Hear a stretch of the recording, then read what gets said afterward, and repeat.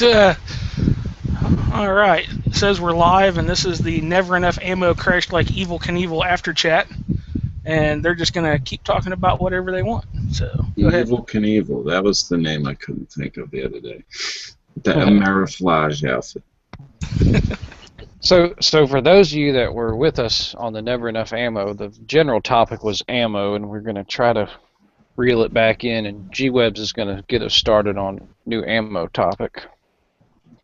Actually, I'm super busy, but I just thought it'd be interesting to talk about ammo more because all we've been talking about is the availability of the Russian shit. There's all kinds of other stuff to talk about. I don't have necessarily anything in mind. Matt had a small agenda, so let's move on to the next topic we were going to go with on there.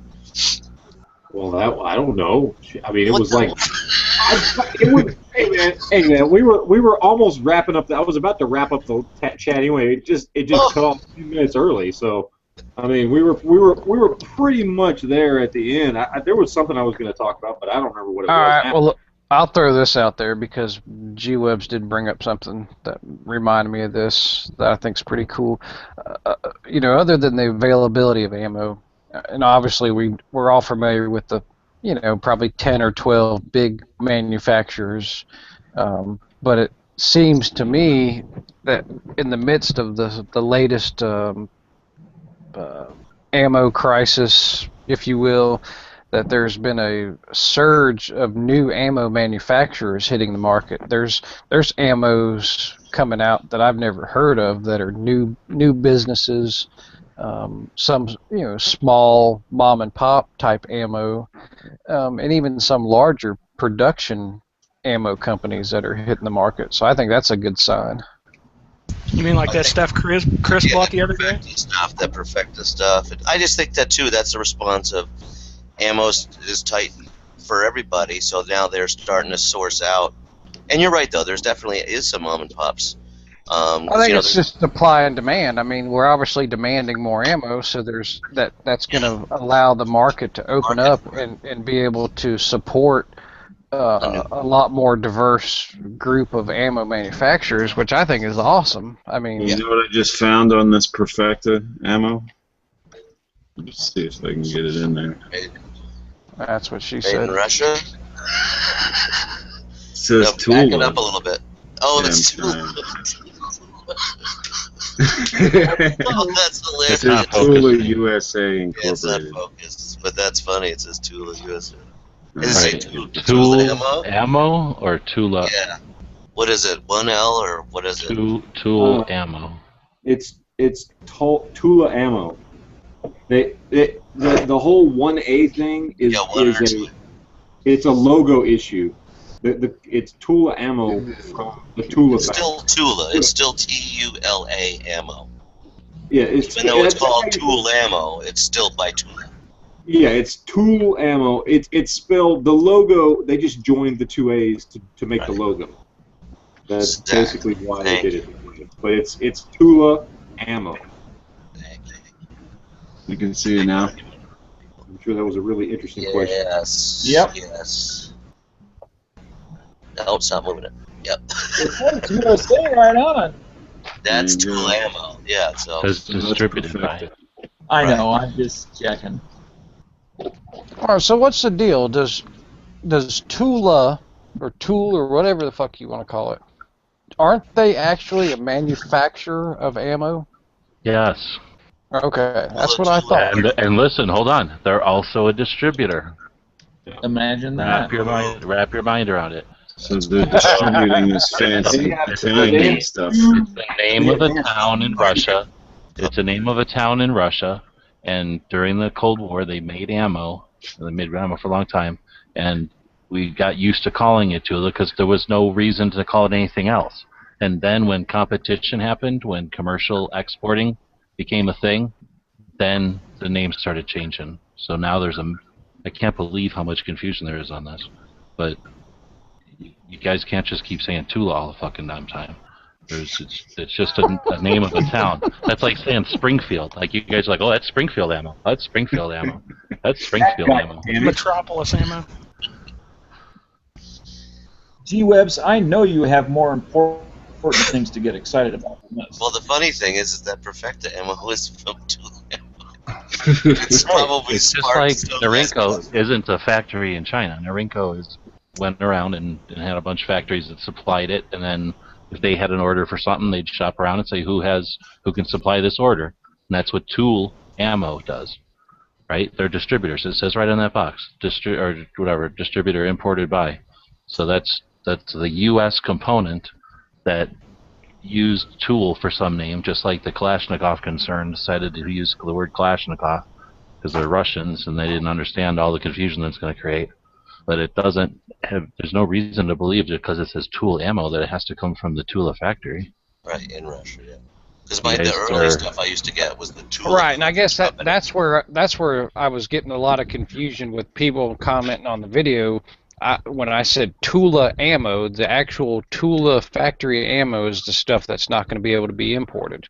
Because According to you, hold on. According to you, you're the only one that I've heard of all the people. Jaeger told you he never heard nothing about that, right? Everybody else has told you that. Well, whatever. Everybody's saying that they haven't heard it. You're the one who says you researched it and you heard it, but no one else has heard that. So you keep asserting it, and I don't disagree. I can't see any reason why he would just ban rifles and not ammo. Makes no sense. But I haven't heard anything official that said they're banning ammo. Well, the reason it's rifles and not ammo is it's only a certain companies they're banning. They're banning specific companies owned by specific interests. So there you go. So if the ammo is made by a company that is privately owned and those private owners are not in the government, it's not banned. Yeah, and that's what I'm saying. One of the 8 companies that are under the sanctions that fall under that umbrella of sanctions is Tula. No, it's not. It's a company in the city of Tula, but if you go to that company's website, the only similarity is that they make small arms and that they're in Tula. They're not the ammunition company. It's like Hershey, Pennsylvania, and Hershey's chocolate. Yeah, or like McDonald's, like McDonald's owners privately owned. You know how Sig, and there's Sig Sauer, right? There's Sig was one company, there's Sawyer's another company, and then they continually screw around with the name. And there's Sig Sauer, there's Sig USA, right? There's all these different, and then there's SIG. So it all has to do with how, at the moment, Sig decided what they were doing. Like if they're doing rifles or something, then they get in with them, right? If they're making the old pistols, they get in with them. When they're making the new stuff and it's got to pass the 68, then they make it SIG USA. So it's the same kind of concept. They're just continually dealing with the weird import laws along with whatever financial situation or whatever environment it is in Russia at the time, because those companies were all factory owned, or what am I saying, state owned. Right, they're all huge cities that are just factories. So you can go watch YouTube videos about it. These people wake up and they're at their work or whatever. I mean, they're big cities that did nothing but do whatever the Soviets told them to do. So when it all turned commercial, they all scrambled to take over these companies and become private, I guess. Kind of like when we used to have company towns. Yeah, exactly. Except way more hardcore. But yeah. But anyway, I'm just saying these things are all messed up because it's not like somebody just sat down and said, I'm going to start making a bullet company. And then, I'm going to keep records every year and I'm going to, keep the same name. This was just a bunch of happenstance that we're just trying to deal with now. But anyway, I don't think there's any reason to believe we're not going to see the Russian ammo still go. You're the only one that's saying that so far. And like I said, we're seeing it still out there.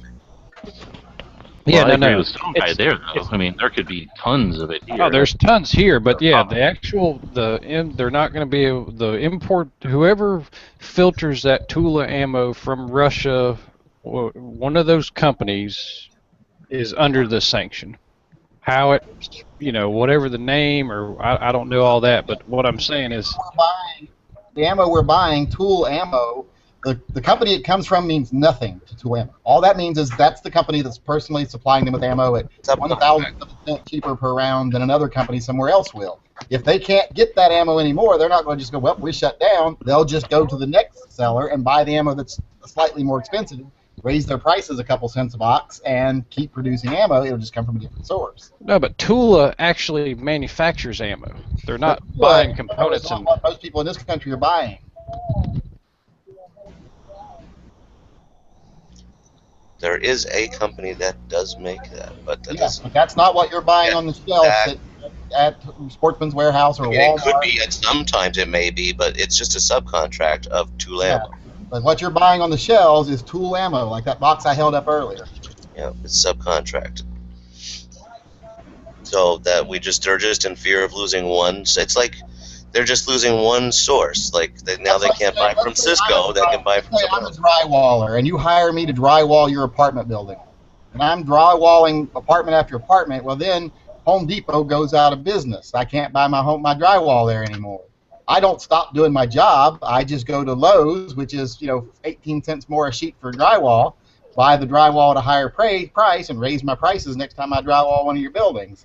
That's the way they. Yeah, I mean, I definitely know we're gonna be able to get ammo still. It's just that particular ammo, or from that particular company that's importing it or exporting it, I guess. Yeah, but we're still gonna get these boxes showing up. And it's still going to be made in Russia. It's still going to say made in Russia. It's almost the same thing as it's just not going to be from that munitions. It's like, plant. Yeah, maybe the Vepers went up and stuff, but you can still buy the other AK variants at the same price now. Even though they actually have been banned, it's just one variant has been. Haven't you guys seen the prices on AKs? Even the ones that aren't under that sanction, the prices seem to have been going up, like even for Wassers or just other things that aren't even affected by the sanctions. Well, it was like Yankee said, he bought it for cheaper than he saw it a year ago. Oh yeah, it was way cheaper than a year ago. And that was a Vepper, for crying out loud. 2 of them. Yeah, but I'm not talking one person. I'm talking overall, like all the gun websites, like Lucky Gunner and Bud's Gun Shop. The prices for the AKs have gone up across the board since this sanction was put in place. Is this going to affect Russian military weapons, rifles across the board, like Bows and guns? Are they going to go up even more because of this, or is it just AKs? Depends on the import company. Yeah, I don't know if they put sanctions on surplus. No, it just depends. If it's that company is under that umbrella, maybe. But again, it has to be connected with the sanctions. Century's importing most of the Muslims. But where are they importing it from? I don't think we can get military stuff from Russia, so I don't think we've gotten the guns from Russia directly. Right? Don't the guns have to sit in a country for 5 years before they can be imported, or something like that? Maybe longer than that, but yeah. Yeah. See, so. Again, it's more speculation on that, and there's no way to answer that, but it's probably yes, if they came from Russia. I mean, if they're a Finnish Nagant, they don't have to sit anywhere. Again, you should have bought your Nagant years ago, if you wanted one, which I don't. Yeah, I've got a couple of them already. I like to get an AK, but I don't know. Now I guess now's the time to get into an AK. Actually, the Arsenal ones and the Century Arms ones, like those are really nice AKs, and they're just as cheap as they were 6 months ago, cheaper than they were a year ago. Yeah, definitely. That's the ironic part. They were $679, now they're $589. It's the time to buy 3 AKs. Yeah, definitely. Wasn't everybody? As long as there's going to be plenty of ammo for them. Yeah, there should be. Fine. Hopefully. How much is the VMAX that Hornady sells in the 7.62? Do you know? Is it over $20 a box? Yeah, it's probably $20. In 5.45, it usually is under $19 in 5.45, like which 22. Still makes it an incredibly good deal. Oh yeah.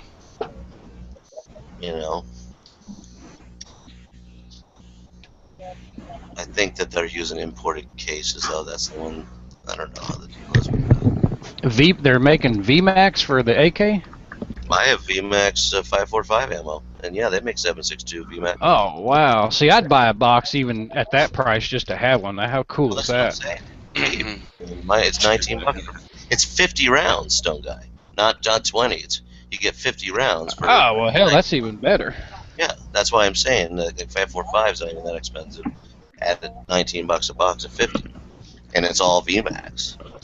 Shit, I have to look for that. I've never seen that anywhere. That's what I keep for the home defense and with the 74. Yeah, because how cool would it be to be able to hunt a hog or a deer with your AK-47? Well, I would imagine it has to be pretty legal because it's what 30 caliber or something. Is that right? It's a good size, definitely. Oh yeah, it's definitely legal. Yeah. You can And hunt they with do sell 223. 5-round mags, yeah. So they do sell 5-round mags for it. So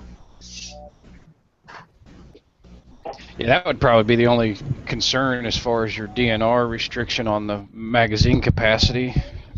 You know, like you got to have the plug for your shotgun where you can only put 3 rounds in it. So that. so weird, but whatever. Somebody right? praying in the background? That's what I thought. We were at a damn mosque or something. Fucking Mecca. It's probably me.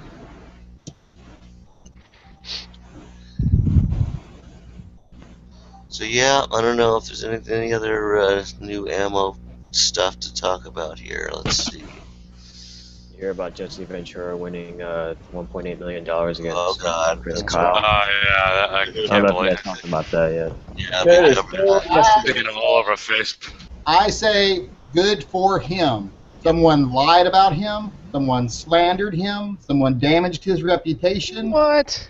Oh, wow, You fucking gotta wow. be fucking Shut kidding up, me. shut up. I'm with I'm you. so sick of you Then he and went Ralph to always court. being in lockstep. Then he went to court, and in a court like that, in a defamation court, in a defamation case, the burden of proof is by far on the person trying to prove defamation.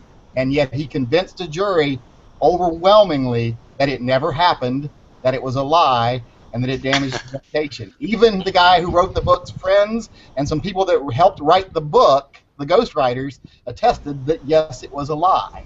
So if a But person lies, they are liable. I'm sorry. Mhm. Not one point. Well, hold on. I guess is there more to it than just the fact that he lied about getting knocked out by Chris Kyle? He never was that- was never even there.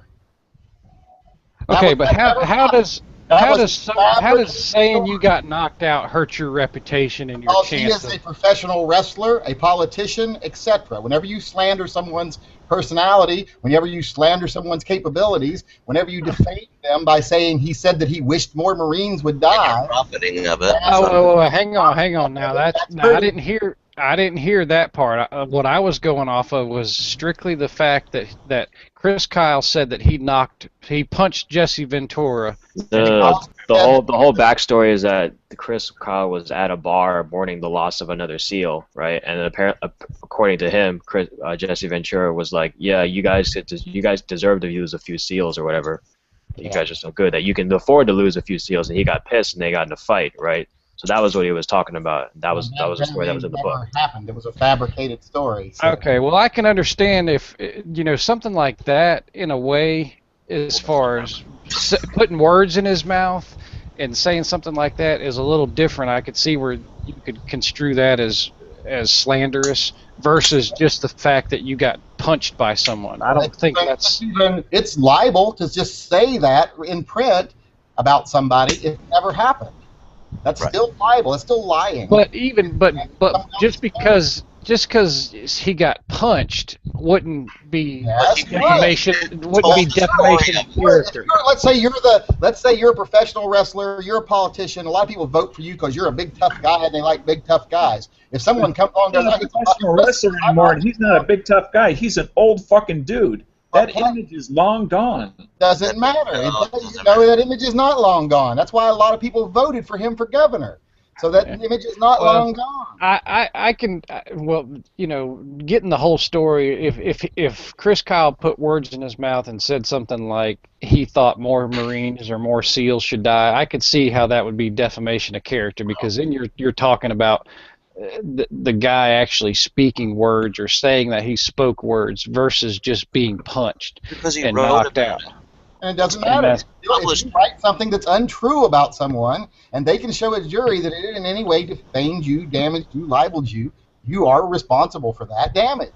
Okay, now all that aside, let's just talk about the fact of, do you think it was of good moral character for him to continue the lawsuit once Chris Kyle was murdered, and therefore he's basically suing Chris Kyle's wife? I don't think it mattered. No, he wasn't. He sued the publisher. Now, see, I heard it was a sued the estate. The state, yeah. So he's taking money out of his wife's pocket. I think it's fine. Yeah. I'm fine with it. And then today he was on CBS News bitching because he didn't get enough money out of the settlement to pay his legal bills. Yeah. Really? Yep. Yeah, he was looking for 5 to 15, but I'm out of money because you didn't give me enough money. Yeah, I'm fine with it. Do what you want. It's America, man. That's the beauty of this place, and it's a law. So I don't care. I wouldn't mind it. I don't think it's any big deal. Personally. I think it was a dick move to continue the lawsuit after he was dead. If he was still alive, that's one thing. No, it's still, the idea of it still was damaging to him. Who cares that he's dead? It wasn't about him being alive or dead. It's still a defamation of his character, the one who's still living. That's how I see it. You know, it's just kind of, yeah, I see what you mean. My sister called, but here's the thing. The guy did it. The guy lied. They proved it to a jury. In fact, everybody that was involved that were witnesses basically said it was a lie. I mean, right up until the jury. The only people that were defending him were people going, oh, SEALs don't lie. Well, I worked CID. I can tell you, SEALs lie, they rape, they murder, they do everything that any other person does. But here's the thing. He did this. He libeled someone. He made money from it. His estate has that money. That money transferred through his estate to his wife. Jesse Ventura sued the estate for the damages. Because everybody, no matter who that estate ends up in.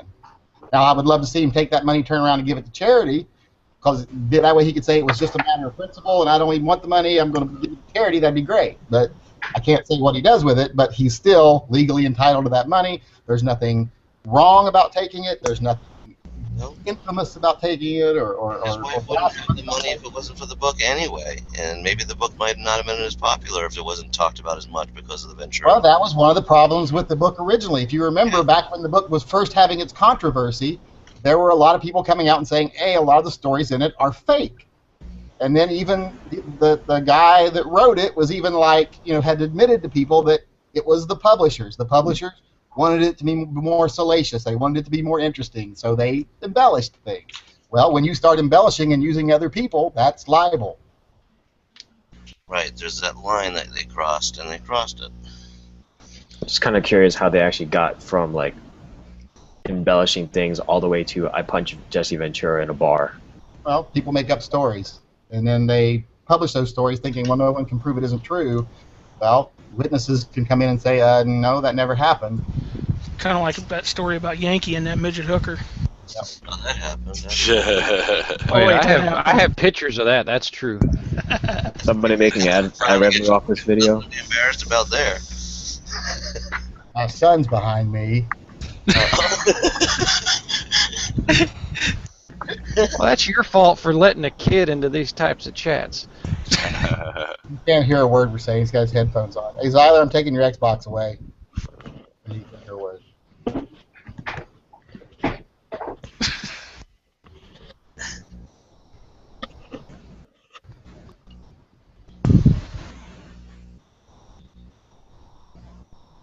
But no, I don't like that whole. The only thing I didn't like about this whole lawsuit is I don't like that whole mentality of people defending someone simply because of the job they have.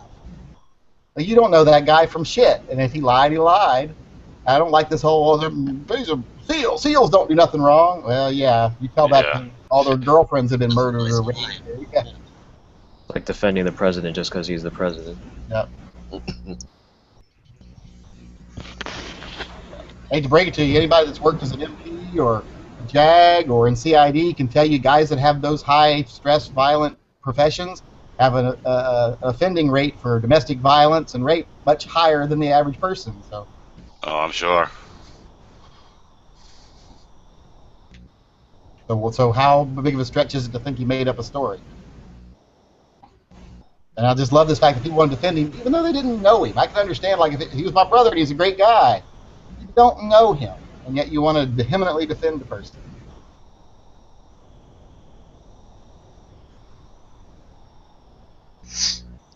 Speaking of ammo, did you guys see this new Sig Sauer ammo? I've seen it on their website. What are you talking about? In person.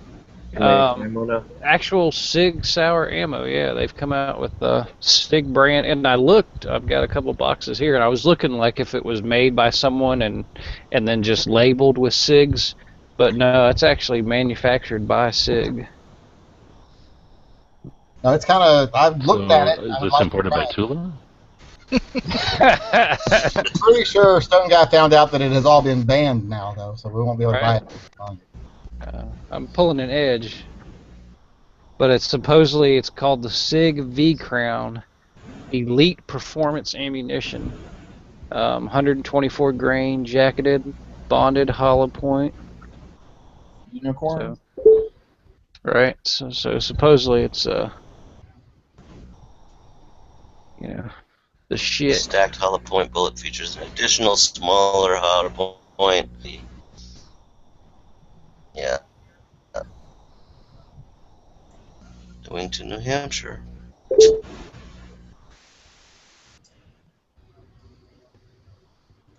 It's another hollow point.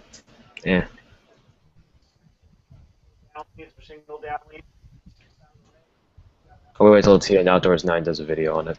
Yeah, I just thought it was cool to actually see that'd be like Glock coming out with Glock brand bullets. How cool would that be? Buy a box of Glock shells. Those would be the perfect bullets, and they would never miss. Hell yeah. At least you'd have a lot of people who claim they never miss. You could limp wrist them and miss, probably.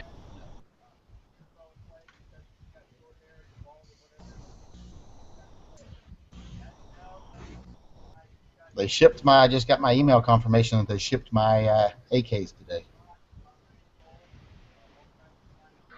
So you went with 7.62 by 39s in 16 and 20 inch barrels? 16 and 20.5 inch, yeah. Okay. And you bought them online? Yep. Hopefully not Bud's Gun Shop. Luckily, no, I bought them from Classic Arms or something like that. Oh, nice. They have pretty good deals. And then I bought, they had a good price. And then I bought the ammo from, I want to say Ammo to Go or something like that. I bought some ammo local. I've got 2,000 rounds I bought locally, and then I bought 2,000 rounds offline.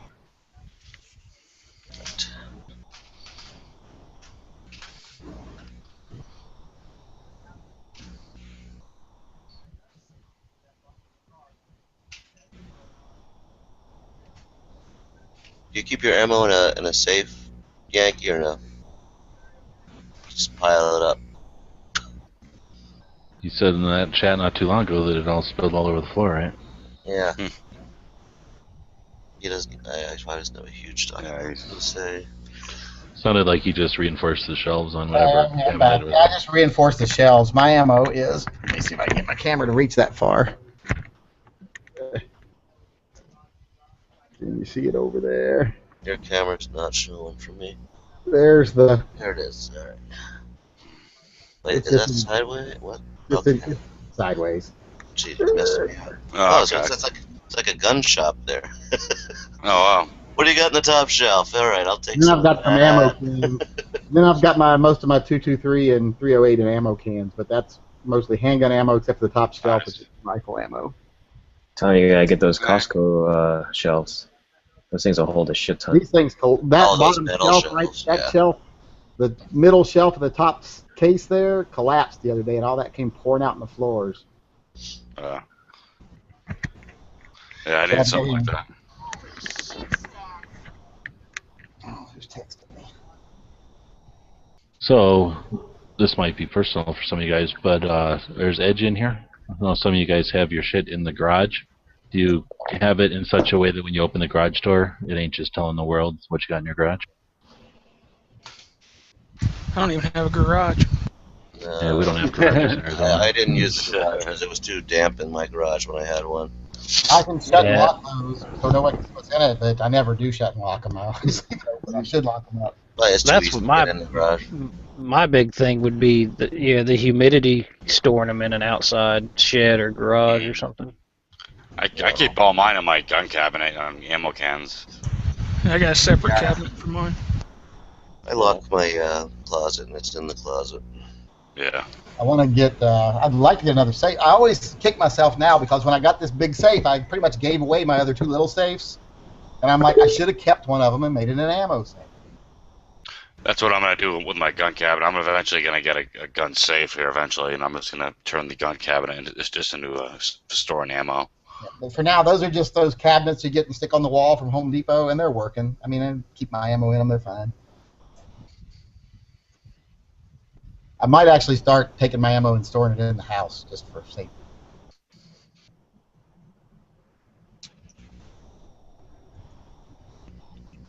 This is an exciting chat. Who's running I this? mean, imagine you have extra magazines in for your Just whatever a lot, guns on your bed stand, right, or whatever. You don't just have what's in your gun on your bed stand. You got extra ammo for that in your bedroom. Hopefully. I need to start putting those little packets, whatever those Delson packets, whatever you guys call them. Desiccant. Yeah. Or I desiccant. gotta start throwing those in my ammo cans. I mean, unless your garage unless you live in a really moist climate that's hot and moist indoors, you're not going to have enough to damage your ammo. Yeah, the ammo is probably less susceptible than maybe a gun finish. I just heard hot and moist. What's going on? Yankees describing the ladies. Ah. And you don't want to like put it under a sprinkler.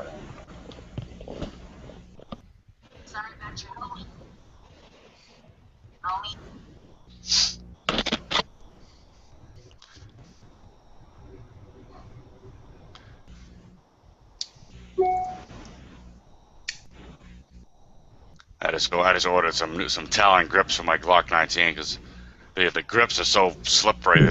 You would have thought they would have put a better grip on these Glocks, but I got some. Yeah. That grip is perfect. Kitchen. The Gen 3. It's just. Oh, well, there you go. It's just. I'm used to the M&P where you got a good rubberized grip and all that, but. Oh, he compared a Glock to an M&P. Shouldn't you all be hanging him right about now? I picked up the M&P yesterday, and the trigger does feel much better on their new version. They did change it, didn't they? I tell you, it definitely the reset was really nice, and it was both. I did both a shield and I did I dry fired a compact 9 and a shield, and they both felt like very acceptable. That's for sure. I think they're coming a long way. The M&P I had, I hated the trigger on it. It was just very gritty, and when I switched to the Glock 19, I was amazed how much better the trigger for the Glock was. You know, I like the reset on the Glock. How you know when it's going to break a little bit more. It's a little more defined versus the M&P. Still won't be better than a PPQ, so I'm still not interested. Yeah. Okay, Dano. Hey. Just because I don't own one doesn't mean I don't covet it. Oh, you're there.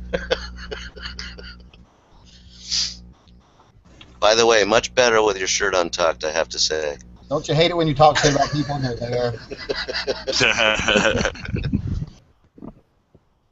Hey, I got some tactical bacon, and I'm proud of it. I didn't get to watch Matt's podcast for what was it about? What was the big topic? Ammo. Ammo and all. Went off topic a few times and then it kicked us all out.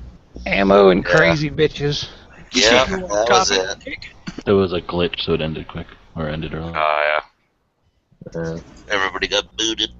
The Stone guy started talking about kicking bitches in the cunt, and they kicked us off. Yes, exactly.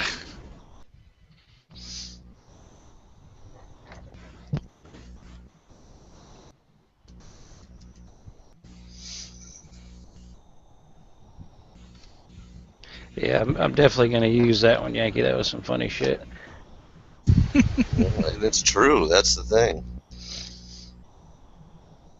Has anybody else ever been in a situation in their life where, I've never been in like a really abusive relationship, but I've been in relationships where the other person starts to think they can hit you because they can get away with it. But have you ever been in a situation where you had to grab a hand and just go, before this goes any further, I just want to remind you that the only reason you get to touch me is because I allow it. Okay, Yep. No. Absolutely. 90-pound Asian girls can't do much to me. That ended one day when I say no karate. I find the opposite. Yeah, I let 90-pound Asian girls do whatever they want to me. Until they calm down. yeah, that got One of the conditions of Stone Guy's probation is that he's not allowed to let 90-pound Asian girls do anything to him anymore. that got stopped one day when I got pissed off and hit the wall and punched right through the 2x4 that was in the wall. Oh, you know what kills me She though? decided You not to do do that. You do that, and then she says, "Well, he scares me." Well, yeah, that's why I punch the wall, and that's why I'm yelling, so I don't punch you. You know, I mean, come on, that's my anger management. Exactly. And then I had to go to Lowe's and get drywall. I managed not to hit you. That's like something my kid said the other day. My son was saying something, and someone asked him about, well, I bet he's a good dad, and he's like, oh, he's a good dad. He said, but is there anything he does wrong? They're basically saying, well, what would you change if you change anything? And he was like, well, he does have a tendency to yell at me sometimes. And I was like, you understand that the times that I've yelled at you, the alternative is me knocking the shit out of you. I was like, so you should be happy with the yelling, because when I was a kid, the times I'm yelling is the time my mother would have been beating me with something. Well, that brings up an interesting thing. Didn't the judge last week rule that it's okay to spank your child? Yes, he did that in Washington. Washington says maybe in New Hampshire. No, it was a nation. Well, it was. Where was it? It's always been that way in Georgia, but wasn't it New Hampshire that you couldn't use any form of corporal punishment? Yankee, the case was in Washington? No, I think in Washington there's already set precedents court-wise about what you can do and can't do to your children. Oh, okay, cool. It leaves a visible welt or a mark that lasts more than a certain amount of time and all this other stuff. True. Yeah, that's the way it is in Georgia. You can spank your kid, but you have to use an open hand, and it cannot leave any type of or any type of long-lasting bruise or welt or anything like that. Dude, if you're spanking your kid with a closed hand, you're not spanking him anymore. You're just beating him. That's abuse at that point. I mean, there's a big difference between disciplining a kid and abuse. Nothing wrong with that. Well, that's the thing, I mean, no belts, no hairbrushes, no hangers or anything like that. No wooden I took a couple good beltings as a kid. Yeah, right. I spanked my 16-year-old one time. Well, one time I spanked my 16-year-old. He wasn't 16 at the time. He's like 11 at the time. And I swear to God, it bothered me way more than it bothered him. So I'm like, that punishment is way worse on me than you, so I'm going to find other ways to punish you. This hurts me more than it'll hurt you.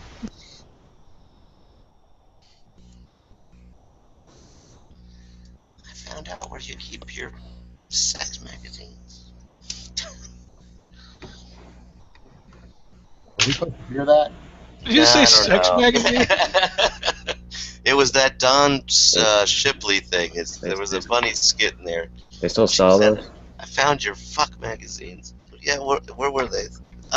Under your son's bed. Oh, that guy put out a video. That Don Shipley. Yeah. Yep. Like once a I month? believe the son, because the son said they're dads.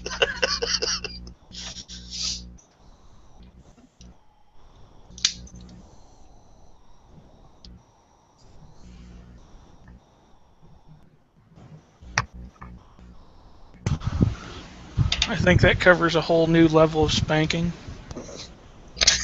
I'm sure my son's already had plenty of that kind of spanking. I don't want to know anything about that. That's good times. Just all the leftover tissues. Oh yeah. Don't touch the towel.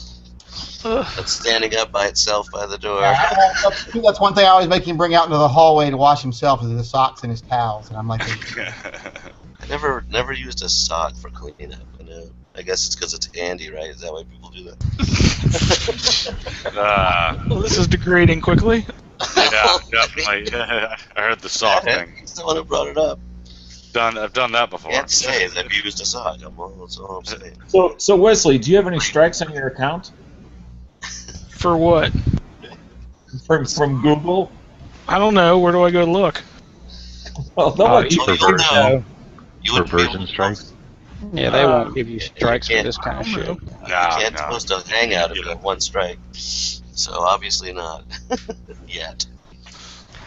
I don't know. I think you gotta be pretty freaking vile on here for them to give you a strike. I've never even gotten a strike. Nah, they'll only give you strike for like racial shit, hate Yeah. speech, and racial slurs and stuff like that. I deleted that one. That's why Stone Guy can't host any more chats. Stone Guy and Nathan. I've never made any racial slurs on air. And Bob. What about them Asians in your basement? Doesn't that count? No, that's not a hate crime. Are you kidding me? That's I love them. Call them Orient. Damn, that's belonged to me. I love those people.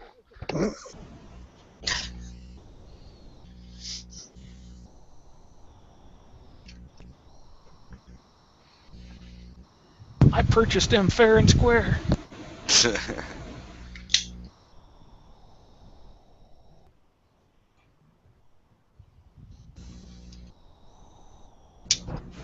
I got a couple bumper stickers today, so I don't put them on my vehicle. I just put them on ammo cans and stuff. But I got one that says my other auto is a 9mm. Nice. Sticker chat? Keep honking, I'm reloading. Happiness is a belt-fed weapon. You should put one of those on every Prius you see. Oh, and a good one is it says gun owners do it with a bang. Hey, I've got an NRA sticker on my Prius. You just keep those with you. Only And one if in you see America. a smart car, stick it on the back of it. The only gun stickers I have on my car is just an NRA sticker, just a small little NRA one. I see people out there with all kinds of gun stickers I know, right? on their vehicle, and you just ask them, you know, you're just I have a right there. Surefire sticker Well, on mine. Yeah, see, honestly, from a car. security standpoint, that's horrible because people will target vehicles with gun stickers in the hopes that you have a gun in the vehicle. So that's just not tactically. That's why I keep my car sticker free for that exact reason. Yep, me too.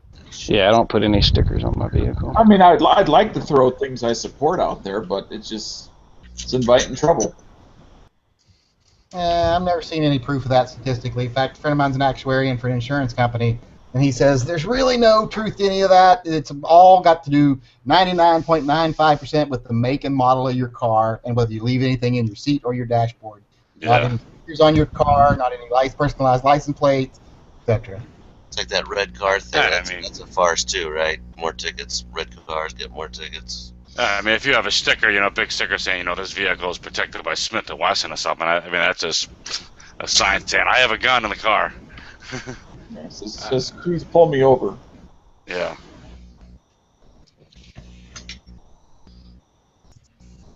My friend's got the most. He loves the job, but I cannot imagine a more boring fucking job.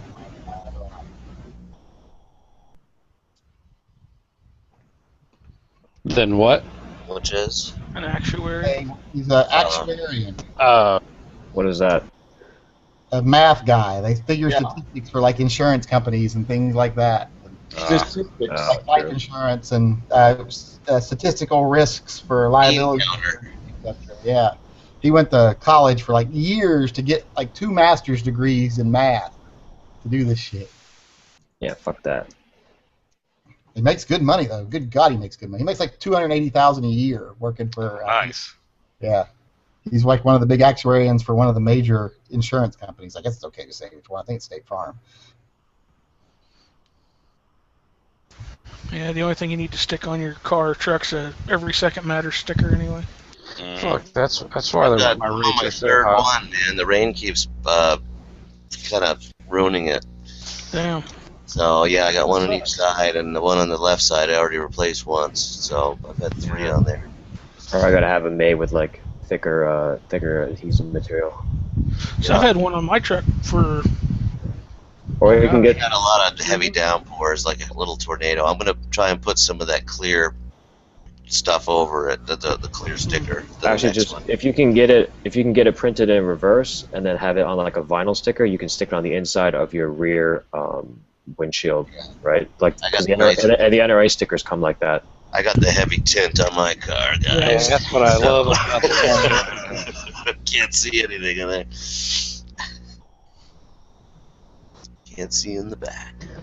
That's what sucks about we had a tent law in order, or in place rather, for the longest time, and it expired, or that they they changed the actual how dark your tent could be for a little while, and people got their vehicles like blacked out basically. Like you can do it in Florida. I think you can get pretty much there's no down there you kind of have to because you're gonna die. Yeah, they do that down there because of the sun, but you don't see too many people up north with their vehicles. Massachusetts is you still have to have your front clear. In New Hampshire and Mass, it's the rear windows that you can't have anything on your front windshield here, but it helps. It does keep the car alive. Oh yeah, dude, it's amazing, but it sucks to see into a vehicle. Oh yeah. And now they've changed they went back to the lighter stuff, so all the people that went and got their cars blacked out have to carry the proof of purchase or receipt showing that they got it done pre-ban, so to speak.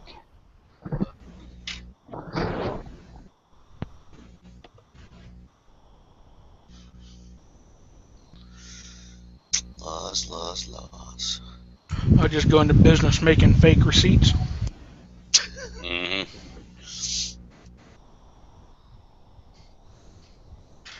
Not that I would do anything that illegal, but.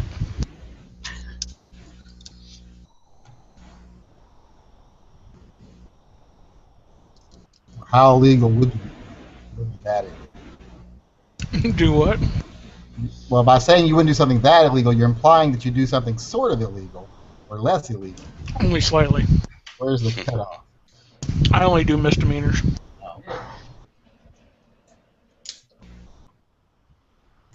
Anybody ever built a Cerakoted AR?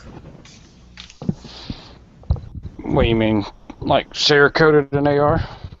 Yeah, like I bought a bunch of parts. Anyone ever go with a Cerakoted AR? What do you mean, like Cerakoting an AR? Well, when he said it confused me when he said build a Cerakoted AR. I mean, like I bought the strip upper, lower, and handguard, and I sent them off to a local Cerakoter. Not yet. You're not going to notice any tolerance differences if that's what you mean. At least for the most part. Well, not unless you have if they know what they're doing. I knew a guy that had his shit sent off. It may have been Duracoat. It was either Duracoat or Cerakote. Duracoat's just as thin. They're both the same. Well, he had it. He got it back and brought it to a match. Like literally picked it up from the gun store and came straight out to the match, and his shit didn't work. Yeah, that's dumb. Yeah. I've seen that happen. That's just dumb. Yeah, we'll see. I never Cerakote the inside or Duracoat the inside of the rails. I mean, that's the thing. Someone was stupid enough to do. Yeah, I mean, you just do the outside just for causing. Exactly. Sig does that. They Duracoat the inside of their rails, which is a little unusual, but it does work. But I just, people like, you do the inside. I'll make the inside of the gun. Why? I mean, no. I make sure it looks good and leave the inside the way it is. Yeah, I got a bunch of flat dark earth stuff, so I'm having this. All OD green. Yeah, I guess it'd be spray paint. I've seen a lot of videos on people spray painting their rifles, and I cannot bring myself to spray paint my gun. Yeah, I won't do that. Way too much money on mine. And people say, "Oh, it's a tool." Yeah, I know. I spent almost $1,000 for it. I don't want to take it. Yeah, but like Cerakoting and Cerakoting actually increase the value of it and the protection. Yeah. Once you fucking get it hot pink. Increase the value to you, maybe. It doesn't increase the value of a gun. I sell all kinds of things that are just Duracoated for way more money than they are without Duracoat. That's the purpose of it. It's a treatment to protect your gun. Yeah, but it doesn't. To say it just increases the value is a little misleading. Well, it does. I would say if you took a survey, ask anyone that's a professional Duracoater, and it will all the Duracoat, and I mean the Cerakote items are more expensive than Cerakote, and yeah, I would think it definitely increases the value. You're adding a layer of protection that's not on the original gun. Have It more adds to the abrasive- cost of the gun. Yeah, it does add because it's actually another process, but Yeah, I would go But with it's only adds to got the value. cost. It's only got value if the other person wants a painted gun. Otherwise, it's a hindrance to the value.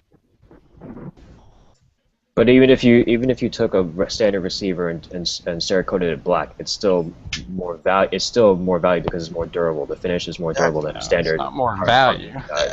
I believe Not it's more more valuable. I'm with value. you. You'll find a lot of people that don't Well, if you want don't want paint on Well, your it's gun. also more valuable because it costs money to do. So No, it's that doesn't make the it value of the valuable. gun. Yeah, whatever. I could No. write my name in gold, or diamonds down the side. That doesn't make it more valuable to everybody. It just makes it cost more. Cost more, exactly.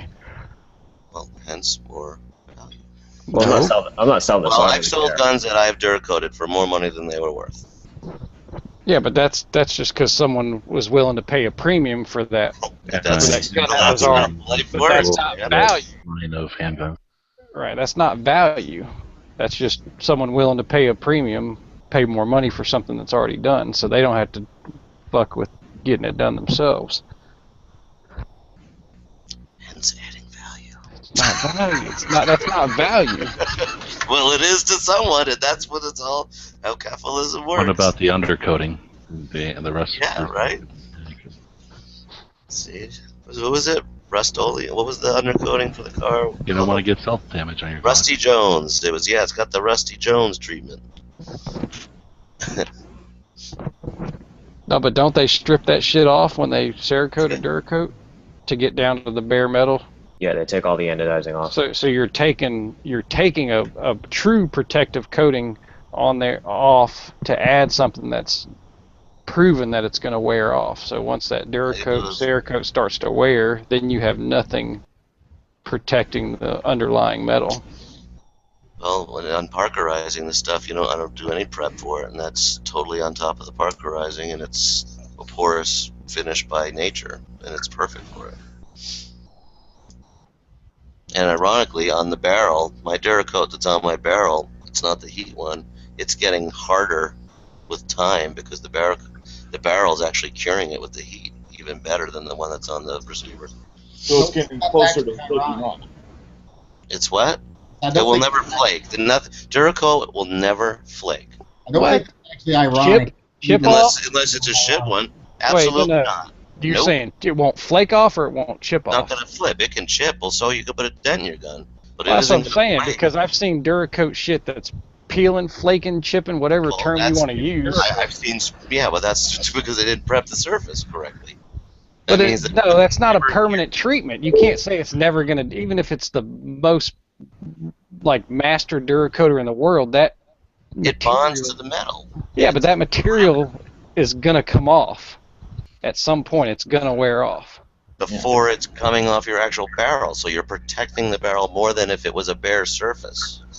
You're adding layers of protection. It's even though the treatment may be different, now there's a layer between the barrel and the outside. So it's Yeah, adding I'm not disputing the fact of it's a layer of protection. You said it will never come off. That's what I'm. It's not going to laying chip on off. top of something. It's not in it. It's on top of it. Well, no, it does molecularly can bond to the surface if it's done correct. So, I mean, like, if otherwise you scrape it, you're going to scrape the metal. It's going to come off, just like the surface is going to be affected too. Otherwise, you would have to remove metal to remove that coating. You do, pretty much. You do. It's not Exactly. coming off. Thank you. Gotta It's get not- that you gotta, It is not coming off without you Okay. ruining the metal. Yeah, you're not going to get it off unless you take the Oh metal. shit! Now we got the Cerakote Mafia in here. Well, so they're not. It's really It's true. disingenuous to say that the work. Well, if someone paints it Hello Kitty, Right. it's like baseball cards and shit like that. That it's only worth what someone's willing to pay for it. And if you don't have Hello Kitty on there, then no one's going to pay a premium for it. But the fact that you do have it on there means that there are certain people out there that are willing to pay a premium for that to be there. And the same with Cerakote. It's the same with the reason that Sig does it, and that they offer that coating for. Look at the Scorpion. The Sig It's an Scorpion. option. It's an Use an option. Though. analogy in the car world. It's absolutely It's not off. like Tinifer. It's not like Tinifer where it's required because it makes the gun better. Exactly the way it was the day it rolled off the assembly line. They don't want anybody's fucked up modifications on it. What are you talking about, dude? Look at all the custom cars. Look at all the custom paint jobs. People want to buy stuff that's already done. There's no value. Those aren't value. Yeah, right? They want it original. No, they don't, dude. Dude, I bought my... People do. Yeah, some people do. Okay, look at all the... Okay, look at all the trucks. Modified.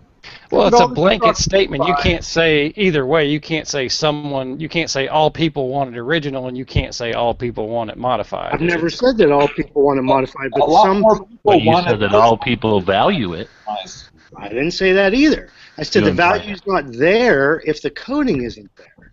Just like buying a truck that's already lifted and has... That's why the dealers go out and do that. And people pay a premium so that they don't have to go through the hassle. They can just buy it and finance it and be done and buy it the way that they want. A lot of people do that. That's why you see all these car dealerships with trucks already built sitting out like that. Because that's the way people are going. People don't want to have to. And they go one step further. You take a rusty auto, an old, rusty gun that's all this, holster wear. I can put $20 worth of materials and 2 hours of work into it, and the thing's worth more than a brand new one.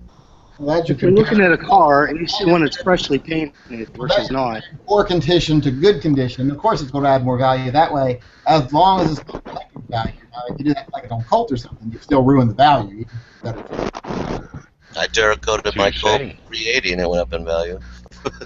No, it can't. It definitely can't hurt it. Yeah, I mean, you fix up your Ford Pinto, it might be worth more. Well, there you go.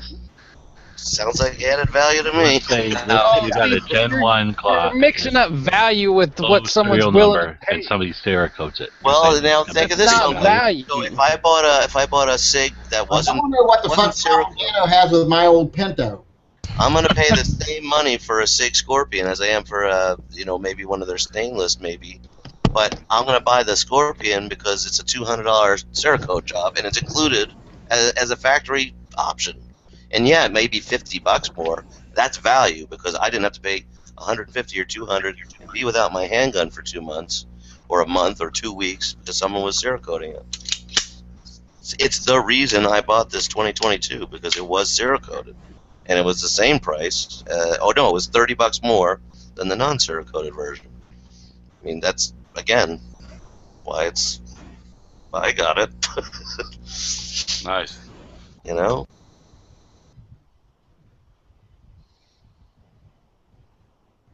How much would it cost if the minimum wage went up?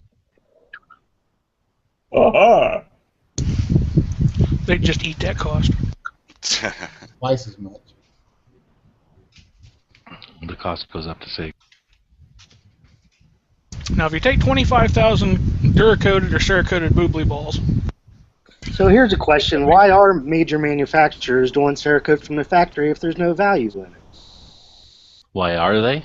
Yeah. Because they're meeting an option that some people want. That's exactly the point. There is value in it or they wouldn't do it. But is the Sig... There's some value, perceived value to some people. Other people would think that that deters them from the value.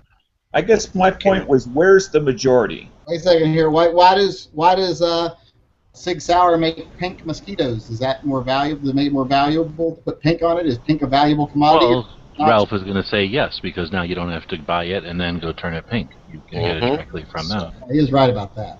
If that was inherently true, then they should all be pink. No, Yeah, but Daniel, the you're right. average Everyone wanted pink, but everyone doesn't want pink. Everyone doesn't want Cerakote. Right, and the average consumer is not getting Cerakote jobs. So what they So can we have don't- as a the factory average option consumer doesn't is like you have to add eat value. Cerakote jobs. That's what you guys are trying to get to. You want to capitalize on the Cerakote.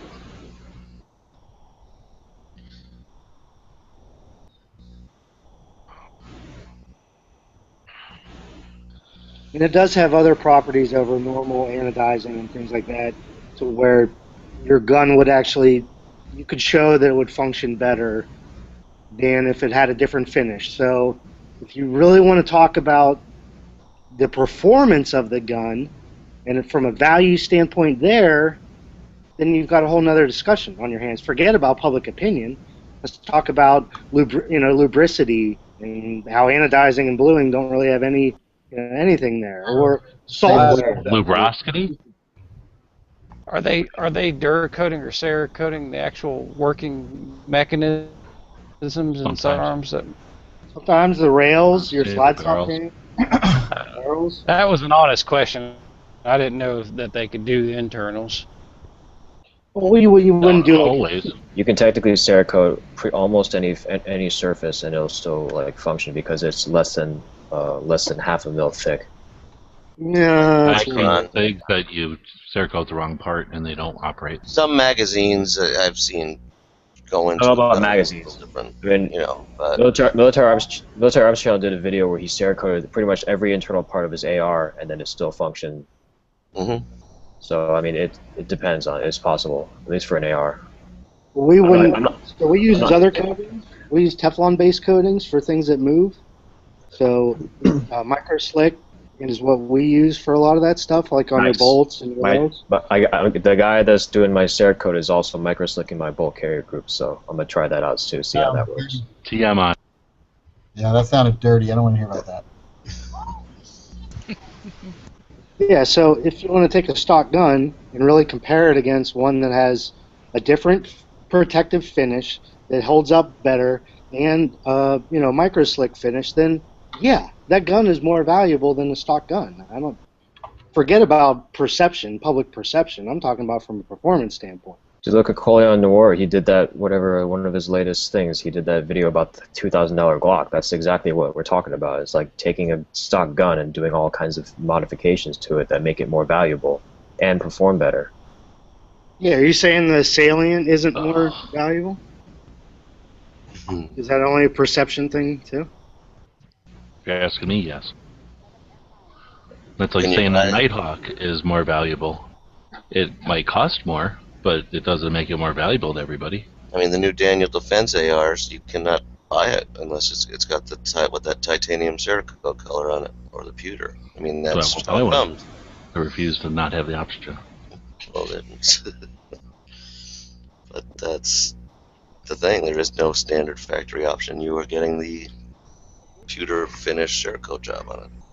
I kind of like that finish. I kind of like that finish. It's awesome. Yeah, it's cool looking. Nice. I like the one you put that AK on. Let me ask this then. At what point have you had enough? At what point have you Cerakoted enough guns that you finally say that's enough guns?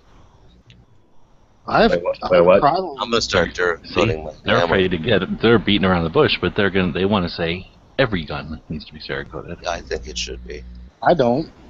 I've never lent that. And I've told you before, I cry on guns that.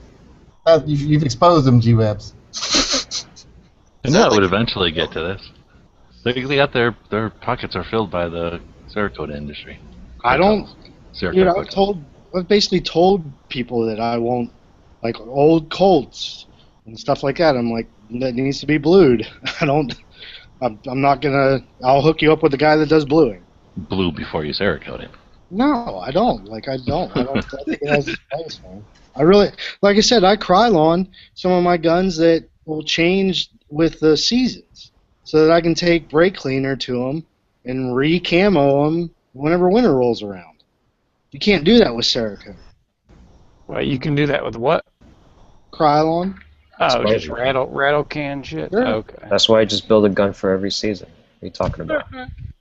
Yeah, exactly. That's how we know. That's a good point. That's a flawed statement there. You 1%er, you got at least a gun for each season. In Arizona, they do that, don't you? You just paint the fucking thing brown and be done with it. Look, I got one for every season. I got Coyote, and I got Desert, Dark Earth, and I've got Tan. So brown. Well, I have a Scorched Earth winter gun and OD for rainy season. The scorched earth is what happens after he leaves, or while he's there. How long of a season do you have for OD? When it rains, anything's better than black, my friend. Anything. Don't be desert racist to us. This is the kind of desert like in New Mexico where it's just sand. It's like New England. It's the arid desert. We're close to the Gulf of California, so we have saguaros, the big cactus that you think of. they need water. So we have pretty good lush desert when it's raining like this. Less desert. That's kind of an oxymoron. Well, that's just because most people they have to go to the extreme of the ugly dead desert that New Mexico has. Yeah, or you ever seen the Serengeti when it rains? It blossoms into like this meadow of all sorts of cool stuff.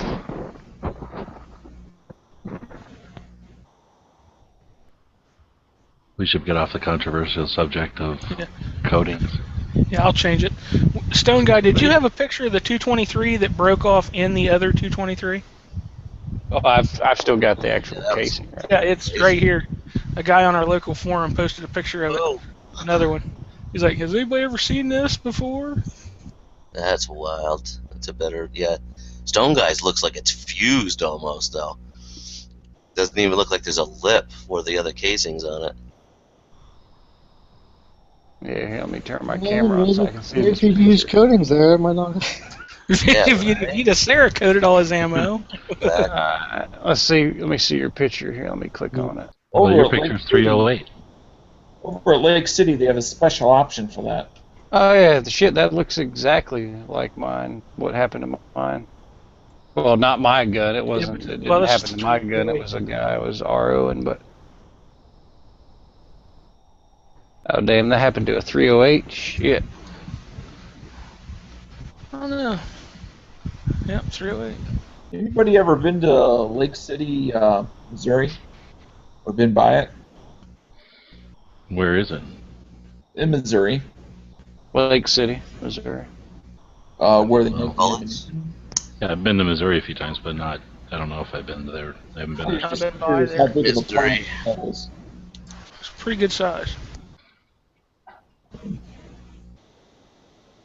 I'd like to go visit that Lake City ammo manufacturer. How cool would that be?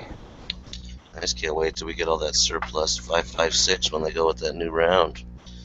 What can't wait to buy a couple of them M9s once they get rid of them so I can cause them. The new environment. Basically, because the only thing I think to keep the streets safe is for law-abiding citizens to buy them all up so the criminals can't get them. I'm afraid of what's going to happen. If it saves just one child, I'm going to buy at least 3 of them. Wait, what new round are you talking about? The M856, I believe it is. It's got the silver tip on it, and it's made of different metals. There's no lead in it. That's what the military's going to? Yep. It's the California. Because you got the XM 193s, there's the standard 55 grain, and then the XM 185. That's the green tip. And they're going with a different, I'm pretty much sure they're doing it right. It's got like a silver little tip on it. That looks like it could be the soft point part of it, and it's a different construction. If that happens, whatever, then we'll just be flooded with all the surplus 5.56. Yeah. Plus, if they change the caliber of their handgun, if they go up, then we'll have all that NATO 9mm. Everyone but Webbs will be psyched about that. I was reading an article on that, and I don't know if they said the whole reason for changing over or not in the article, but part of it was the whole going green thing, and I kept on thinking about all the training facilities that this is going to be used at are already totally polluted with lead bullets. What difference is it going to make at this point? Well, that's not the right attitude. I mean, what? Once you have millions of rounds into a training atmosphere that have already been dumped there, they collect that stuff. They put that stuff through a sifter and then take the lead out of the ground. Oh, they do that, do they? Is there a super fund for this I don't know about? They comb berms for lead. There it is. Yeah, the M855A1. Yep. And that the part sticking out's the actual penetrator. It's See? not covered anymore. Told you. How cool is that? They had an article in the new American Rifleman, I think it was, last month. I believe it's posted in the side chat from Guru here. Ralphie's on top of it. Yep. My friend tonight.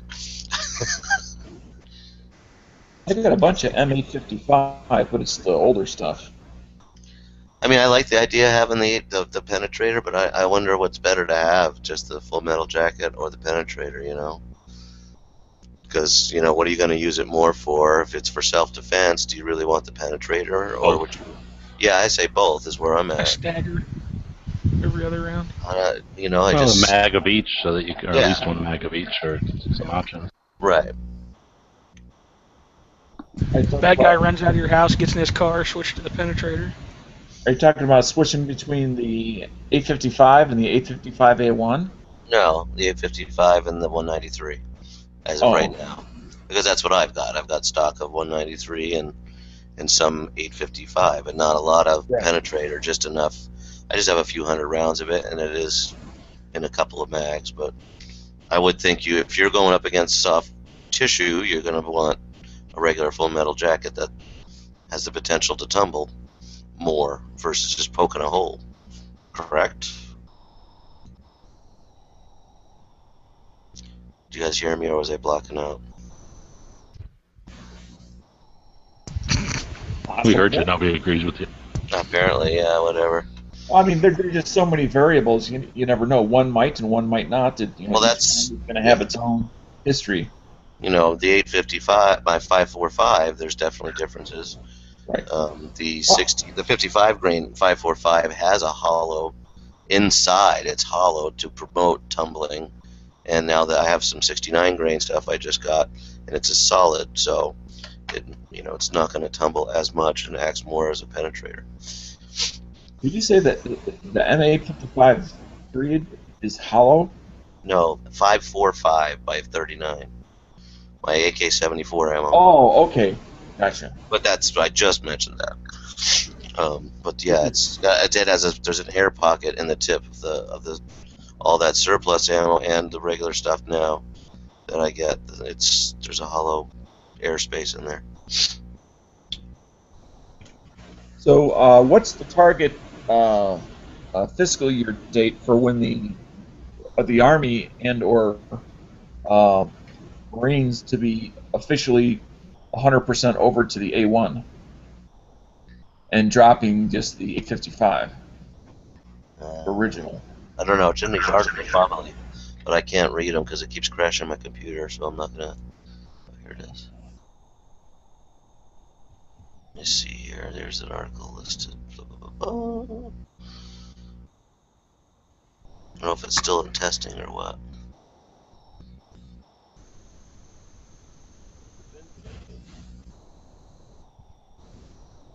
I barely heard if someone said something there. Trying to scan the article myself. Yeah, I'm not seeing it in this particular one. This is the Our Soldiers one here. You know, I've seen a couple different articles, and sometimes they're... I like the look, but it's nice looking around, man.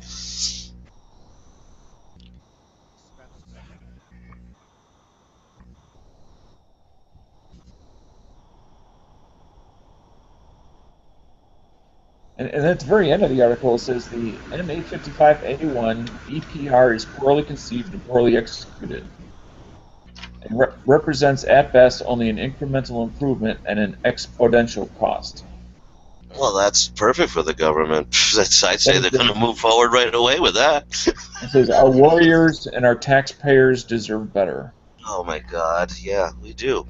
But we're not going to get better, so we might as well go with it. Well, I'm just cutting to the chase on.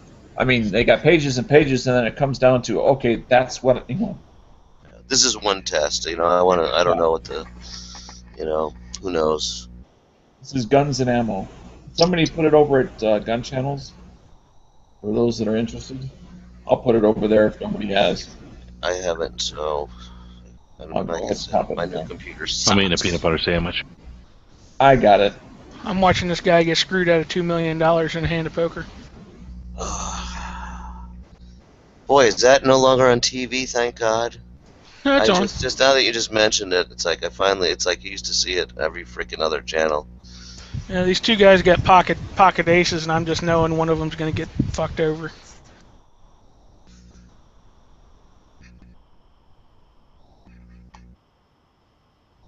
Watching poker to me has always been like watching golf. or bowling. I like watching golf. I like watching golf. Poker's way worse. Yeah, exactly. Thank you. It's like a baseball game too. I'd rather watch soccer.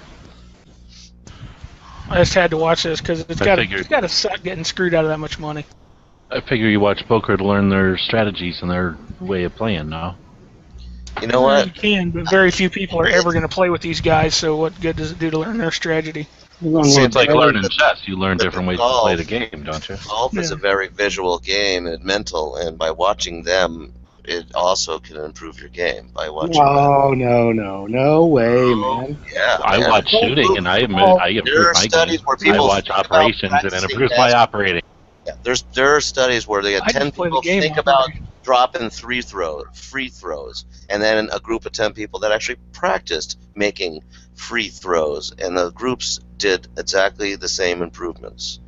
I mean, things like that are absolutely can make you a better shooter if all you do is watch and never practice. Well, that's motor skills. That is, it's a little, again, golf is not a motor skill.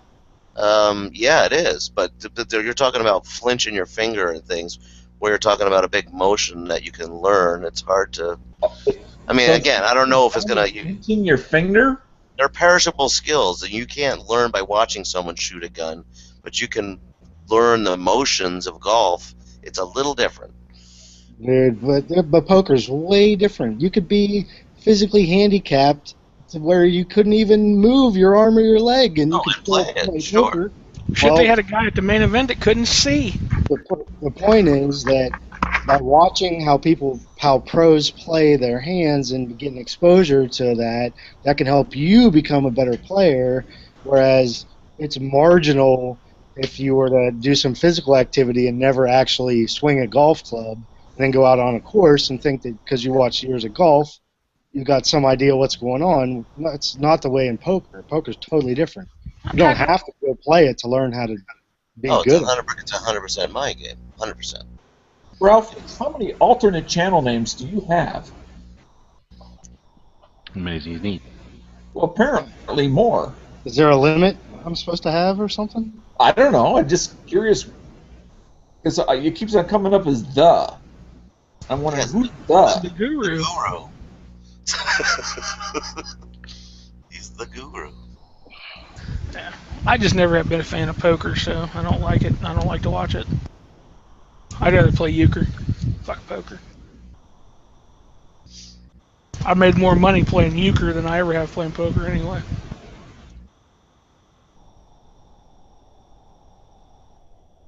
Oh, that killed it. Yeah, poker sucks to watch.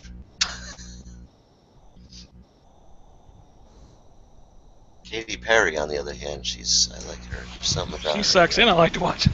I really like her.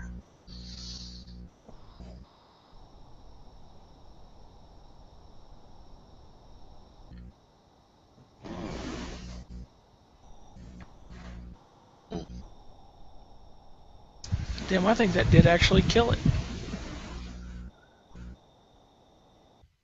I'm deleting the peanut butter sandwich. So Daniel, you still have your PPQ? What's that? Hey, what'd you say? Do you still have your PPQ? Yeah, I still got it. How long you had it now?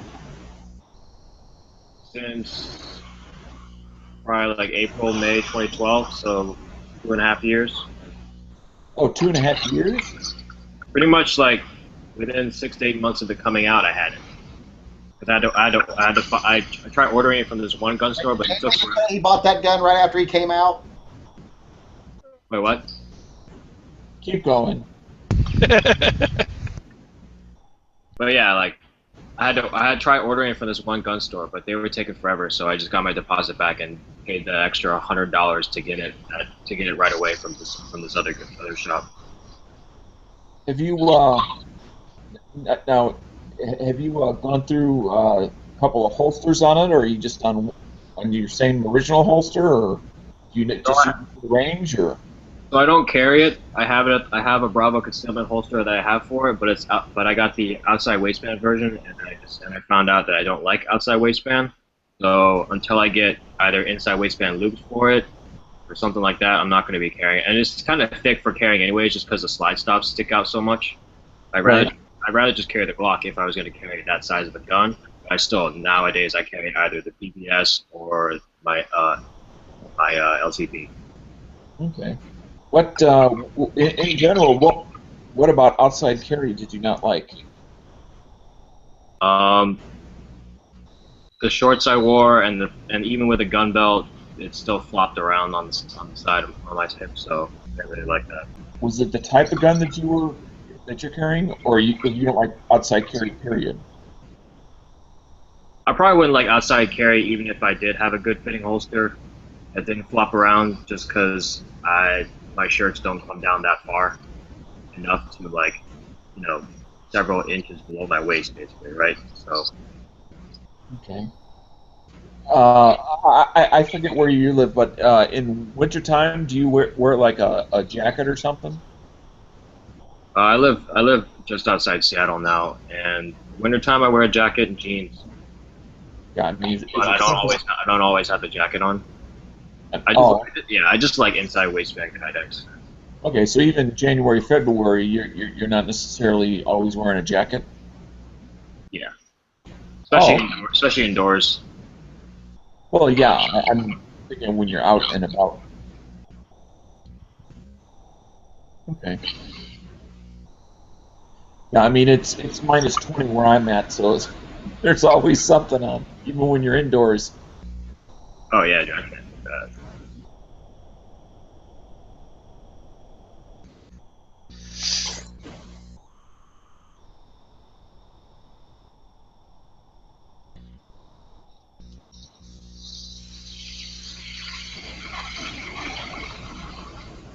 Somebody flushed the toilet. Everything come out okay? Yeah. That's what I was thinking.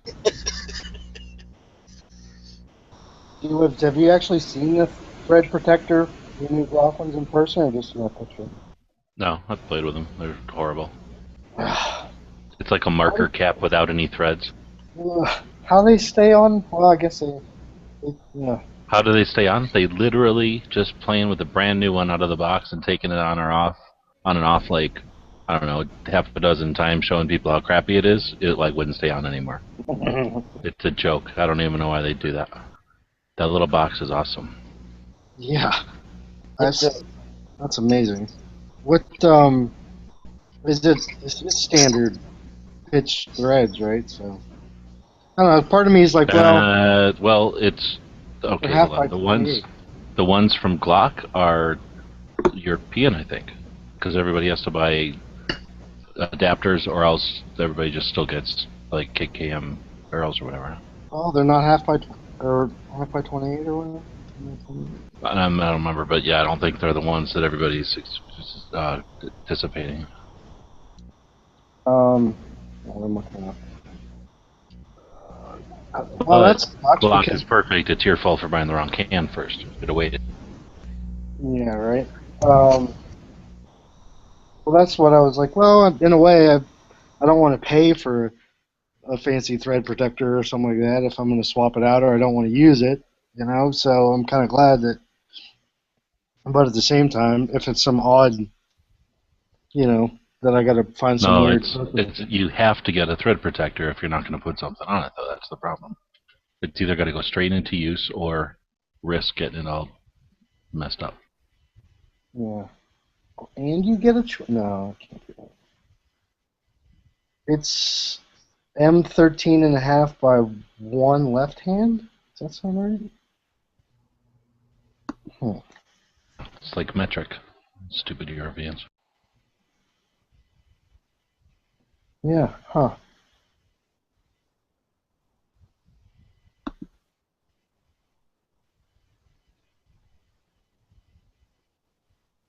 But they released these a while ago, right? Like 2011. I just don't think they had them in the factory guns. I thought you could buy threaded... No, you could get them police. You just couldn't get them commercial. Right. Talking about but Glock you can barrels? get them factory Glock barrels, threaded barrels. Oh, yeah.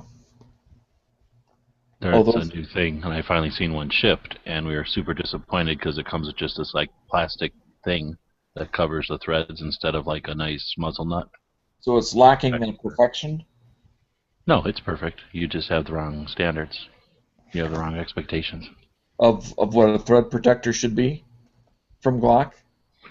No, just in general, yeah. We expected thread protectors to be different. We have now been educated.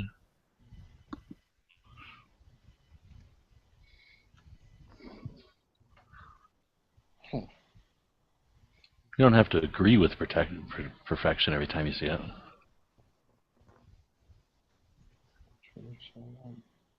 But yeah, it's sort of a back and forth. Do you pay for a little thing that's machined and nice, and then you're immediately going to take it off, put a can on there, or right? You know, I don't know. Maybe they offer one. You may take it off for when you're transporting it because it might not fit in your case or something. Oh yeah, most definitely. And it's just nobody leaves them on hardly ever, unless it's going to be like at a range or something. But you would put a nice one on for when you're transporting it, and then take it off when you're wherever you're at. Oh, really? Well, or just put it in the safe or something. Yeah, I wouldn't want the threads to get all messed up for no reason. Exactly. So they protect the threads from being bumped or something, but it really doesn't. Like I say, there's not any threads at all in the plastic thing. So once you take it on and off a few times, it doesn't even want to stay on anymore. It's just going to slip off if you pointed it down. It makes no sense. I mean, I guess if they made it out of anything better plastic, then people would shoot it on there and it would melt. Right. That would force them to make it out of metal, and then it would cost too much. They figured, well, if we make it sloppy, it won't stay on the thing. Nobody's going to accidentally shoot it with it on there. And it's just there for when it's sitting in a case or something, or in transportation, like Dan was saying. Hey, Dano. Yeah. Hey, I don't know. Did I show you my LCP holster, the new one that I got? No. Okay, so this is the Kydex one that I got. It's like significantly thinner than the foam one I had. And where'd you get that one from? This is called A Holster Company, so it's literally a holster. aholster.com. A-hole holster. You know, speaking of that gun, I saw, I can't remember the guy, Jeff something or other, I forget his channel name. He did a video today on that gun. It's coming out, it's a striker fire version. The LC9S? Yes. Anyway, if they would have put a rubber muzzle brake on there, I think they would have been better off. That thing stay in your pocket when you draw it, no problem, Dan? Yeah, so normal pocket holsters will have just this little thing here, right? But I found that when the top one. So the top one actually anchors it further in your pocket, so that when you're drawing, this will catch the outside of your pocket, and this will catch like the top part, you know, the flap that comes over. So as you're drawing, it'll like, right, and then it comes out. So actually, I kind of like it. The fit, it really needs to have that secondary thing because the fit is kind of tight. You're absolutely right. It loosened up a little bit over time, but even now it's still a little bit effort to get it out, which is a good thing. I mean, the holster doesn't come out, the gun doesn't come out, which is critical because where I'm carrying it, I cannot have anything come out. I have a Kydex pocket holster almost identical to that, except that mine has a thumb brake on it. So in addition to the hook, I can also break break it out of the holster before it ever actually leaves my pocket. And like I said, it also, you know, having that inner Kydex, you know, comes a little bit of extra space off.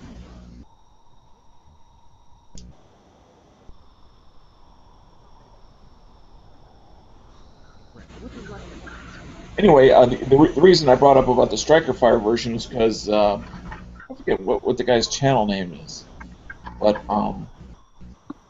he was talking about the trigger being significantly different. I know that's one of the not so great parts about the LCP. Well, the LCP trigger was updated in 2013, anyways, so it's already better. And it's tolerable now, so I mean I can shoot it. I'm fine with it. It kind of jumps around in my hands because it's so small, but I mean, what do you expect? Yeah. You're talking about the LCP or the LC9? LCP. LCPS. The LC9 was not updated, only the LCP. The LC9S is the new one coming out. Yeah. Right. That's what I meant. Yeah, that's. There's two new ones. There's an LC9S, which is striker fire, and then there's that other thing, E, for economy model or whatever. 9E, yeah.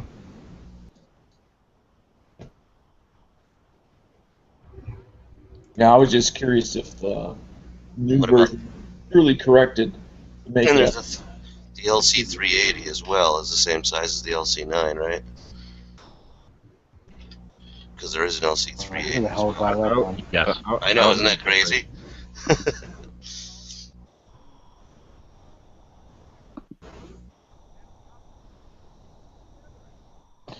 Well, hopefully they do a better job on that than Remington did with its R51. Yeah, that gun was a joke. I was looking forward to that when I first saw it, and when I saw it in person, I was like, oh, that's disappointing.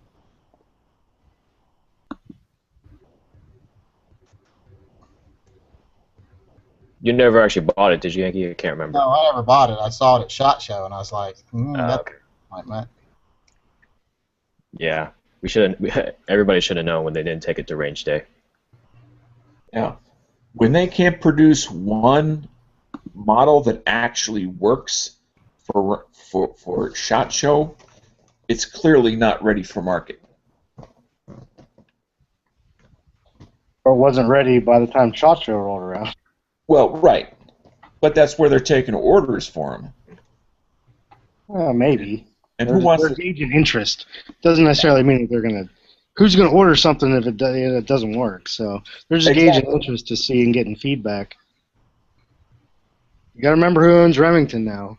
Well, and all the reviews at SHOT Show is a relatively new phenomenon. They could have just as easily previewed it or whatever, premiered it at NRA show a couple of months later.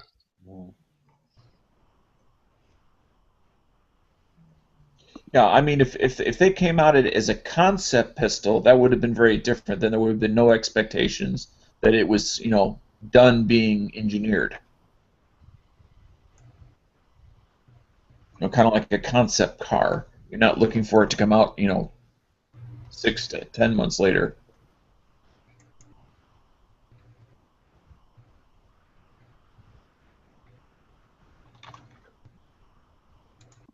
Well, it'll never come out now, so don't worry about it. Just like I predicted. Oh shit! George Zimmerman's in trouble again. What if they Cerakoted a R51? That would add no value. They would hide their poor machining marks. They got to micro slick it. What is up with that guy? He can't stop himself from fucking up. No. Bloomberg? George Zimmerman. Yeah. I'm a security guard. Is that what he was doing? No. That's what he said. I often wonder, people like that who become famous for not the right reasons and then have no money to fall back on, and it's like, well, what can they now go do because they're so recognizable? Said he was given permission to be there to provide security after a recent burglary. And then the owner of the store said he is not being paid to act as security or in any other way for the Pompano Pat's motorcycle and gun store. That was the manager that said that, and he is friends with the owner, but... Yeah. I don't know. I just think I'd just stay in my house for a while. Oh, you mean a few more years? A while. As long as he keeps messing up, he keeps resetting the clock on how long he's going to have to hide in the closet. Yeah. Maybe I'd go do an interview with Jesse Ventura. I don't know. Why should he have to stay in? I don't understand. Because he just keeps digging himself in a fucking hole every time he opens his mouth or does anything, it seems like. No, he just needs to not be a fuck-up. Well, can't be out in public. Well, that's what I mean. Well, yeah, but maybe that would help him not be a fuck up. Well, it's because if he wasn't recognizable, that then he could continue to fuck up and no one would know him from coast to sea to shining sea. Yeah. I don't know. I kind of feel sorry for him.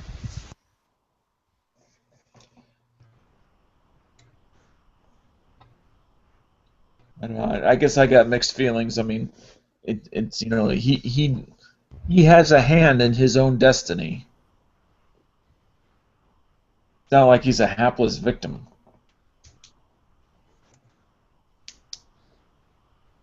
Well, I mean, I don't know. You can debate that a little bit, but you should have stayed in the car, and I'll leave it at that. Yeah, well, that's already been established, and you can't say that he wasn't a victim of aggressive prosecution. Oh, yeah, that's sure. They let him go that night. The police let him go that night. So, and then under public pressure, he was the victim of. So it's not like he's totally. And then, is there any way that he can, unless he, could he do anything where the people that are not satisfied with the results aren't going to spend a little bit of effort to see what he's doing and magnify anything he does wrong? Yeah, that's why we hear about every speeding ticket he has and shit like that, man. I don't think he should stay in his house. I think he should do what he wants to do. But if he wants to go be stupid again, then he's going to face the consequences. That's all. I don't think he should be locked inside because public opinion doesn't agree with him. But Casey Anthony is a little different. Can we all agree that he should get a job as a Cerakoter and then he'll be inside most of the time? Because he should have enough business to never have to come out. What do you? He specializes in Cerakoting. What gun did he have? PM9. Snap. You know that Keltec does Cerakote a lot of their guns, right? PF9. And they gave him a gun too. Keltec. Keltec gave him a gun afterwards? Mm-hmm. You never saw the picture? I guess not. Yeah.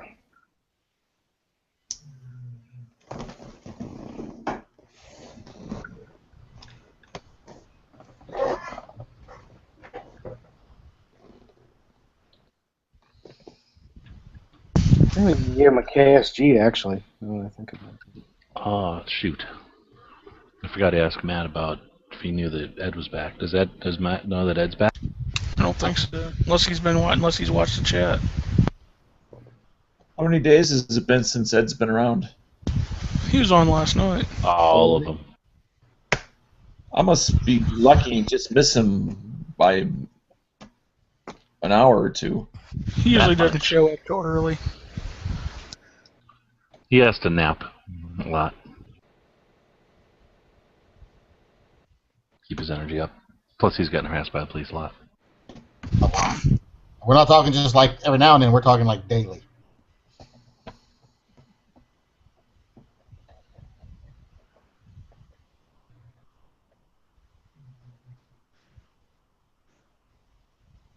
He's got to write his script too. What are you inferring with that? Well, he usually joins a chat and he's normal for about an hour, and then he starts yelling and screaming about something. It says, wait, back to page 2 now.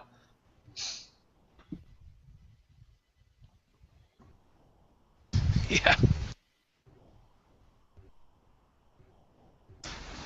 Like the last couple, he'll be nice and calm for a little while, and then he'll start yelling about something his stepdad's doing or something. Is his thumbnail still that giant mushroom guy? Stay Puft from Ghostbusters? Yes. Yeah. Okay.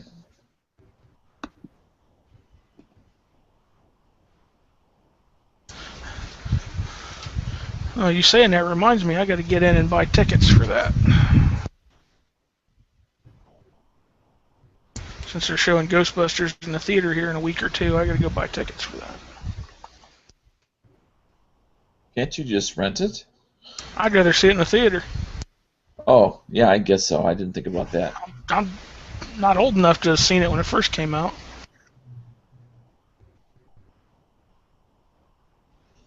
And there is something to be said about the theater experience. Yeah, nothing like little kids running around and people answering their cell phones. How old are you that you weren't alive for Ghostbusters? Well, it came out in '86, didn't it? I was gonna say, I think I was in high school or something. I was only 6. Here's Ralph, the voice of the downer.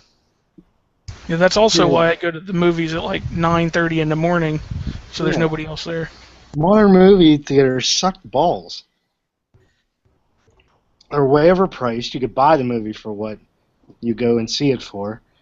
Parents drop their kids off there and leave, and they run around to all the different movie theaters and running all that shit. And it's not good. And you got to pay a premium if you want to go to a good one that like serves food and shit like that. IMAX is about the only thing that's worth it nowadays. Yep. You can just look at pictures of Hawaii, and it's the same thing. Yep. That's why I usually go to movies. If I don't want to see it the day it comes out, I go on Tuesday morning, and I can go see it on the IMAX screen for $5. Yeah, we have $5 Tuesdays here. I always go to the matinees, so there's a lot less of what you're talking about, Ralph.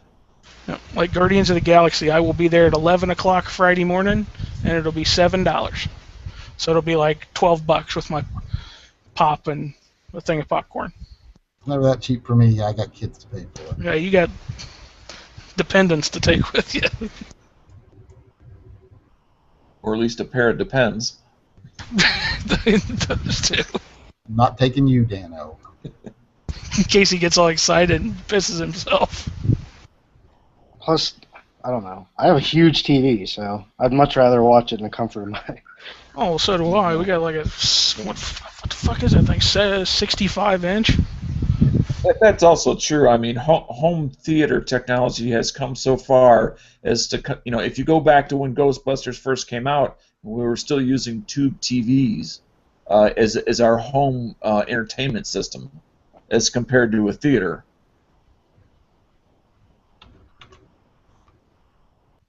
Yeah, and whenever I gotta get up and take a piss, I can just pause it and go or get something to eat or let the dogs out or... And if you're at home, you can just have a piss jar right there. Yeah, there's nobody in the theater. You can just use your drink cup after it's empty. I mean, yeah, as long as you can afford, a nice size screen, surround sound. Yeah, I think you're right. Well, you got slopey floors. Just let one go. It all rolls downhill. Actually, the theater that I go to, they've got those big recliner chairs, so all their floors are like steps. They're not sloped. Which is pretty cool because with nobody there, they're like love seats, and they each have 2 seats on them, and they're all power. So you just grab a seat, raise both of them up, and just lean back, and it's great. Do you work nights or something, or different days, or? I work when I want to. That's about it. No, I got fired a couple years ago, and my dad had a hip surgery go horribly wrong, so I just take care of stuff he needs all day. Kind of worked out. I got fired a month before his surgery, and then they fucked it up, so that's it. So if I want to go see a movie, I just get up and do whatever he needs me to do and go see it. Nice. Like I went to see Transformers, which I regret now, and there was 6 people in the whole theater, and I was probably the youngest person in there, and I'm 34. It was a bunch of like 50, 60-year-old people watching it.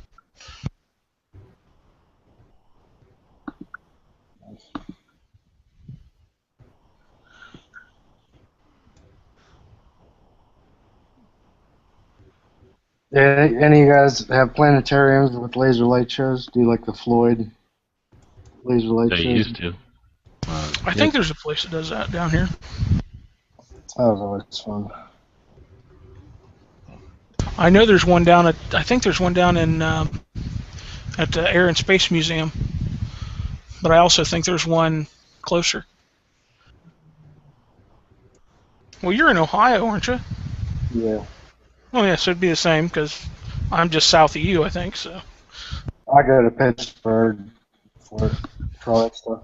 Yeah. Ralph, what part of Ohio are you generally speaking in? Near where PA, Ohio, and West Virginia all come together. Right there. Oh, okay. The armpit of Ohio. I thought that was downtown Cleveland. I can stand on my property and see West Virginia and PA while I'm standing on it. I was in downtown Cleveland just 2 weeks ago for a wedding. Went to a fancy yacht club that overlooked Lake Erie. We're at in Huron, or in downtown Cleveland, and then went to St. John's Cathedral, which is where the wedding was at. Yep. Fancy, fancy, fancy. And then the reception at a posh golf club with fireworks and the whole 9 yards. Nice. I've never been to such a top shelf type wedding before. But my brother married into money. Did they have a harp player there? No, they didn't, but they had vocalists. I had a harp player, so. That just sang. Sounds like new money. Yeah. Yeah, the harpist. I mean, I've been to weddings where there were a harpist, but this one just as an example of how over the top this was. You know how today it's not necessarily uncommon for a woman to have a dress that's then customized to fit her body. Well, the bride, the whole dress was common. It was nothing off the rack. She had it designed for her. Dude, my wife's was made in Australia and shipped over here. It was ridiculous. I mean, but every aspect of the wedding was like that. I mean, everything was beyond top shelf. I mean, it wasn't my money, but it just, it's like, wow. You only do it once, usually, so. Yeah. Unless your name's Cello. I'm not going to settle for having things set on the top shelf. I'm going to hire people to hold everything. Oh, Cello must be passed out on the floor. Oh yeah, he falls asleep before now. Can you hear me? Yeah. Oh yeah, no. I was just gonna say the best part is the bride's parents are supposed to pay for the wedding, so go for it. So it works. Yeah, well, I'm supposed to have a dowry too. I'm still waiting on my donkey and a couple acres or whatever. your herd of sheep and a couple cows. Well, the couple acres ain't too bad, depending on its location. The donkey they can keep. Well, if you wait long enough, the wife usually turns into a cow, so at least you get that part. Boom! It's like pulling the ripcord when you put the ring on the finger. It's all good. Huck, I can't understand your comment. Folks in Folks Gun are saying the video isn't working. You read my comment? comment? I understand that. Well, and then I understand it now. It was the spacing kind of threw me off. So why don't you fix your space bar? Because I'm not. Because it's got a full throttle, almost an entire 16-ounce full throttle dumped into it. It had to be typed then. Well, don't just move, Huck. Move. Cerakoting. Trying to turn it into artificial life. Yeah, Cerakoting keyboard, it'll work just fine. It said the battery was low, and I thought the energy drink would help. There's electrolytes in there. Those conduct electricity. Yeah, it's good for the battery. That's what I learned from watching Idiocracy. So this is kind of cool. I got this in the shop today. It's a What? 1995 knife my dad made. Yeah, I And saw I got that. it. Why don't you tell us stuff that you've already told us on Facebook hours ago? Not everyone's on Facebook. Yeah. Dano is way too old to figure Facebook out. That's like 5 hours ago. He's like, you can put the pictures on the internet. What's this internet you speak of? So yeah, so for those of the people that aren't on Facebook, I was excited by that. It's a 1995 knife. Always And a that pleasure. would be, I'm not on Facebook. Yeah, see? You are missing out. That's because it requires that you actually have friends. You said I just said Facebook request to other knife maker. There's no requirement. I think you get a free friend out of it. You get Tom.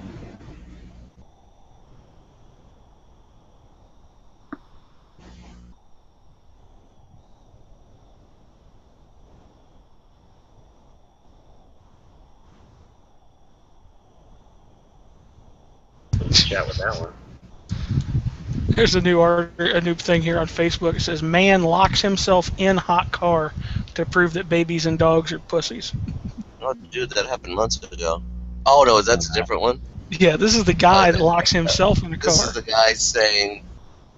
Well, they had the one where the guy put himself in there to show how hot it got within a half an hour. But this one is going. This is like a parody of it.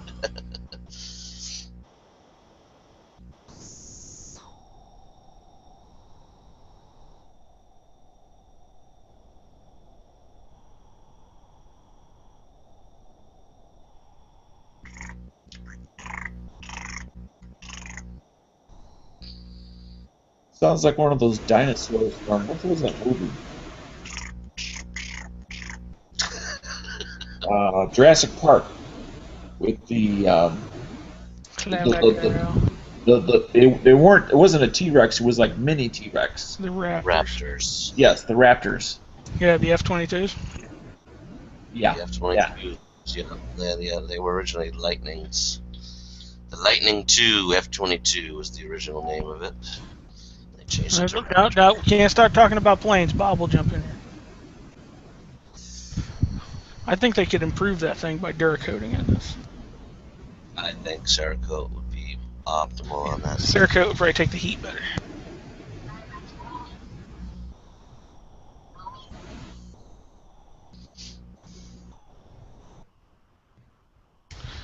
I don't know what's going on in the Gun Channels chat because I've got it on in the background and it's playing just fine.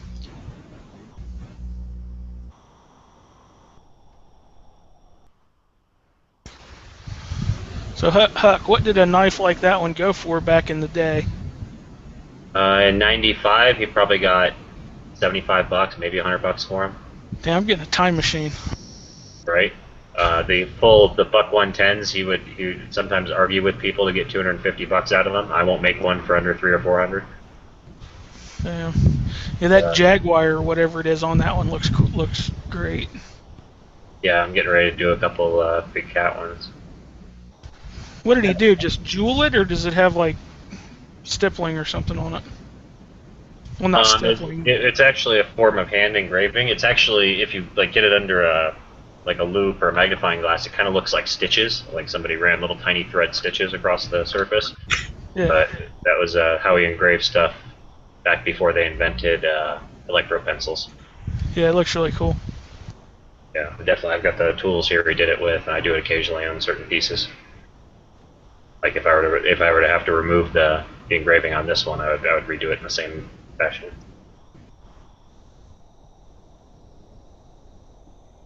Hey, did you get any more tritium in? No, I still haven't. I just haven't messed with it for a while. As I'm getting ready to, I've got a little list of people that wants tritium stuff, and just kind of putting it off.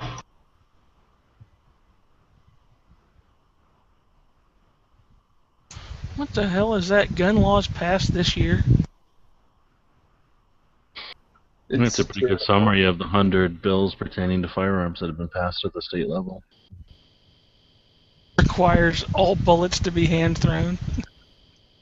Pretty good. It is amazing, some of these eastern states and the history they have in regards to the beginnings of guns in this country and how far they have fallen.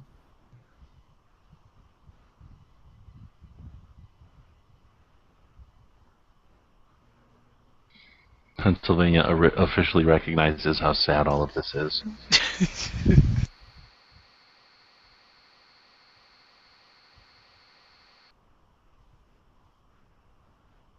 Did you see where I don't know? I saw it this morning.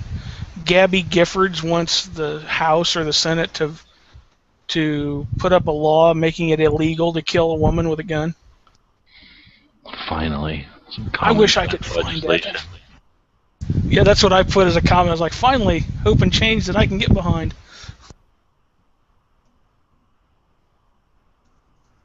There was one comment on there. I was like, it's not illegal now? Where's my gun? Like, yeah, that'll work. Let me well, murder might be illegal, but it should be more illegaler to shoot a woman. Illegaler?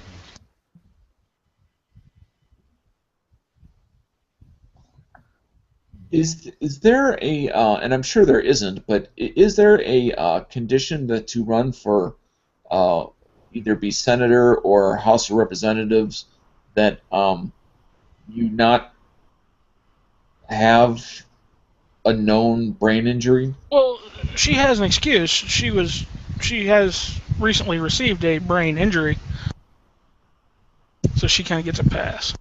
Well, I mean, as far as it just seems like no, I don't think there's anything that says like you have to be fit or you have to go through a physical or you have to be able to perform any tasks. Well, I mean, it's just that the one organ which would definitely affect your decision making would not be your pancreas or your liver or your heart or your lungs or anything else except your brain. So that's no, I don't think a physical should be required at all. I'm just thinking as far as if there is a known issue with someone's brain. Are you saying handicapped people shouldn't be there? It's not yeah, I don't think it says that you have to be fit to be elected. You just have to be elected. So we could elect a piece of wood, I think, right? I don't mean physically fit. I don't care. I mean fit, like reasonable or whatever, like of sound mind and body. I don't think it says that, does it? Who's going to make that determination? Well, right. It's not. Insurance companies. Well, I mean... it is usually the insurance company's fault. Well, where's Yankee? He can solve this for us. Usually he solves this kind of thing for us. What you want, buddy? Well, I'm sure there isn't. Because I've never heard of such a thing, but... Because look how old people get, and they get to, like, cripplingly old, right? To where they can barely are in control. Right. Senator Byrd? How old is he? Yeah. Well, I guess that brings up, even though they don't have a traumatic brain injury, which she does, they just have a done, worn-out brain. Well, seriously, though, Parkinson's or whatever, and just other debilitating elderly diseases, I mean, those happen, and if people keep electing them. Right. People said Reagan didn't have all his facilities. But it takes time for those symptoms to show where, like with Gabby Giffords, obviously, boom, it happened. Yeah. So they didn't remove. Well, she did step down. She didn't get removed. Oh, okay. I didn't know that she stepped down. I don't really know 100% either. But I'm pretty sure she stepped down. If I had to remember back, what was that, 08? I think I remember that whoever it was took over. It was like, oh, well, right now she's in the hospital, so so-and-so's, her seat is vacant or whatever. And then at some point, I thought there was like, she had overcome all the challenges and was able to give the speech where she said, I'm going to sit down and let this other person take over my chair or whatever. I seem to remember something like that. I'm just, thinking out loud. I'm wondering if you go down the chain of succession from the presidency and you pick some number, whether it's the 4th level or the 5th level, that there ought to be some mental fitness. I'm not talking about political beliefs. I'm just talking about mental fitness. Yeah, like you said, though, who you're going to get to do that test. You know what I think is interesting, though, is I bet you she's not running her own business anymore. And Well, I won't get into it. What would be the point of electing people if someone can come and veto them based on a test? I veto your response. Because the people Yeah, that like your voted them response. in may not be fully aware of what they're voting. That's their problem because they're who they're. That's who. Right, but when it comes to the line of, that's why I'm saying the line of succession is why you would limit it. I'm not talking about every senator or every congressman, but if that person could potentially have their finger on the button, and it Well, I've never represents been all of us. officially trained by the government or whatever, but I've seen almost every season of 24, and I don't remember a circumstance like this coming up, so it might not be something that the government has thought about yet. I'm sure they have. I mean, no different than if we have a president that we didn't know had a drug problem. Yes, the guy that was 93 and the KKK guy. He was awesome. Your KKK bird. Just because we elect somebody doesn't mean we truly know all about them, and of course that's obvious, but what if it's something that would affect their decision making? Dude, come on. Think about what you're saying. It affects their decision making. Does that mean that they're not going to decide what you want them to decide, or I'm making it real. Yeah, well, I'm maybe only referring to they were someone molested as a line kid. of Should they not be succession allowed? for president. Maybe Because they were molested as a kid. Should they not be allowed because they might be harsher against child molesters? Or maybe they were POW for a that's year. not a brain injury. Right. That doesn't apply. Well, I think Of the people, by the people. It's a section of the people. All kinds.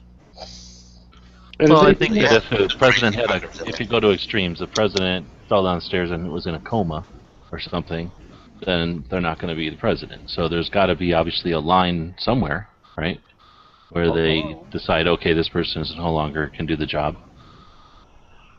Right. When they go under anesthesia, as an example, for a procedure. Yeah.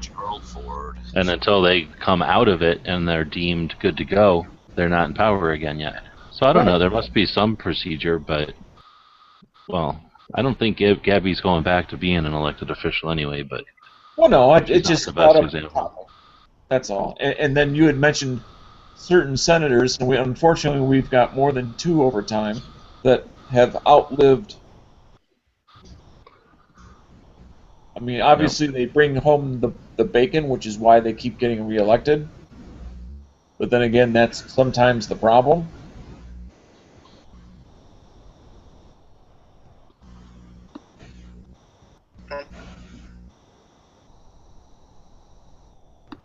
Which is why I'm all for term limits. I think anybody's against term limits. Yeah, they are. Amongst us. Exactly.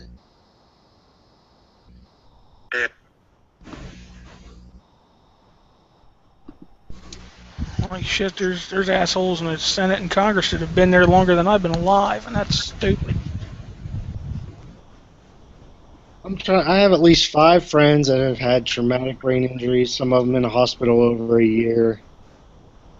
They all make fine decisions now. I'm not saying that's every one of them, but it's not a exclusion in my book. Motorcycle accident, car accident, another car accident. They're different. They're not the same person they were before, but they hold down jobs, pay their What bills. about the Manchurian candidate? The rest of my case. We have miles to go before we sleep.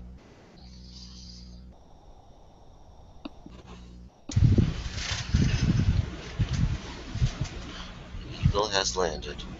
So should the people that vote have to take a test? Oh. This would be the realest chat ever if DB was in here. Well, constitutionally, no. But with our public education system, I wonder. Well, that's the thing. We don't have to worry about hiring a president who has brain damage. We're just going to eventually get a product of the public education system, and that'll in effect do the same thing. Little drain damage.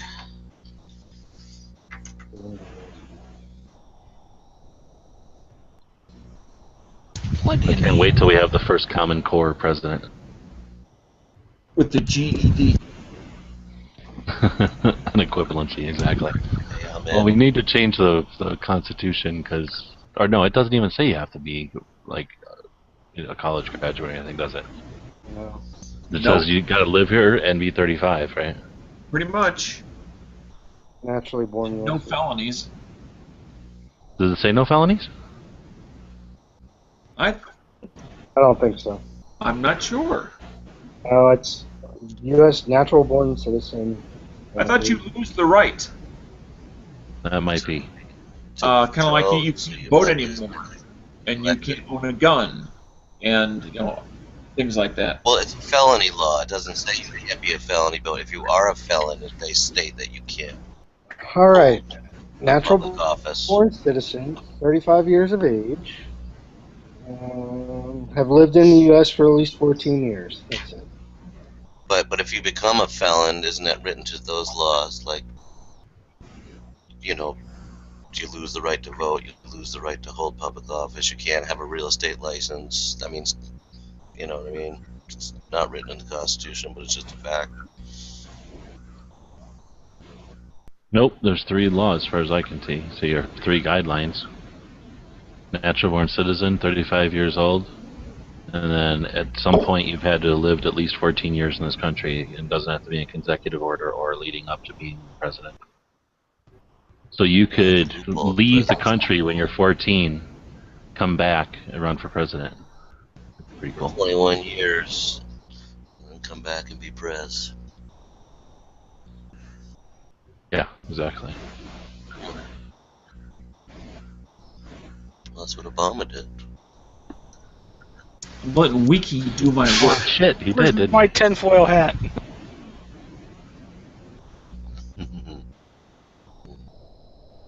So put it this way: well, I don't know. Maybe I'm wrong because I'm no presidential scholar. But are there other presidents that didn't live here as much as Obama, or is that one of the things that gets to people because he's not lived here so long? I just never thought about it, but I just assumed all presidents just lived here all the time.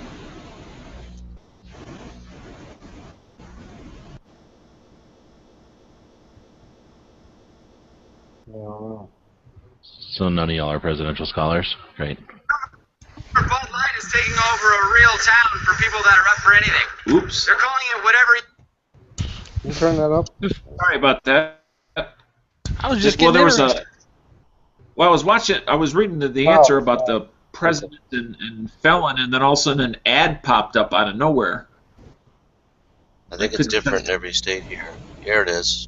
Every state has a different law for this, so I don't know about federally.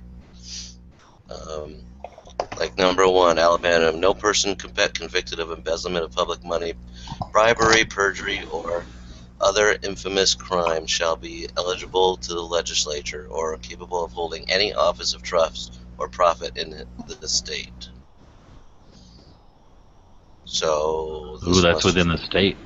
It's a state guideline, so it has to be federal. No. State No, it just says it can't do it in the state, but they can't say what you can do in the next state over or at the federal level. So it would be incredibly difficult, I would imagine, for someone to be not eligible to be president in most states and then yet be voted president, but I don't know. Maybe it isn't unreasonable. The article I was reading before that ad popped up was Lyndon But you have to be able to be registered to vote to be the president. Lyndon LaRouche was a felon and did run for office. Who? Lyndon LaRouche? Yes. So there you go. And he wouldn't have wasted all that time if he wasn't going to be able to hold the office. And didn't he get pretty close, so people wouldn't have voted for him either? If I remember correctly, and I may not, I think it was more of a political point than it really was. He was trying to promote the concept of his party. Are you eating something? Yeah, it doesn't look like there's actually any answer to it, like with us. There's nothing written. Well, we're going to solve this one for the country tonight.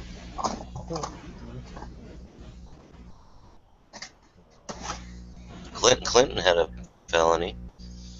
He was a felon. It was pardoned, though. Of course, it occurred in office. And its name was. I pardon myself. Pardon me. Ha ha ha. It was pardoned by Carter. That's what it is. That's the statement.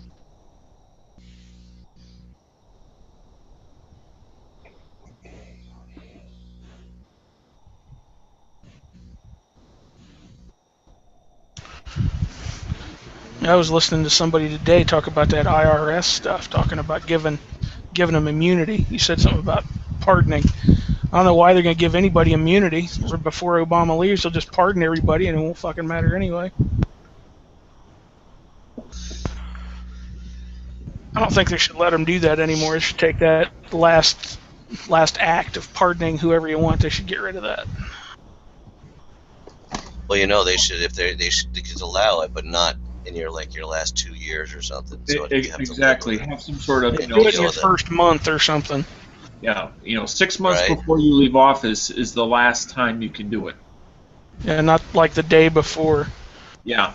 I thought the whole idea was that they could do it as they were exiting. Yeah. Well, it just cast a shadow over the whole process then. What are you gonna do? Stop him? Well, no, but it's the balance of power. So I mean, you can take away their powers just because they don't like the way some of them used them. I mean, that's the whole point. Is if that's the way that every once in a while there's or more or less, let's see, a relatively more absolute power given to one of the branches, and it seems annoying when they're able to wield that in a way we don't like, but that's the whole point, right? So that he can't be stifled. I mean, what if it was, to give nuns, more orphans or something? It was kind of like when I won the positive, and he needed to do that. Next year I have to pick last because I won this year. So my penalty is picking last, where someone who came in last place gets to pick first. Or when I don't know. I'm not trying to defend it either. I mean, I don't like the president being the king or anything, but I don't know if that's one of those ones that's specifically there for that reason. Or if they just started using it that way. Yeah, that's why I don't like it, because especially when you get stuff like now, all he's got to do is just be like, keep quiet, we'll drag it out, I'll write everybody blank pardons as soon as I leave, and everybody will be just fine. So I think it leads to a lot of that.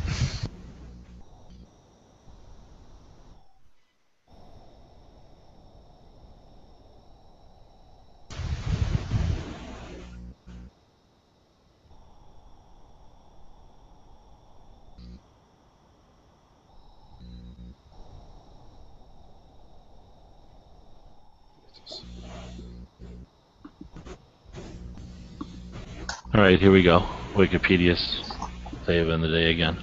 So there's 3 eligibility requirements. Natural born citizen, 35 years old, be a permanent resident for at least 14 years in your life.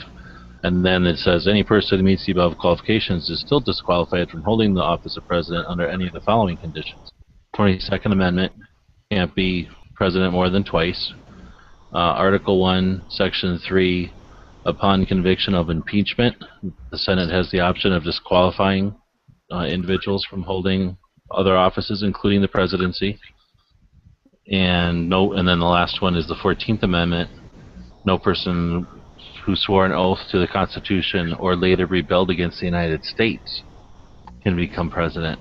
Thus, disqualification can be lifted by a 2/3 vote. But basically, no person who swore an oath to the Constitution and later rebelled against the United States can become president. So shouldn't the 14th Amendment say that Obama can't be president anymore? They did just vote to sue him today. I wish I knew some more about that, but I don't.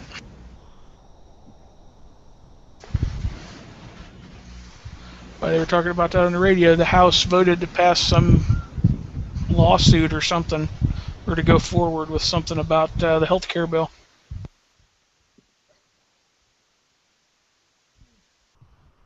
Oh, come here.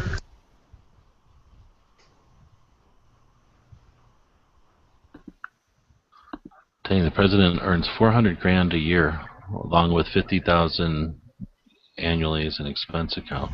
Forever. Discretionary. $100,000 non-taxable travel account. and 20 grand for entertainment. Forever. I think they ought to stop that shit too. Once you're out, you ought to stop getting paid. Give them security, give them whatever. Don't give them $500,000 a year. Come on, we're talking As like much as they 5 make after people they at a leave. time. So they shouldn't have to though. They're the most powerful person in the world. They did a pretty tough job. I say for the 5 people that have had to do it that are usually living at a time, who cares how much we're spending?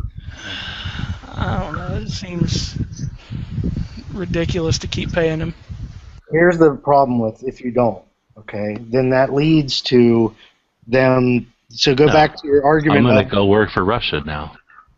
Or the pardons. Like, well, I'm not going to make any money after this, so I'm going to stack up these pardons, and they're going to pay me for all this money.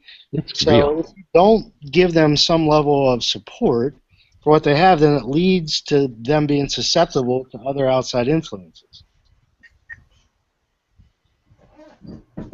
We must be 100% right because Yankee has not said we're wrong. So I'm just saying.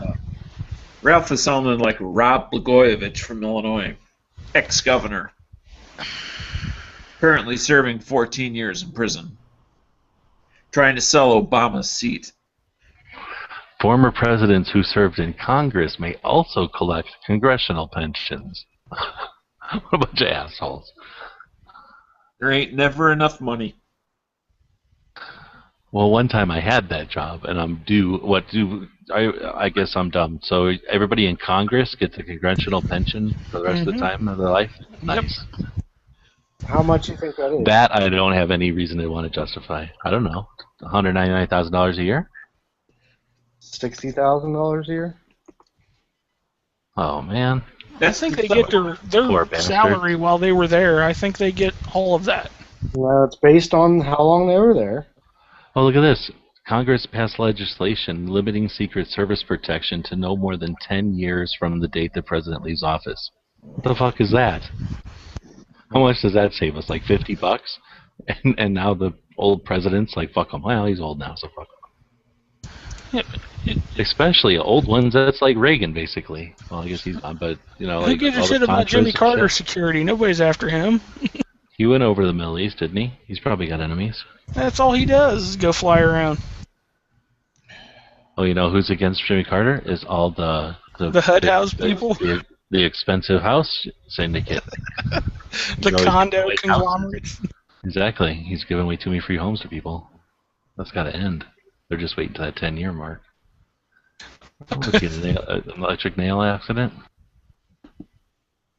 Oh, here we go. President Obama signed legislation reinstating lifetime Secret Service protection for him, George Bush, and all subsequent presidents. So fuck. He's like, oops, sorry, Carter. Carter's alive, right? Yeah. As far as I know. What a dick. Mm-hmm. So he's like, okay, well, for me and Bush, it's okay. Oh, wait, is the other Bush still alive? Yeah. Yeah. So I guess fuck him, too. He's kind of in a wheelchair, but... They don't got Secret Service. Obama's a dick.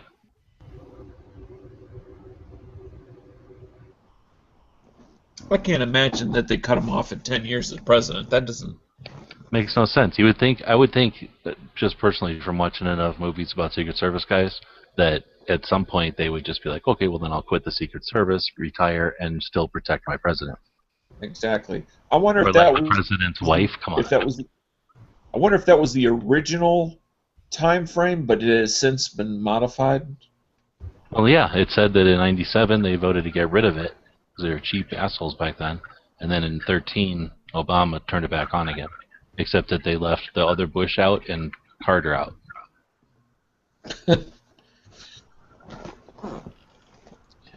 I can't believe there's all this stuff, but nothing in here about like how many presidents lived somewhere else for a big chunk of their lives.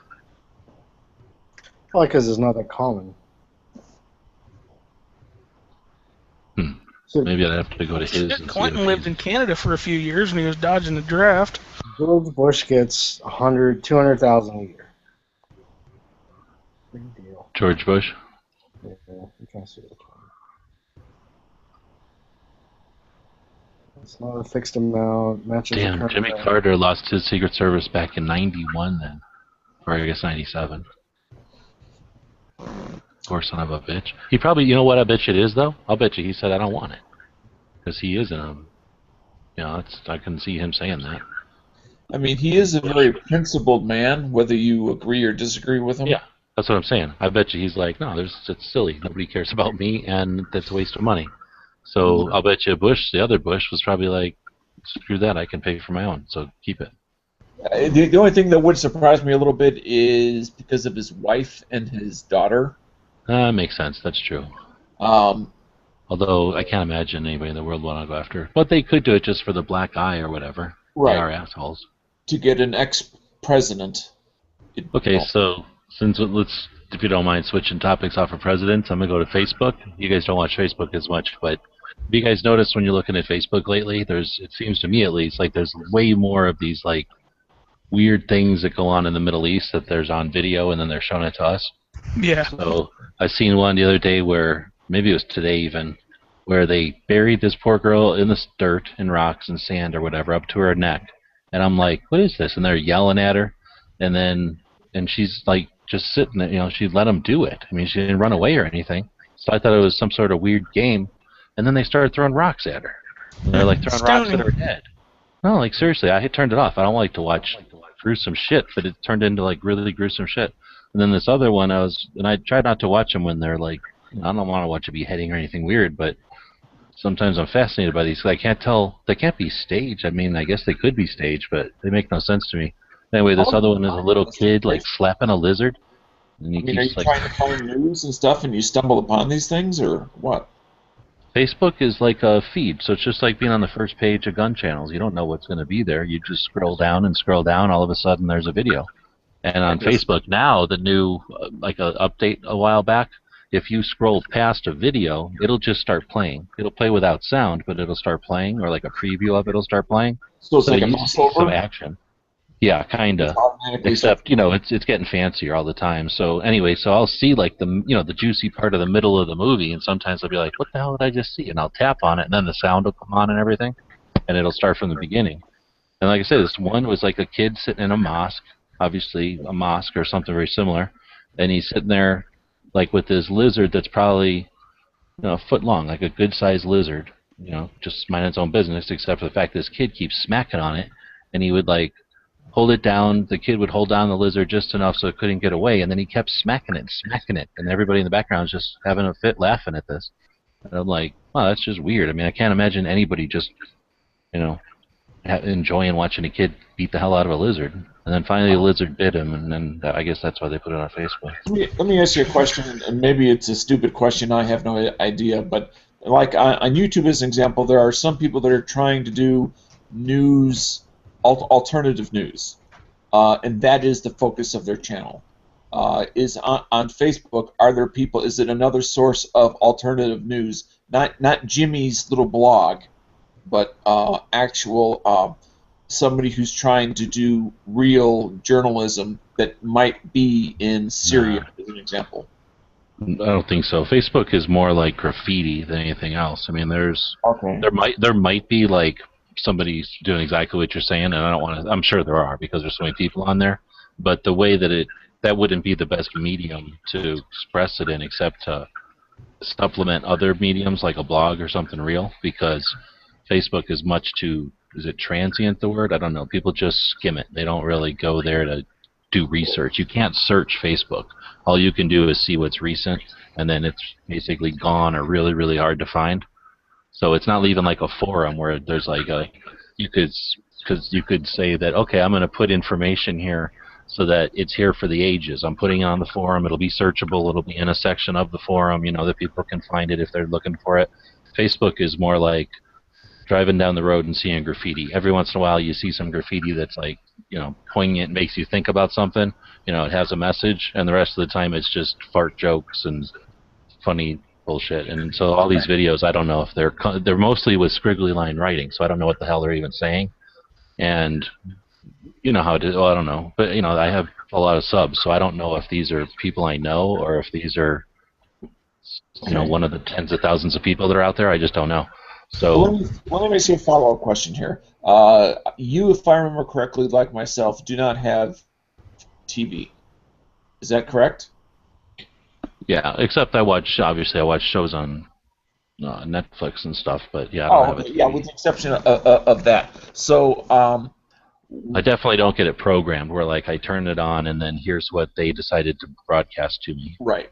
So how do you find alternative media sources that everything should be suspect? I mean, we should always look at things with a critical eye, but have a chance of being objective.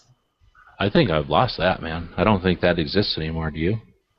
I mean, is there somewhere that's out there that has that? I think of everything has got its that's what I mentioned. Connotation or its angle to it. So I just try to figure out, ones with the established angles. But I still don't trust them. But are you looking at websites? Are you looking at YouTube channels? Are you looking at something else? All the above? Well, I don't look for news, so I listen to NPR if I just want to really know what's going on in the world. I'll listen to NPR once in a while, and then, so radio for me. I listen to the balance of NPR and then a channel that's not the Rush Limbaugh channel, but like what's his name? Dennis Prager and Michael Medved, that kind of right wing. So not like yelling at you. Huh? Definitely not Alex Jones. Never heard of Alex. I only know of people talking about him, so I don't even know what the reference is there. Yeah, so not Alex Jones, I guess. He's one of the people that yells at you, or is he the guy that cries with the chalkboard? That's Glenn Beck. Oh, yeah, I don't listen to any of the stuff where they yell or he hasn't cried in a while. about it. Basically, the world is ending today. The world's ending today, but come back for tomorrow's show. Yeah, I don't need that kind of stuff being thrown at me. For Alex Jones, you got to pull your tinfoil hat down over your ears every once in a while. Yeah. These guys aren't perfect or nothing. I just don't like being yelled at and having dumb stuff said. So I won't listen to that kind of stuff. And so I figure NPR is horrible on one end, and this other stuff is pretty bad on the other end. So it's got to be real life's got to be right in the middle, right, or somewhere in the middle. When it comes to speaking of NPR, and I don't want this to become a liberal thing or anything like that, but as far as their international news, do you think that they show a left or right sort of perspective, or do you think they're a little bit more centered as far as international? Oh, they're effed, in my opinion, because they are basically anti-Jew as far as I can tell, and that makes no sense to me. But they're like basically anti-Jew. I don't understand it, or anti-Israel. Yeah, it's like a buddy of mine was talking yesterday, and he's like, well, the Jews run the media. I was like, do you watch the news where they talk about how bad Israel is all the time? Well, they might, but it's the kind of Jews that don't like other Jews or something. Yeah, that's what I thought. Like, literally, I'm listening to NPR, and it's all about how, like, this person in Gaza, how many people have been in Gaza died, and then, like, because the Israelis said they were fixing some about tunnels, but they said they were going to tell us where they bombed, and then they bombed next door, and a bunch of kids died, and they said something about tunnels. So, and then, it goes on to the next thing, and I'm like, wow, really? They're going to let it lay there like that? And obviously, I'm summarizing it bad, but it was pretty blatant, and I was like, wow, that doesn't, I'm not even an expert on this stuff, but I got the impression Israel is like, hey, we're going to bomb now, and then they bomb, But, yeah, that happened today when they supposedly blew up that school. Like, that was the first thing I heard this morning. Israeli attacks destroy a UN school. And then this evening I'm hearing it might have been Hamas that blew up the school just as Israel struck the building next door. Nice. But I've heard it different ways. On other stuff, they're definitely left. Like, they were talking about the schools and how, I don't know. It's I don't know. Do you listen to NPR? Yes, I do. I enjoy it because it's not the same kind of news. They'll talk about interesting things that are less political or just less news. Like an actual spelling bee or something, or somebody that's doing something that's small. It's not huge. I enjoy having a better, bit wider view of everything that's going on. But they were talking about how this kid was doing math the new way, and they were explaining how the kid does the math the wrong way or the new way or whatever it's called. Common Core.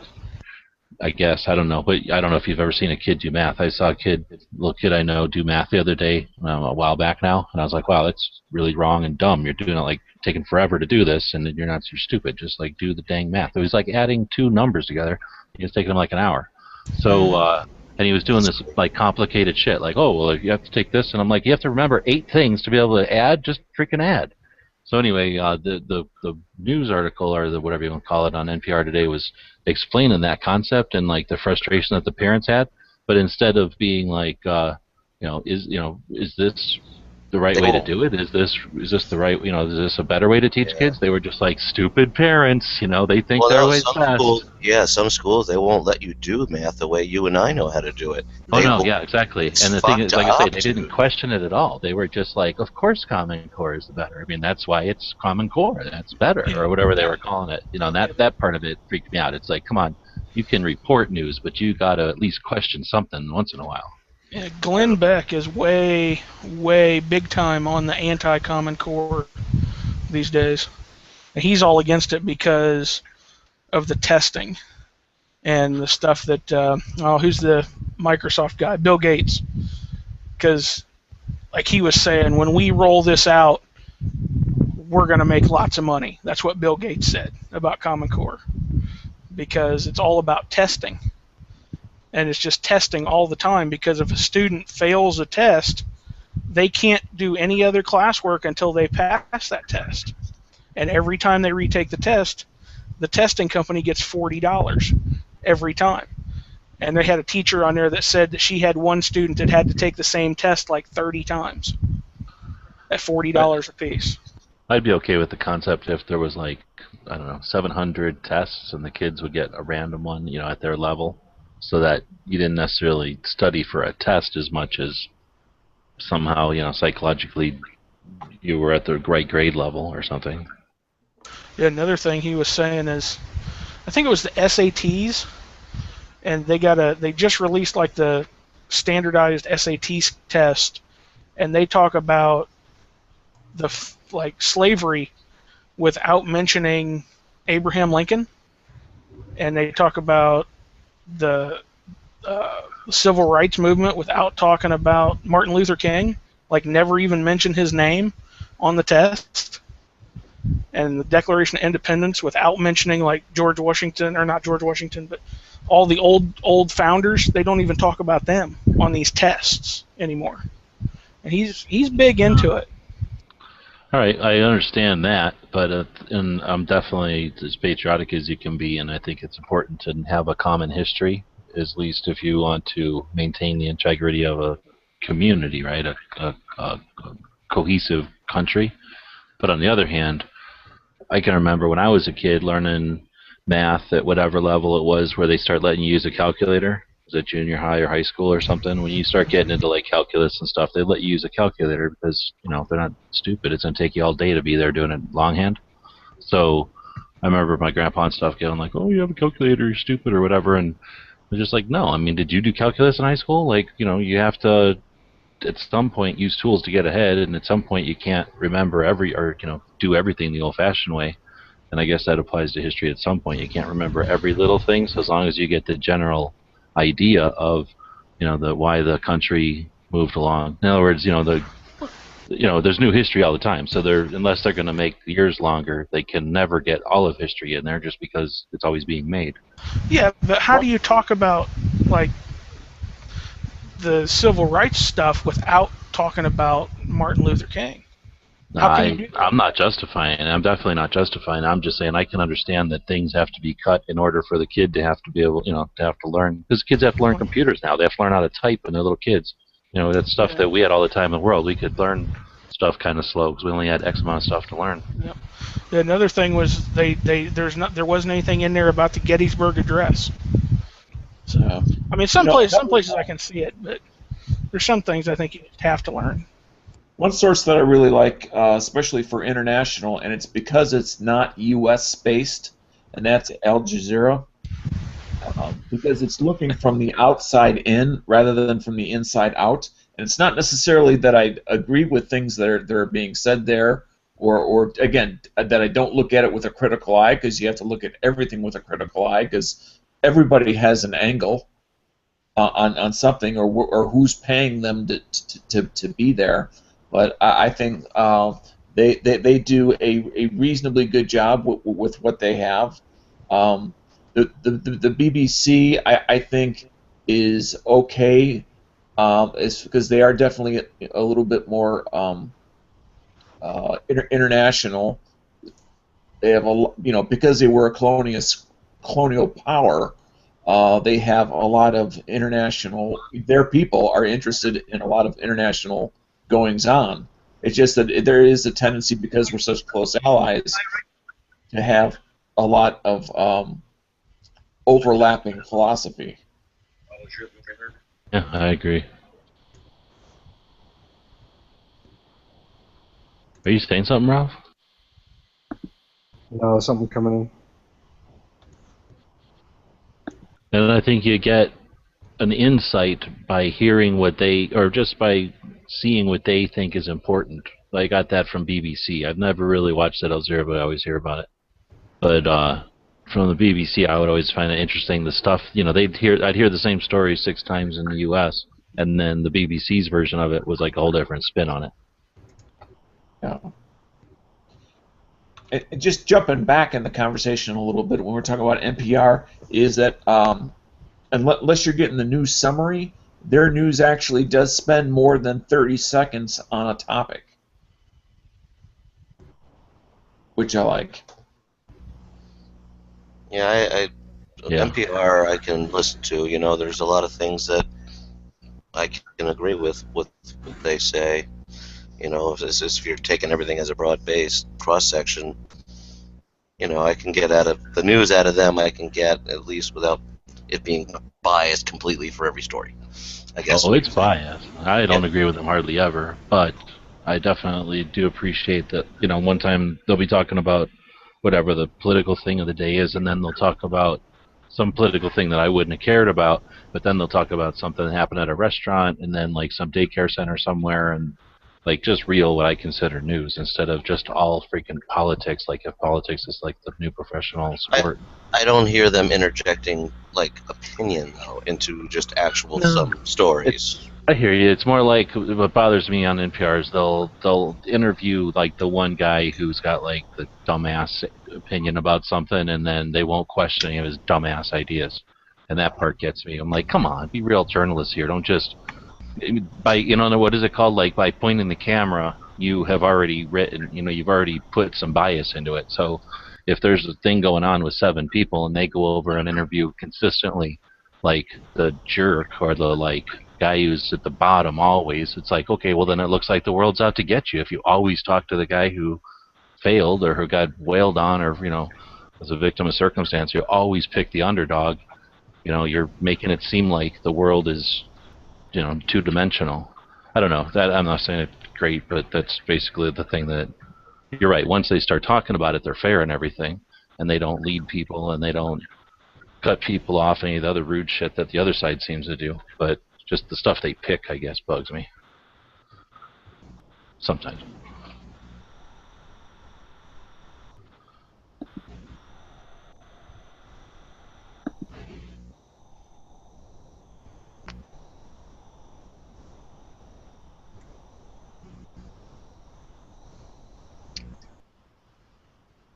No one watches the rest of the day. RT. I thought you said that one was super biased. Only on Russian stuff, not on the rest. It's like crazy. Otherwise, I like BBC. Stuff. Well, they're controlled by the Russian government, so they're always all the Russian stories are super biased towards the government. But I haven't really found that. But if they're talking about like Mozambique, then it's a good story. Okay.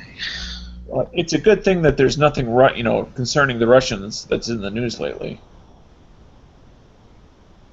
Well, that's why they keep losing reporters. They keep quitting because they don't want to lie anymore. Yeah. RT's good. And they have a live USA stream you can tune into or anything. What's the T stand for? Today? Oh. Tits. Oh, wait, no.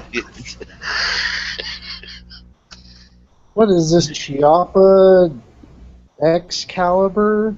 Anyone seen this? It's like a lever gun. What are you talking about? See a link? It's back to some interesting. No link, it doesn't exist. Oh, it's there. This is kind of cool. Multi-caliber bore insert system with a break action survival. That's cool stuff. Fuck. I couldn't even get a Badger, and now they're going to come out with this one I can't get. Look at this. You can put the ammo underneath the stock here. On top. The comb. What's that top? Oh, yeah, there you go. It's just flipped over. It's folded in half in that kind of fainted picture. Is that like a hard foam? Right. It's just hard foam sandwiched between two pieces of sheet metal, it looks like. That's pretty clever. Yeah. Yeah, then it folds nice like the old, what was that, an M7? It's got 2 triggers. How much is this thing? I think the lever is just there so that the barrel beats into them and don't break the triggers off. Unless that breaks open the thing. Do you load it by breaking it open sideways? No, over the top. Like a regular shotgun. Oh, okay. I see that. This is just their Badger souped up. There's a little video and picture that shows it broken down. It's got a hinge. All different calibers. They had this at SHOT Show? Kind of assholes. Oh wait, maybe I did see this. No, I don't remember seeing anything foam though. A 12 gauge over a 22 long rifle. Well, that's a heck of a combination. It is. It gives you options. Yeah. Oh, yeah. And you get those chamber inserts for the 12, and then you can shoot anything out of that. Isn't that just like that little Savage thing? Don't they have the same thing? No. Well, they had one that was like a shotgun shell and a 22. Badass. Also talks about other calibers that are available in it. Yeah, 389, 357, 38, 40. With shotgun caliber inserts. Right. Yeah. Plus 410 and 20 gauge. With the 8X caliber steel adapter inserts. That's what that little black thing is in the thing. Anybody here ever use those little? I say they're about 3 inches long or so. Those little inserts you put into a shotgun to fire a center fire. Yeah, a lot. You should do a video on those, Julie. Yeah, maybe a video, Webs. That's one of my biggest videos, I think. That's why they're laughing if you're, unless you were kidding. Oh no, I wasn't kidding. I remember seeing one somewhere, but it was a while ago, and I couldn't remember. In fact, he just sent me some new ones because he's got more rifled stuff. So I need to go shoot those. What do those generally run for? Like just like one of them? Let me look. Like I think they're like $60. No, because you can buy. I was just looking at his eBay thing, and you can buy the. My favorite thing is taking a 12 with a 20, so a 12 to 20, and then taking a 20 to like a 45, and then a 45 to 9, and then 9 to 22, and then putting all those on top of each other like Russian dolls, and then that's my favorite. And that set, something like that, is like $100, I think, on his eBay. So that gun's $370, they said, retail. Oh, that's too much money. Yep. Oh, the AR-7 is out there somewhere. I almost bought one last year. Yeah, but they're still not as good as a regular single-shot 12 gauge if you got the adapters. Isn't that just like this thing right here? Am I missing something about that Chiappa? Isn't it just very similar to this? Can't see it. I'll wait for it to pull up. I just put it over in the... No. I mean, the concept, yes, but no. That thing's plastic and... Well, what's the Chiappa made out of? Well, it's a skeletonized, like an M7. It's like a survival rifle, so it's skeletonized and it folds on itself. This one has got like a bunch of cowling, plastic and ergonomic stock and stuff. This is more of a take it to the range or maybe go hunting with it. That one is made for like camping or putting in your plane in like survival. Looks like it's made of garbage to me. Styrofoam wedged between two pieces of aluminum. Well, I think that may have to do with. I bet it floats. Yeah, exactly. I think I'd rather have that little Savage. Well, they're not the same. Go ahead. Well, Remington Maybe makes if, it what if we down. Cerakoted the Chiappa? Would that change your mind? Then it'd be worth twice as much. So Remington Browning makes a really nice little takedown. 22 semi-automatic. Who's letting him talk? It was like Why not just in the take down 1940s, Bob. Yeah, and it still works better than the AR-7, which was the 1970s. So. Yeah, well, this Chiappa is gonna float. So. Really? That's my case. No. Yeah, it makes sense with that foam like that. Bought a little gun for Christmas for a friend that floats. What was that damn thing? It's like those little rifles, the Henry rifle, the little survival. No, that's the AR-7. It used to be called the AR-7, and then Henry bought the design. It's still called the AR-7. And now they call it the AR-7. There you go. It was an Armalite design originally. It's a neat idea. It's still called the AR-7, Bob. Not in Canada. No, that's called the Henry A. Survival Rifle up here now. And Henry it's is the bright orange. company that owns it. It's fucking bright orange, man. That I cannot own a gun that's bright orange. One I got was black. Well, they are. They're orange inside. I give up. Thank God for Cerakote? Cerakote that AR-7. Or just camouflage paint, same fucking thing. Cerakote, it'll double its value. Oh yeah, that's what I've heard. Yeah. Actually, what? Didn't Stone Guy say that it would double the value to Cerakote rifle? No. No, he said it'd be worth $2 or something. Oh yeah, well that's Stone Guy. Mister, definitely no more Russian ammo. Telling ya.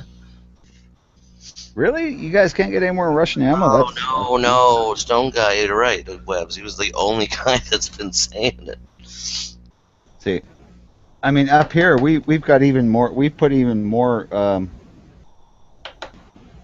there's no blocks on the Russians than you guys did, and yeah, because Stephen Harper hates Putin for some reason. They met each other and got in a real big tiff, and so yeah, the prime minister hates him, and like, oh damn it, okay, the Russians are invading Ukraine. Let's send a 6-pack. They sent 6 fighter planes. F-18s, mind, decent airplanes, but only 6. So they have their own set of sanctions against Russia right now. Is what you're saying? Oh yeah. We've actually got more sanctions, I think, than anyone. Interesting. Yeah. Well, Canadian. Well, like I say, Stephen Harper hates Putin for some fucking weird. I have no idea why, but. You sure he just doesn't hate poutine? Yeah. Poutine? It might be because his name sounds like cheese curds and French fries, but I don't know. If you've ever had poutine, it sounds disgusting, but it tastes really good. Yeah, it's not bad. Yeah, and it'll make you fat.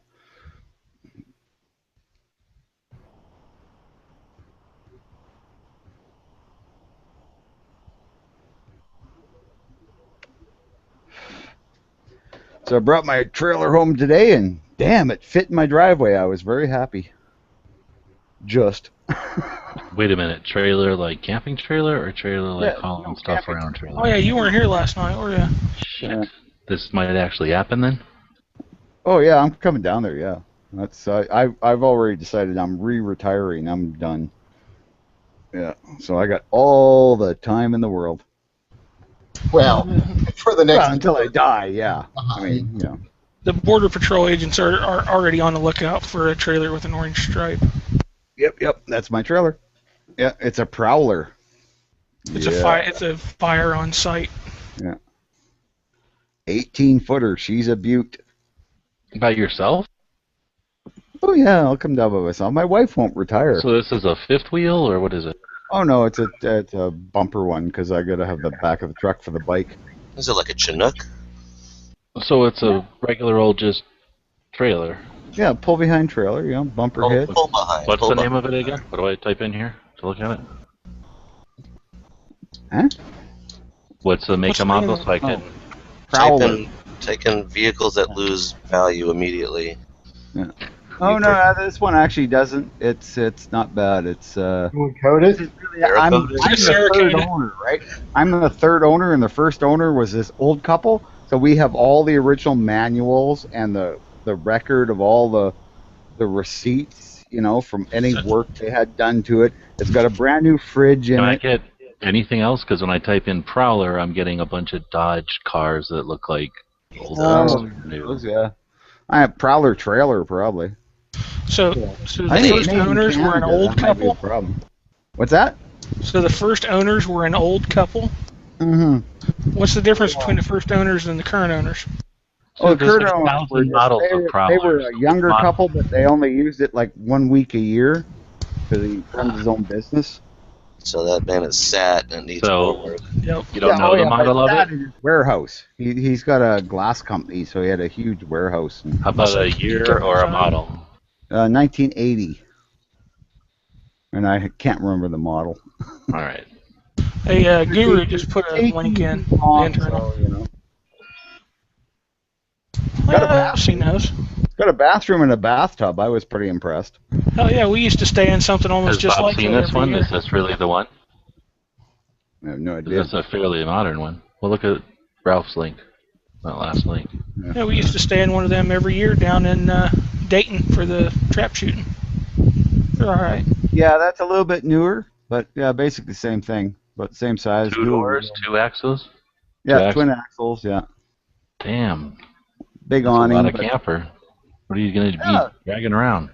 Why 2 doors? I've never seen 2 doors even on big ones. Yeah, mine doesn't have 2 Going out doors. of the bedroom. Yeah. They had, No they had, 2 doors? The reason was so that you could sneak into the bedrooms, because apparently the old folks, when they retire, they'd go to these trailer parks and they'd just trade keys and stuff, and it was, yeah. Oh, but when when you're inside of one, it's nice to be able to be separate, when you're Well, yeah, driving but around it takes up underneath space. I mean, if you throw a door in there, now you don't have that wall space for anything.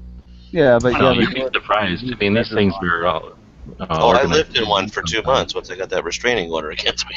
So, the bigger one. When the Johns come in the front, they can just slip out the back. There you go. How much did this thing cost in Canada? Mine was $2,600 used. Oh, that's nothing. That's not bad. And then, what do you got going on underneath of it?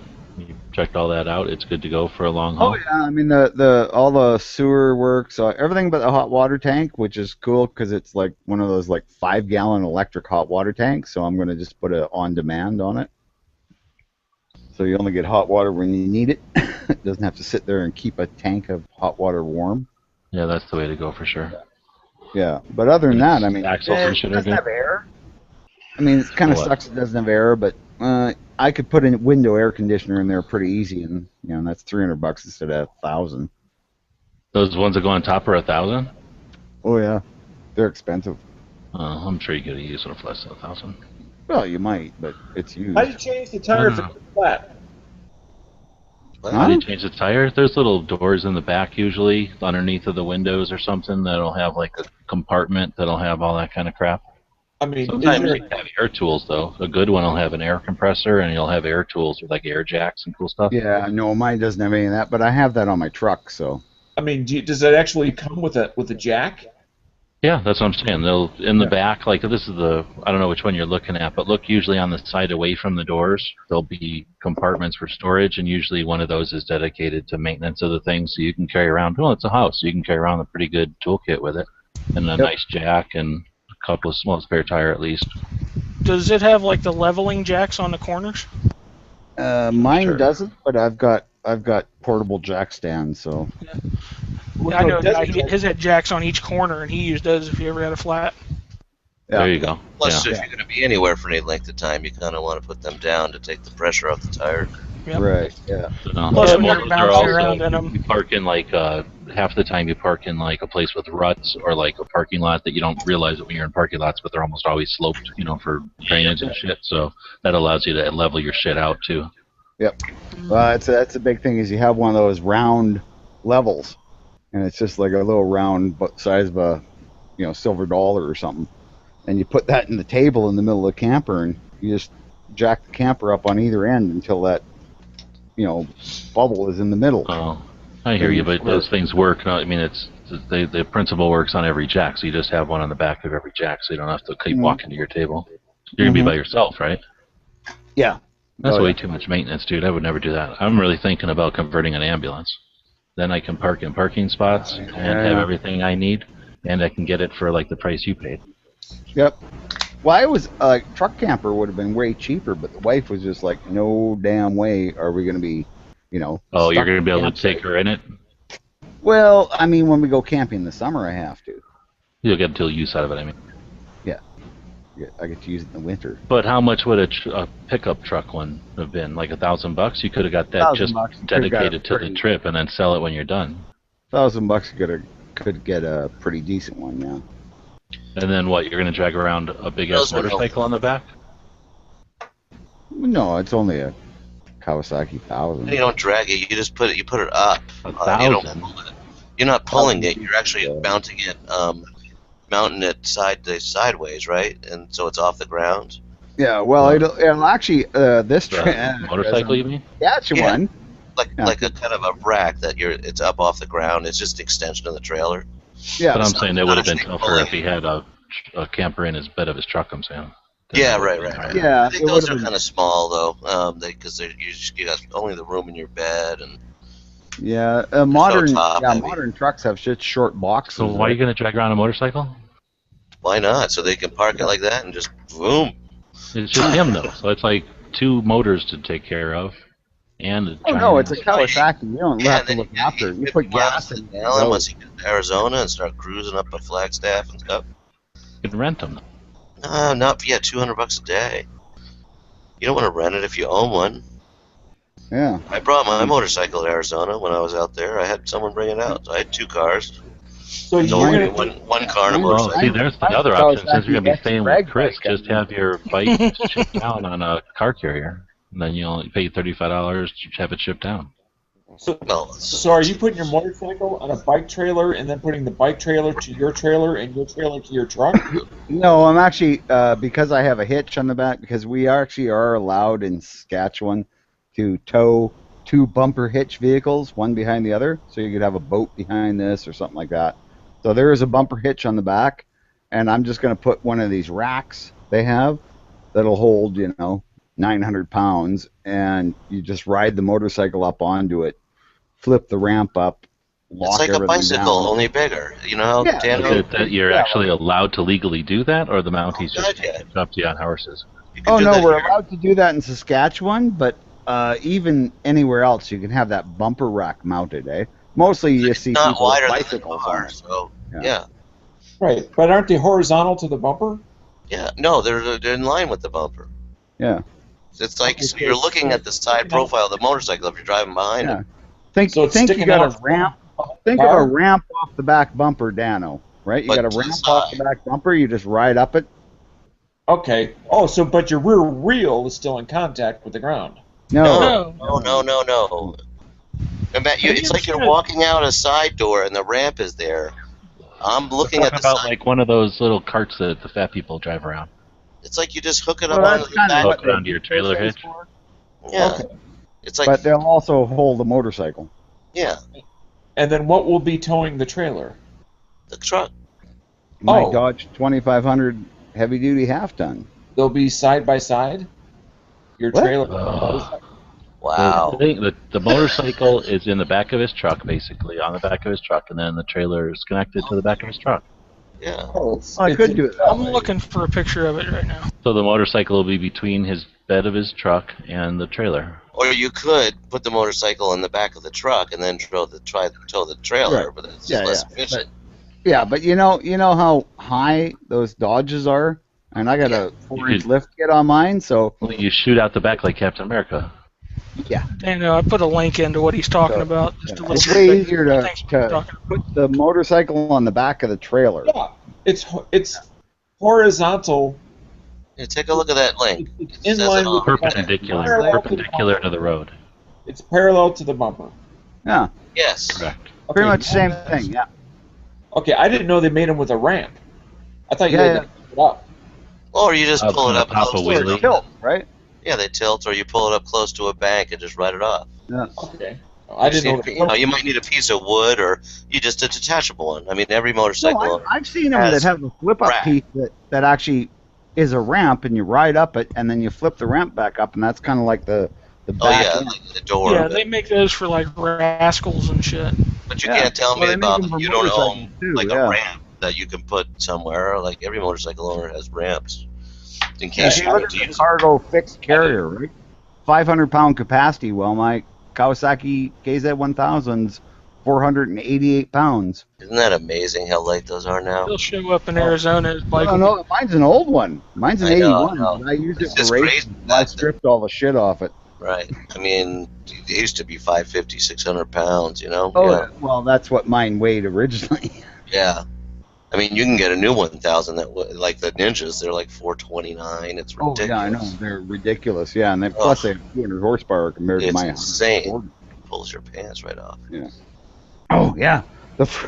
When I first got this bike, I'd come off a 650 Yamaha Twin, right?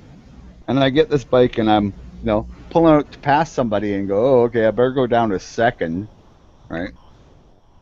Cracked the throttle and wheel standed past him and was like, oh, crap. Yeah, it's amazing. Once I got used to it, it was really fun. Yeah, it's crazy how much power there is.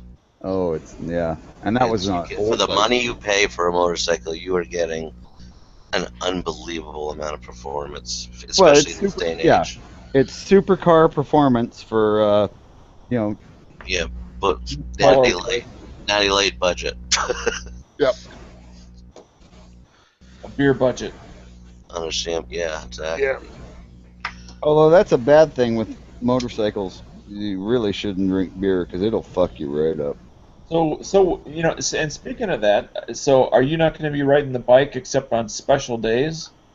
Oh no, I have a rule. I don't drink until like 6.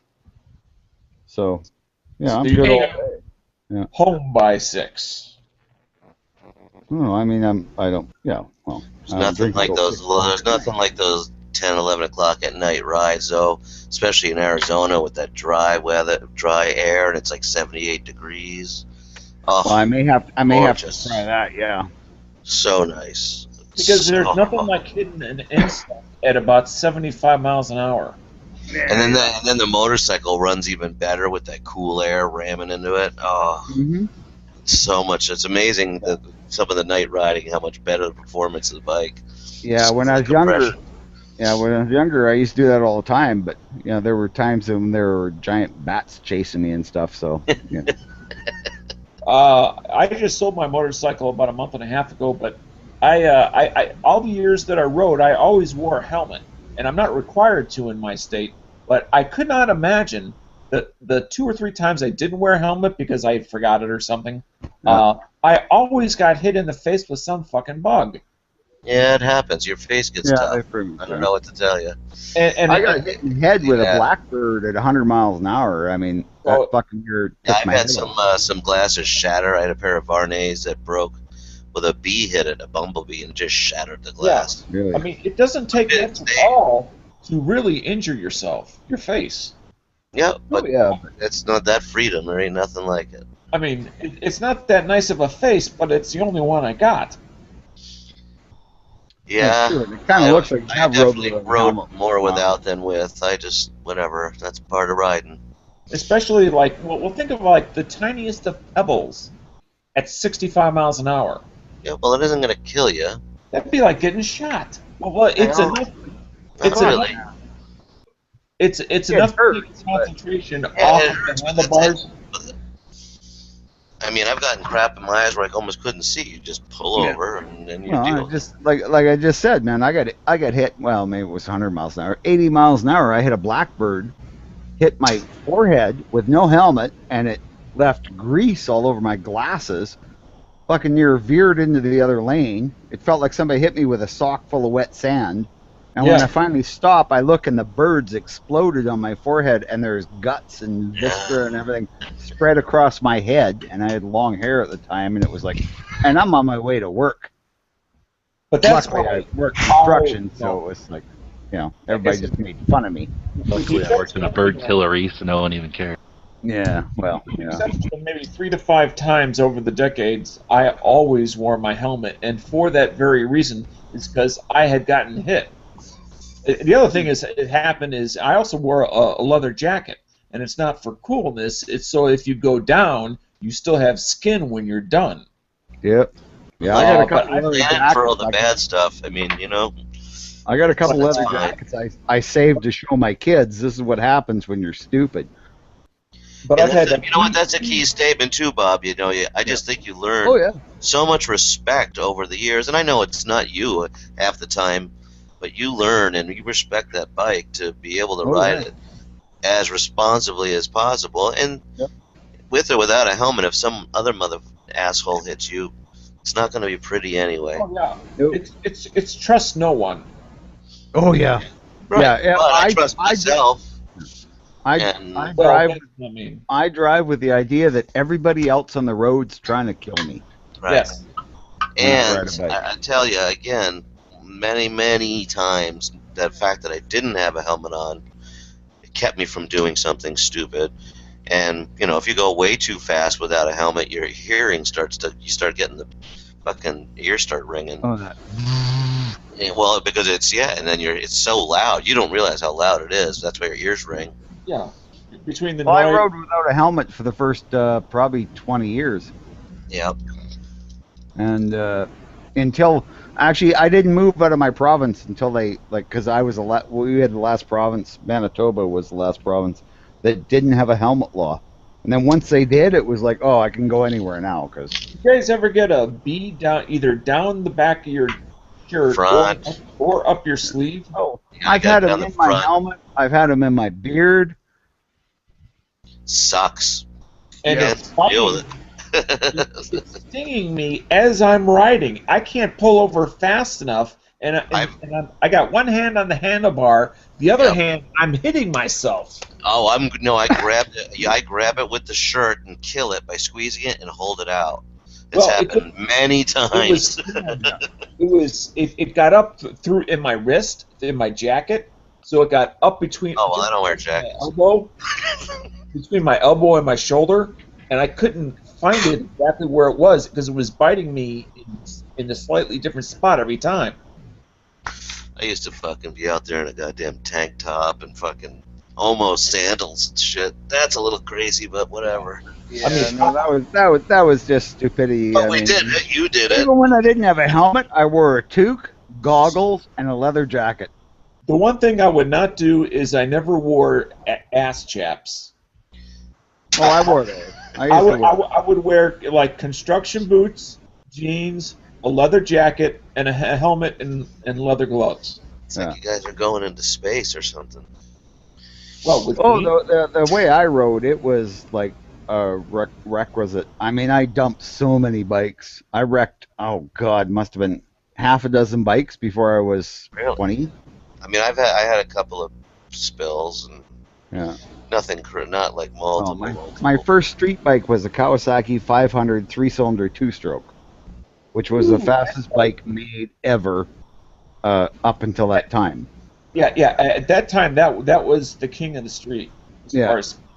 Yeah, it wouldn't go around a corner. Kawasaki's always had the powerful motors, even until 25 recently. miles to the gallon. Yeah, it was a terrible bike, but man, did it go, and it was scary to fucking ride. It felt like it had a hinge in the middle when you're going around. Yeah, isn't it funny though that finally though they started perfecting like frames and things, because man, I used to get tank slappers on my old. I had a couple of 600 Ninjas, and the early ones, the mid '80s ones. That shit could be scary to ride sometimes. I had one of the first 650 Kawasaki 4-cylinders. That thing was just golden. You could not break it. It would go like a bitch. I mean, those GPZs are awesome. For the Ninjas. I rode that thing at outrageous speeds. It would top 130 easily.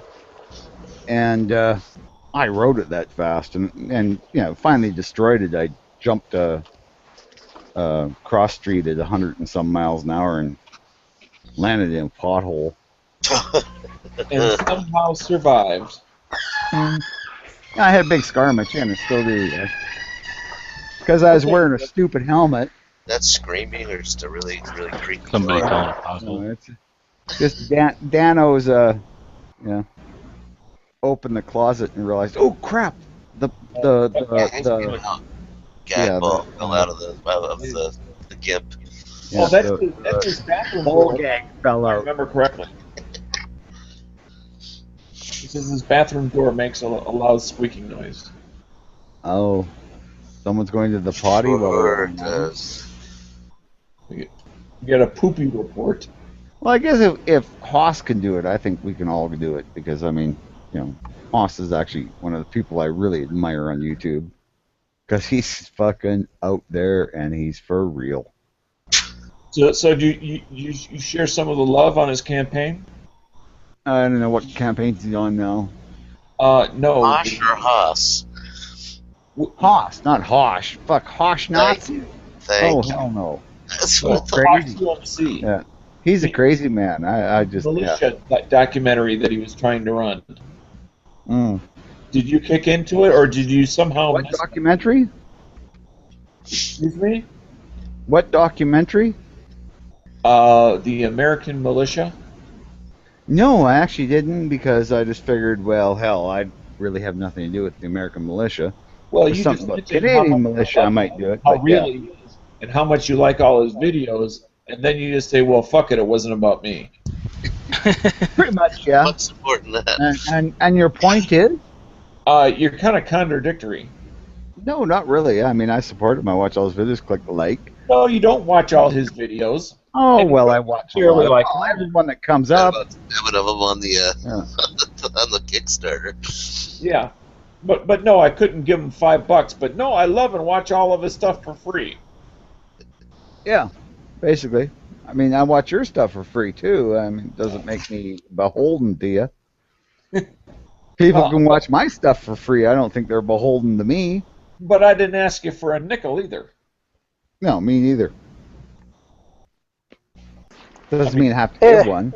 No, yeah. Is Dano sweating you, Bob?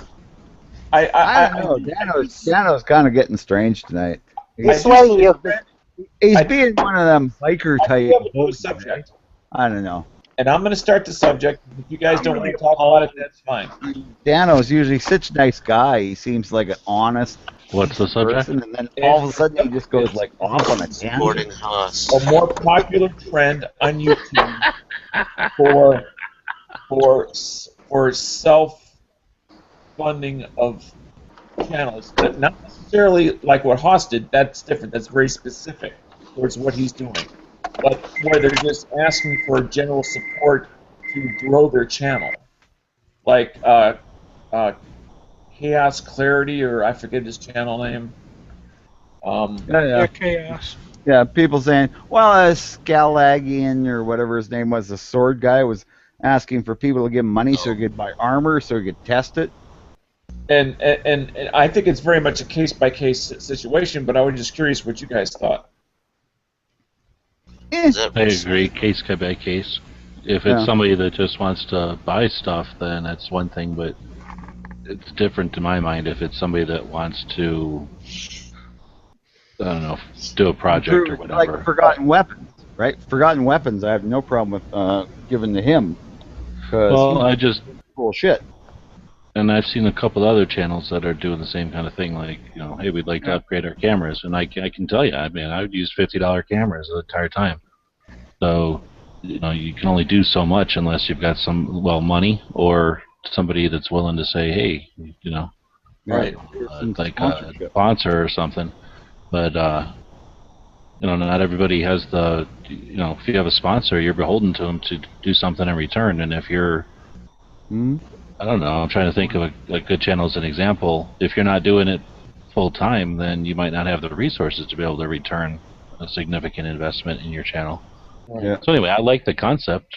I mean, I don't think anybody's beholden either, and I don't think it would work if everybody did it. But I think that if there's that connection between an audience and a channel, then, you know, again, these channels are huge sometimes. So, you know, if you can get a couple of bucks from people that are interested, I think that's a neat thing. I'm trying to think now of some of the channels that, like TN Outdoors 9 isn't a good example because he's a guy who has his own means.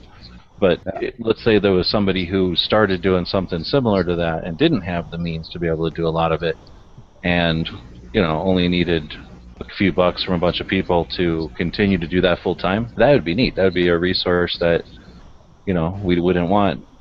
I don't know. Mr. Federal to fund. For example, is somebody out here who is doing it to grow his channel.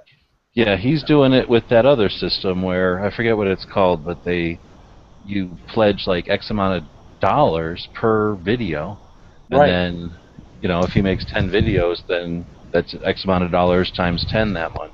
That's we like shooting. We like shooting. Oh yeah, you guys said we like shooting that way too. So it's a subscriber-based system, but you get also access to premium subscriber-only content. It's almost like gun channels. Yeah. No, gun channels. We're not producing shit. This is a feature of it, but this isn't. The gun channels is that you're paying for the community and for basically a wall around the community. We're not talking about $1 a month. I mean, that's chump change. But ideally, if it was $1 per month to each channel, I keep looking at it that way. I mean, I don't know what a cable bill costs now because I only pay for the modem, but I think it's like way more than $100, right? If you have cable TV channels. Yeah. So if that's $100 that you're spending a month to see, basically, I'm not impressed by much of it. I see some things on Netflix that I like, but every time I go sit in front of a TV at somebody else's house, I get frustrated because it's things that I might want to watch aren't on when you want to watch them, and when you do get is full of bias and shit. And then for me, I don't care at all about watching fiction and news. I'd much rather watch just interesting history or documentary type of stuff. So if people are out there doing their own thing, then I think I'd much rather watch that. So anyway, I'm getting at is if you're going to pay $100 for cable anyway, and instead you pay $1 to, well, let's say $2. If you give $2 to 50 channels each month, and that's 50 different channels. I mean, you could say, okay, 20 channels I really like, and they're going to, I don't know, and I don't really want to make it where channels require, people spending $100 a month, but I think that there's potentially enough numbers out there that it could be more like occasionally they ask for money, like a public television. They don't have to ask for money every day, but every once in a while they do when they need to do something. Yep. I don't know.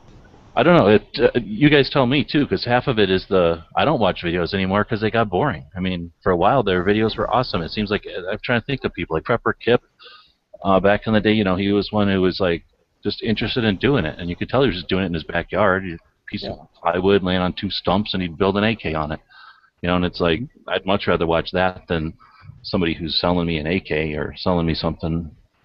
Telling me how they did it or something. I'm interested in slick production value. I'm interested in somebody who's having fun because it shows. Yep. Yeah, no, I agree there for both of you guys.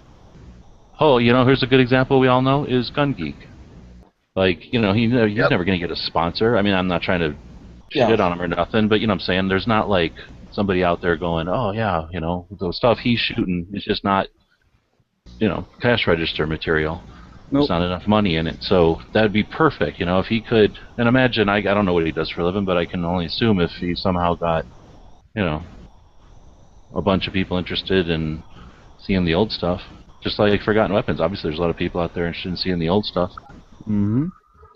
Yeah, exactly. I mean, Gun Geek is a lot of the same as Forgotten Weapons, except he does the individual rants, but he does the shoots. I'm gonna shoot a Mosin, this fast, prone, that kind of shit, and it's interesting stuff, and I've tried to shoot the Mosin prone. It's different. It's the only way I have shot it. It's the only way I have shot it.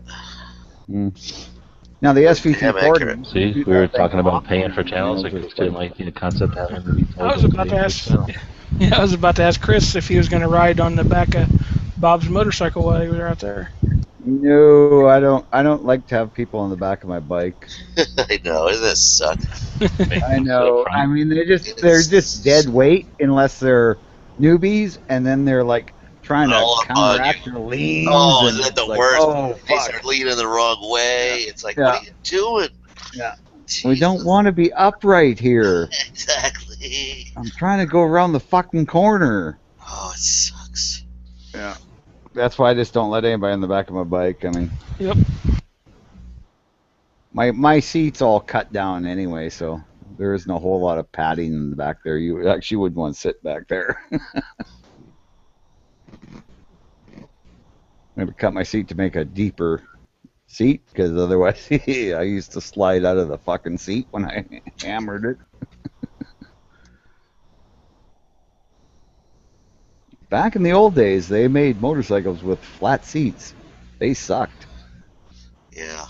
Well, they weren't meant to be long-distance bikes. They were meant to be what I call city bikes. They just didn't think back then. It Oh, was just no, the concept of a comfortable bench seat just didn't make sense. Yeah, I mean, you might drive 30 or 40 miles, but that was it. And then you got to your destination, you did what you needed to do, and then you drove home another 30 to 40 miles. You didn't go 300-400. Yeah, I knew a guy who drove all the way to California on a 350 Yamaha. Twin-cylinder two-stroke. What, like an RZ 350? No, I mean the old first ones that came out. Okay. Yeah. Yeah. Very, very first ones that came out. It would have been 69, I had a 70. really big guy, my friend growing up, and he had one of those RZ or YZ 350s. And it was, you know, but it was a quick little bastard. Oh, yeah. Yeah, fast as hell. And We used to handle call it the Buffalo because he got those mirrors that came off of his handlebars that curled up. So he looked like water. We called him the Water Buffalo. Yeah. Well, they used to call what the nickname for was Suzuki 750 3-cylinder water cooled two-strokes, and they called those water buffaloes. Interesting. Yeah, they were a very cool bike, but terrible. They had a neat brake though. They had this really cool like 4-pad brake on them. It was a huge drum brake in the front of them. They were kind of cool. But yeah, I mean that was Suzuki trying to beat Kawasaki, because Kawasaki was ruling the racing with their 750 triple. I had one of those too. It was god awful, terrifying fast.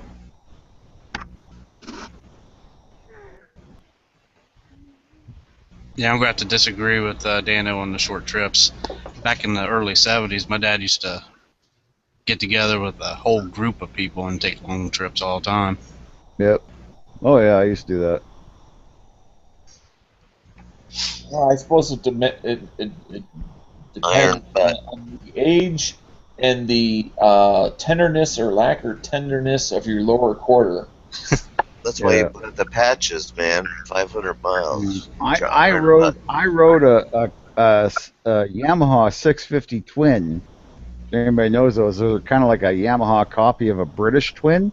Had all the faults, the good part of being Japanese. But I rode that like 800 miles on a weekend to visit family and then rode back. I couldn't feel my limbs for like a month afterwards. My hands were like useless. I mean, it was... Yes. And that's another thing where, you know, before cruise control, which is still only on high-end bikes, you got those throttle locks. Yeah. And, of course, you know, they don't work anytime you hit any sort of grade or hill.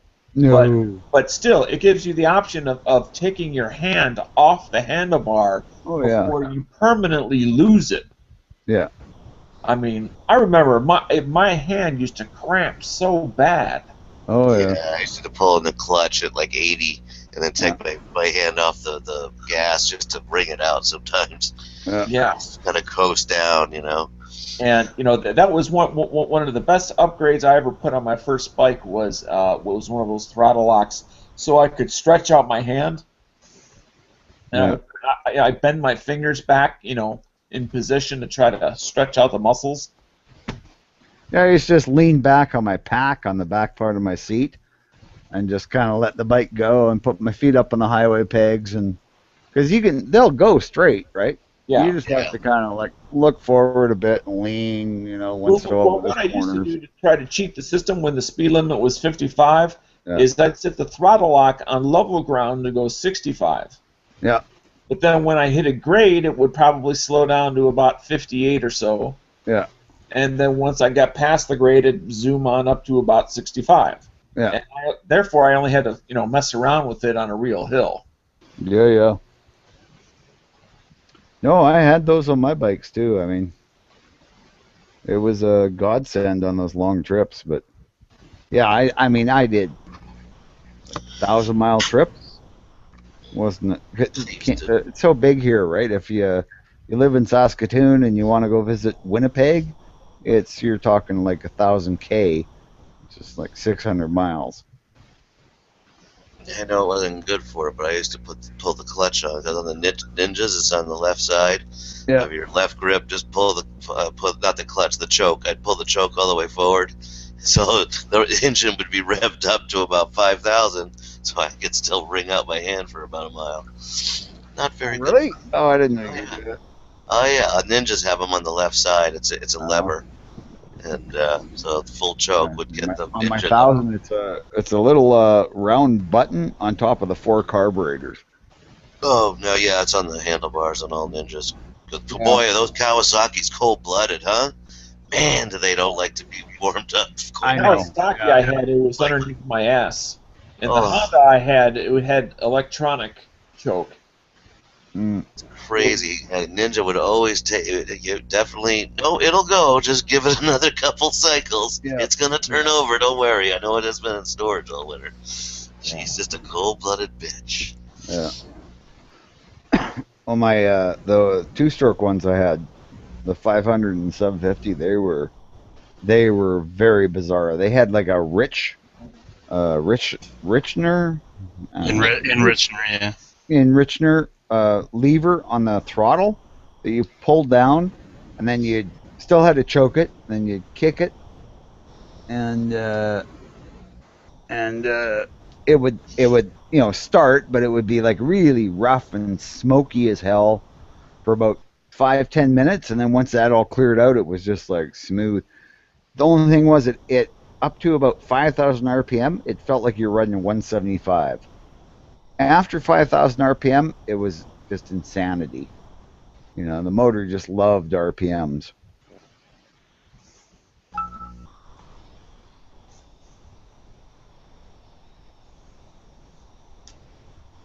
It's also terrible on gas. People were always going, "Oh, you got a motorcycle, it's cheap on gas," and it's like, not really. Fuck, that 750, I think, got 20 miles to the gallon if I was like riding it. That thing was terrifying.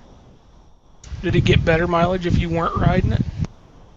Oh yeah, if it was sitting still. But as soon as it was running, it was fucking gas, man. That's what I meant. If you're not riding it, it ought to get excellent gas mileage. Yeah. Well, it did actually get excellent miles if you weren't riding it. Yeah. It was just one nasty, nasty bike, okay? And I passed a guy on the highway one time, and I think it dropped down to 4th and just hammered it. And at about 100 miles an hour, the front wheel started to come off the ground, and it was like, oh, fuck. Because it did not handle that well. And I had, like, the double steering dampeners on it, and fuck, I changed the shocks and seals and everything, it still wouldn't fucking... It was just scary to ride, and it was really fast. There is a solution for that. Yeah, I know, I could not twist the throttle, but I'm actually one of those people I can't. I mean, I drive my truck that way. It's on the floor most of the time. Then there is another solution. Yeah, whatever. Get a bike with a smaller displacement. Yeah, I've thought about that. I actually have. I've thought about being like Yankee and get one of those like fakey dirt bikes. And you always regret it. Yeah, a fake dirt bike, and it's like, I don't know. It just. Excuse me. Have you ever heard the phrase? Do that, I'd build my own. Have you ever heard the phrase "live to ride another day," or is it "ride to live another day"? Or yeah, but there's like ride fast, die young. If you're not riding fast enough, you're not living. Live to ride, ride to live. Yeah. But yeah, everything. I need that torque. I need the torque of the bigger engine. And don't get me wrong, I was young and stupid once too. I don't believe that, Dano. I don't think you've ever been young. Oh, you crazy bastard! You got On that me. note, I'm gonna go get a beer.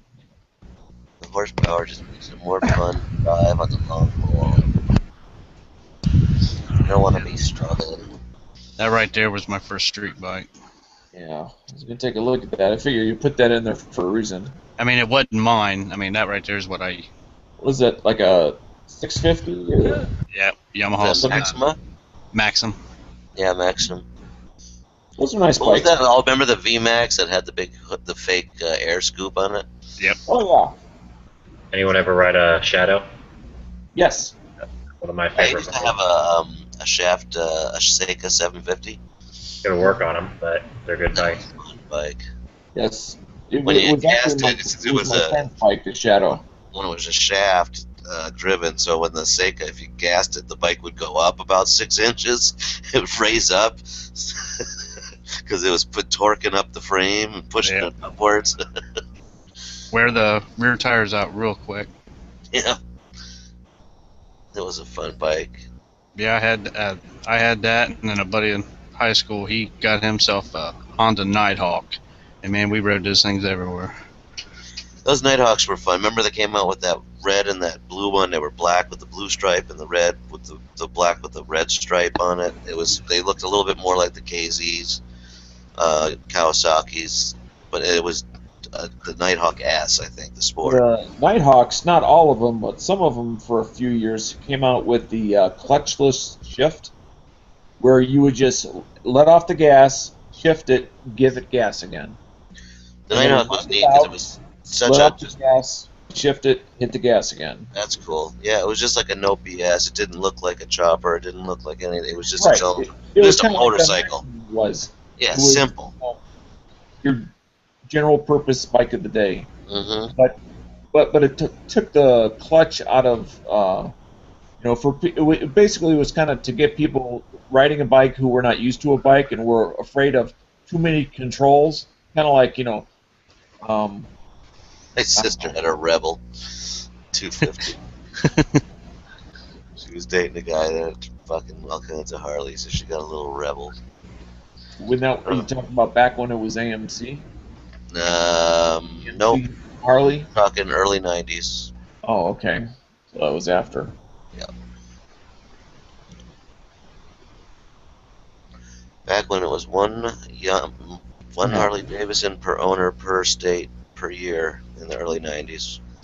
I remember back in the early 80s, I had several friends that all had Harleys, and they were all AMC Harleys, and they all leaked oil. Yep. Yep, my shovelhead did.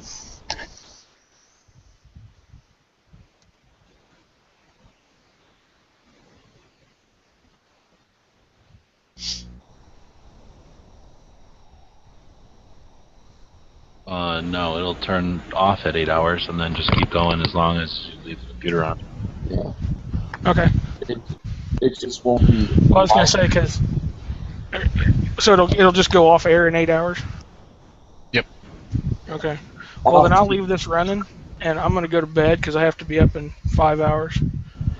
So I'll just leave it running. That way, you guys can stay in here without starting another one. We'll try not to put too many strikes on your account. Oh, you guys can go full heel after I leave. I don't care. Okay. Good night, As long Wesley. as I don't hear it. Oh, I'm going to turn it on upstairs. I got a computer upstairs. I'm going to turn the chat on and listen. So I'll be writing names down. All right. He's going to be in the hallway listening. Yep. Peeking through the crack in the door. Remember when I was in elementary school, that whenever a teacher would have some personal thing, she'd say, "I'm going to be stepping right outside this door, but I'm going to be hearing every word. I'm going to be writing down names." Yep. Of course, it was all bullshit. That's where I got that. I will put everything you say on your permanent record. Yes. I'm going to call your mom at home. Have her come pick you up. That'd be the worst. Oh, Don't call mom. Yeah. And because then the first thing mom would say is, wait till your father comes home. You won't like that. And that, then I'd spend the next, 5-6 hours paranoid about how I was going to get, and what was going to happen. I mean, I spent more time in fear worrying over the actual punishment than the punishment itself. That was the punishment. That's good. That meant you respected him. I feared him. Right? That's You're talking about your dad? Oh, me too. I was scared shitless of my dad until I was 25. That's the way it should be. Yep. 25, I realized I can take him. He's getting old. Then you wait another few years, though, just in case. No, I never had to. After that, it was like, well, I don't want to beat up an old man, so. All right, well, I'm out of here. You guys have a good one. All right, All man. right. Later. Thanks. See ya. Yep. See you, boss. Did good guy leave again? Yeah. He was in the car. He didn't even say anything. Maybe he hit something again. Maybe it wasn't a coyote this time. Maybe it was something else. He jumped in the chat. He muted himself, and then a little while later, failed.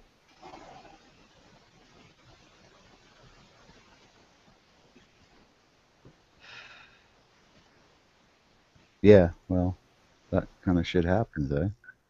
Yeah. Maybe he lost connectivity. Maybe there's a big solar flare. Maybe the Soviets have done a EMP. EMP, right? Yes, that's what it's called. You know what? Nowadays, the more and more we get into technology, the more and more that just becomes a terrifying weapon.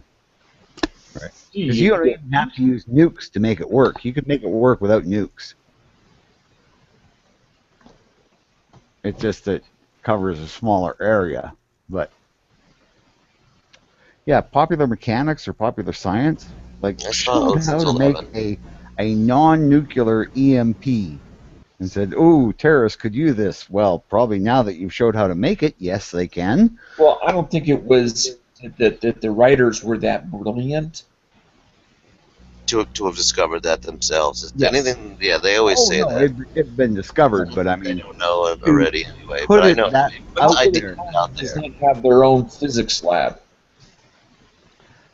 No, to make the bomb, it isn't. It's, but that's it's the not thing, like Bob. Knowledge is always fire, and you just got to shoot the magnet through it at such a high velocity. It actually creates an EMP, which is kind of a neat idea. If the robots ever attack, that's a good way to, try attack them back.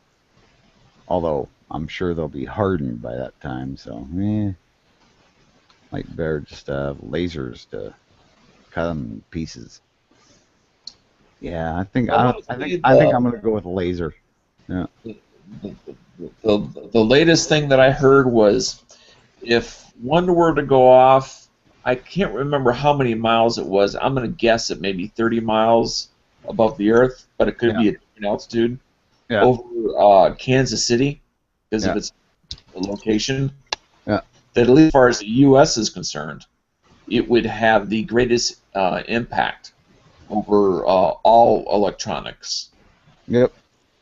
From Wisconsin in the north, all the way down to Texas in the south, to Georgia, and to as well as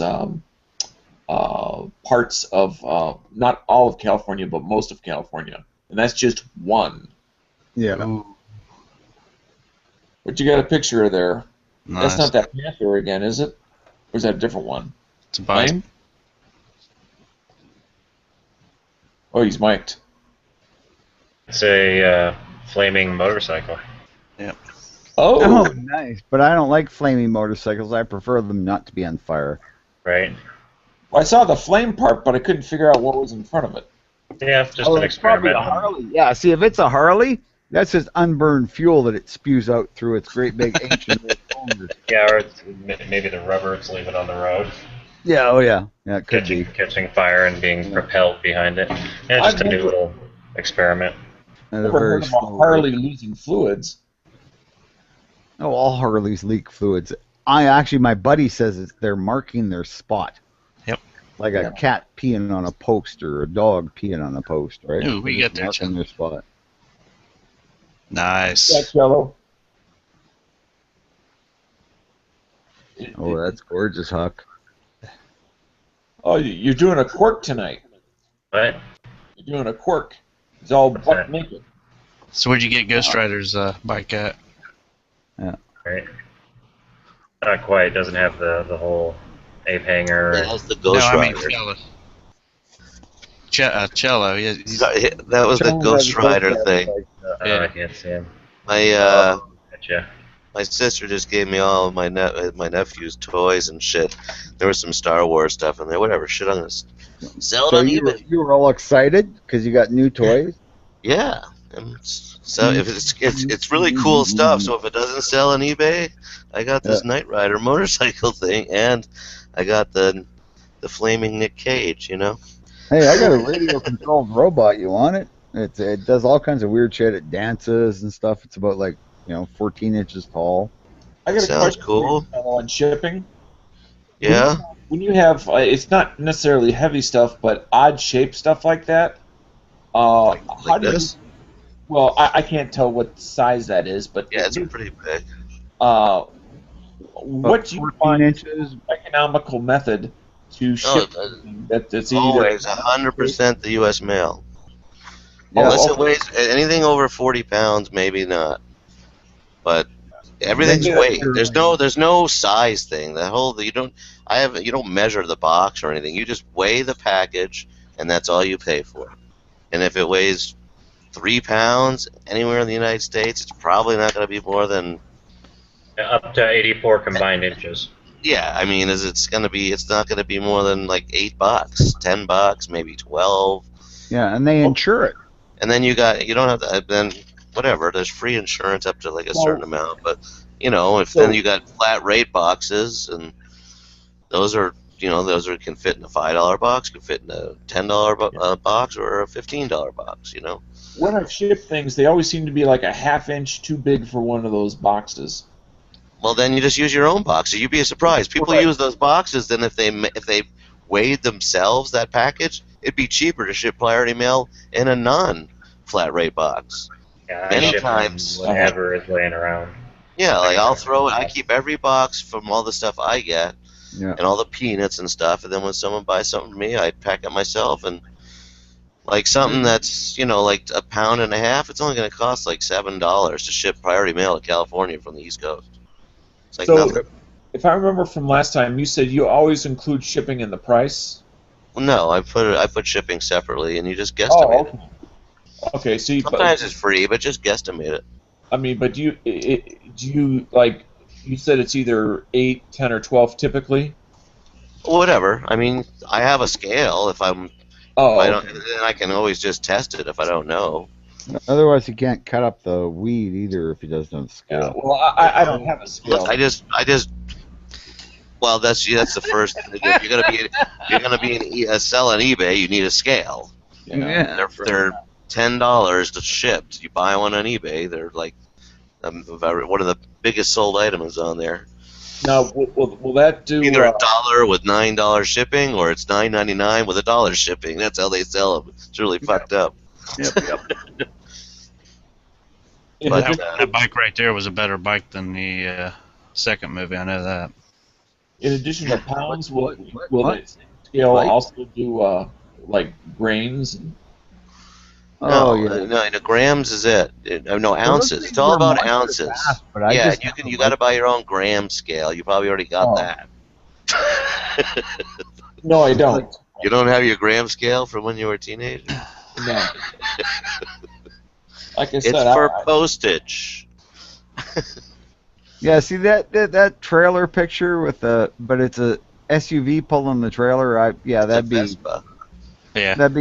be my Dodge 2500 heavy duty, right? And and on the back there'd be a Kawasaki 500 or not 500 KZ 1000 drag bike. Yep. In red though, my bike's red. It's got a 1975 BMW bullet fairing on it. And it's got the longer swing arm, and It gets a little bit. She don't wheelie on you. It still does, though. Yeah. I've had to do it at half track. That was fucking terrifying, man. Front end got about 2 feet off the pavement. I was like, oh crap. So I'm trying to. I don't want to just slam the throttle closed because then it's going to slam down. And I'm probably going to go wheel whip, go over top. So I just kind of eased the throttle back, and it just I did the last half of the track with the front tire about 6 inches off the track. It was fucking cool. My wife has it on videotape somewhere.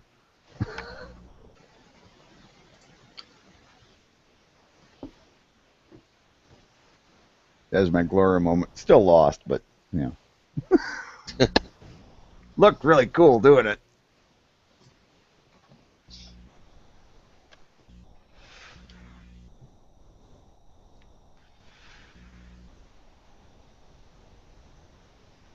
I think it was the same night, because it was night drags. I think it was the same night buddy of mine, came out and was like, my bike's faster than yours. I'm like, yeah, probably. You spent way more money on it. Yeah. And we hit the track, and I beat him like every fucking race. And he was just like, it's not right. I'm going faster than you, How can I not be beating you? Yeah, it's because not as quick as I am. You don't know how to play the light, right? Yep. There's a difference between quick and fast. Yep. I like quick. Yeah.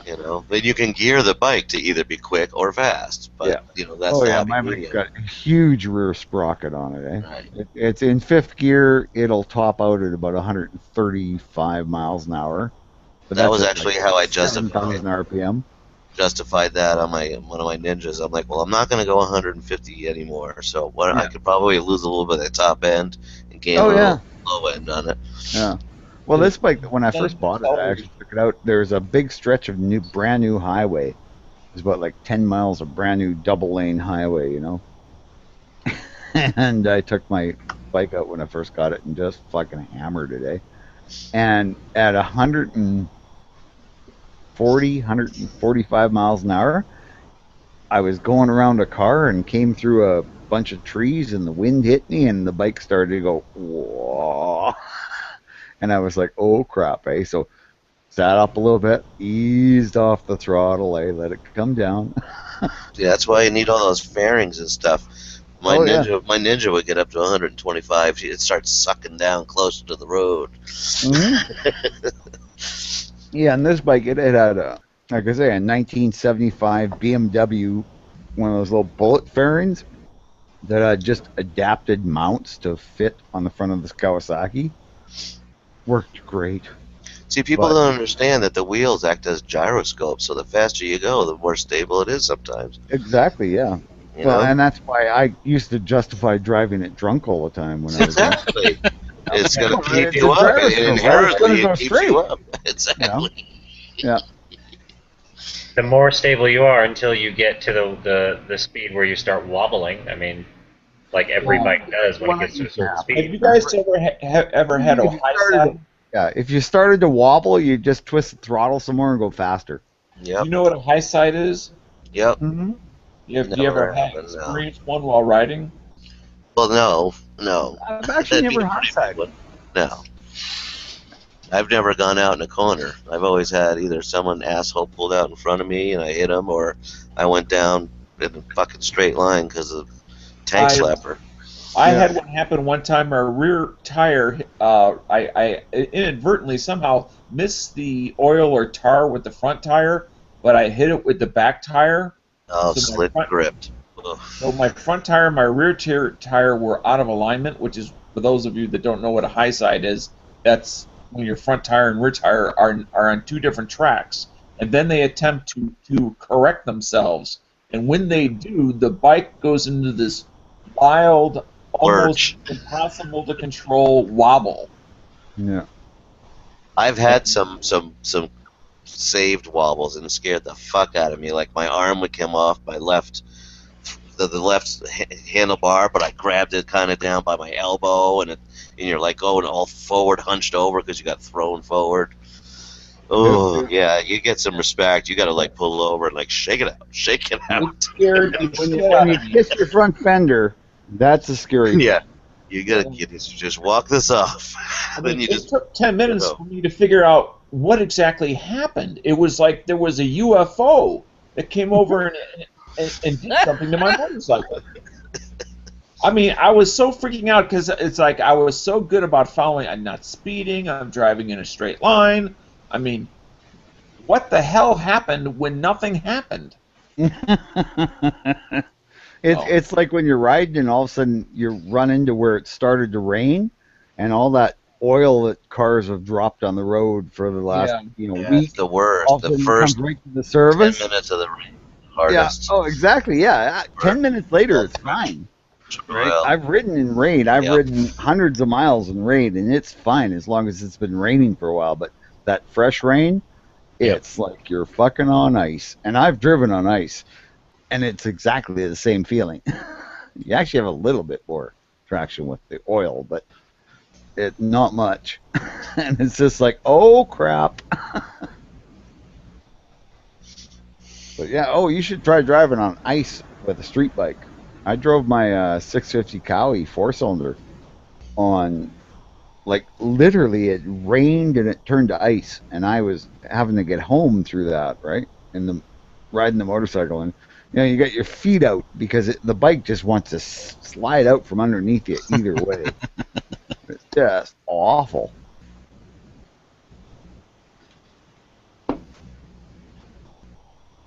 But we have looking people on here that eBay drive right their bikes now, all this winter. freaking Night Rider, this Night Rider thing on eBay. Some of them are listed for $550. Some of them are 80. See, I so thought it this was is cool. not Knight Rider. I thought it was Ghost Rider. Ghost Rider. Yeah. What is it? Ghost Rider. Ghost Rider. Yeah. Oh, there you go. Ghost That's why I'm Rider. only seeing Saying one Night option. Sorry. Got Hasselhoff on the brain. Yeah, I can see that. Yeah, when he's in those little tight red. Oh, never mind.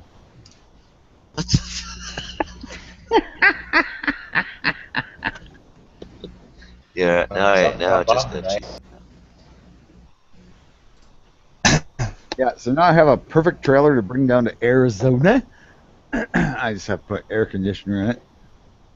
Don't have air conditioning in my truck because I don't like that kind of pansy ass options like electric windows and door locks. I think they're just stupid. Gloves are for pussies. Well, they're heavy. They drop the performance of your vehicle, You have a and dark color truck? and it's just more stuff to fix. What's that, Dano? Do you have a dark color truck? No, mine's like silver, because silver 3/4 ton trucks never get stopped by the police. What about your seats? Are they light color or dark color? Oh no, they're black. Okay, you're gonna cook. Yep. Yeah, I know. I went to a air conditioning place here because I did say that's the one thing I really miss in that truck. I don't miss any of the power windows, don't miss any of the automatic or any of that kind of crap, but I fucking miss air conditioning. And because it gets really hot here. And the guy was like, "Oh, we don't have any kits for it." And I'm like, "Man, Vintage Air has a kit to put a fucking air conditioner in a hot rod that's got the same size cab as this. It will fit on my fucking Hemi, And the guy says, "Look, nope, can't do it." So I'm thinking when I get down there where they have more competent hot rod people, somebody will be able to do that for me. Well, All I but need, right? There's the timing issue. You're gonna have to wait for things to be ordered. They're not gonna have them sitting on a shelf. Well, I'll just phone them first. I mean, you might just want to find someone else by you and let your fingers do the walking. Well, you know what? There isn't that many people. Honest to God, I mean, it's really stupid here. And that's the thing is, our city's like doubled in size in the last 10 years, and yet, there hasn't been more businesses that to cater to what people want, right? I mean, there's a couple of more truck shops and stuff, but I mean, there's been a couple of gun stores like Cabela's and chain stores. Yeah, chain stores, right? But no little guys, right? It's really annoying. It's the little guys who will do the stuff like put, I'll just go order it from Vintage Air, and I'll make it work in this 3/4 ton truck. That shouldn't be a problem. Cab's not that big. Because the big guys, if it in the catalog, if it doesn't say it's for your make and model, they won't even consider it. Nope, we don't sell one for that. This wasn't even like a big. Yeah, we can't adapt it to work in your vehicle because the catalog doesn't say so. Yeah, exactly. And it was like, well, I could go to the junkyard, pull all the parts off a Dodge truck that has that with the same engine and everything. It would all fit, and do that. But I mean, I'm hardly capable of doing shit anymore, right? Well, I mean, can't you pay? Some of them, they, at least junkyards around where I live, some of them are you pick, and some of them are if you want, you can we'll pick to have one of their guys pull it off correctly. Yeah.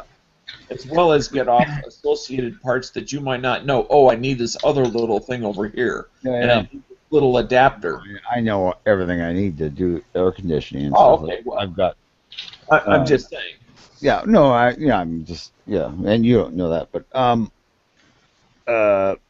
the problem is, it's really not worth it. I mean, I could buy another truck with air for the same price or for the same price difference with trading mine in and everything that it would cost to get the air put in it. Whereas if I do it down in the States, it's about half the price. Is that because labor's really high up there, or? Nah, it's kind of because they can get away with it, and everything's always expensive in Canada. Oh. That's how we get free healthcare and all that shit. Oh, okay, so it's taxes. Oh, yeah, there's taxes on everything. Yeah. Well, it's not so much that it's on everything, it's how much are they? I mean... mostly it's about 14% tax on anything you buy. That's pretty high. Yeah, but, we don't pay for doctors or anything either. Now, do you have to pay taxes, let's say, for services in addition to products? Like down here, it's common that, like, if you were to buy a book, as an example, you would have to pay taxes on a book. But if you went to and got, I'm trying to think of an example of service. Somebody came to water your grass. Yeah. They were performing a service for you. Yeah, but you don't have to pay tax on that. You would not pay tax on that. Okay. Yeah, I know we have something like that, except we don't pay tax on anything food, like it's milk, bread, like any kind of food. Junk food, I think there's tax on, like chips and nachos and shit like that. But like your basic food stuffs, like meat and bread and stuff, like you don't pay tax on that. What about restaurant? What about what? Restaurant, like go to a restaurant and pay. Yeah, you pay tax on restaurant food. And of course, in Canada, we always give 15% tip, even if the service is bad.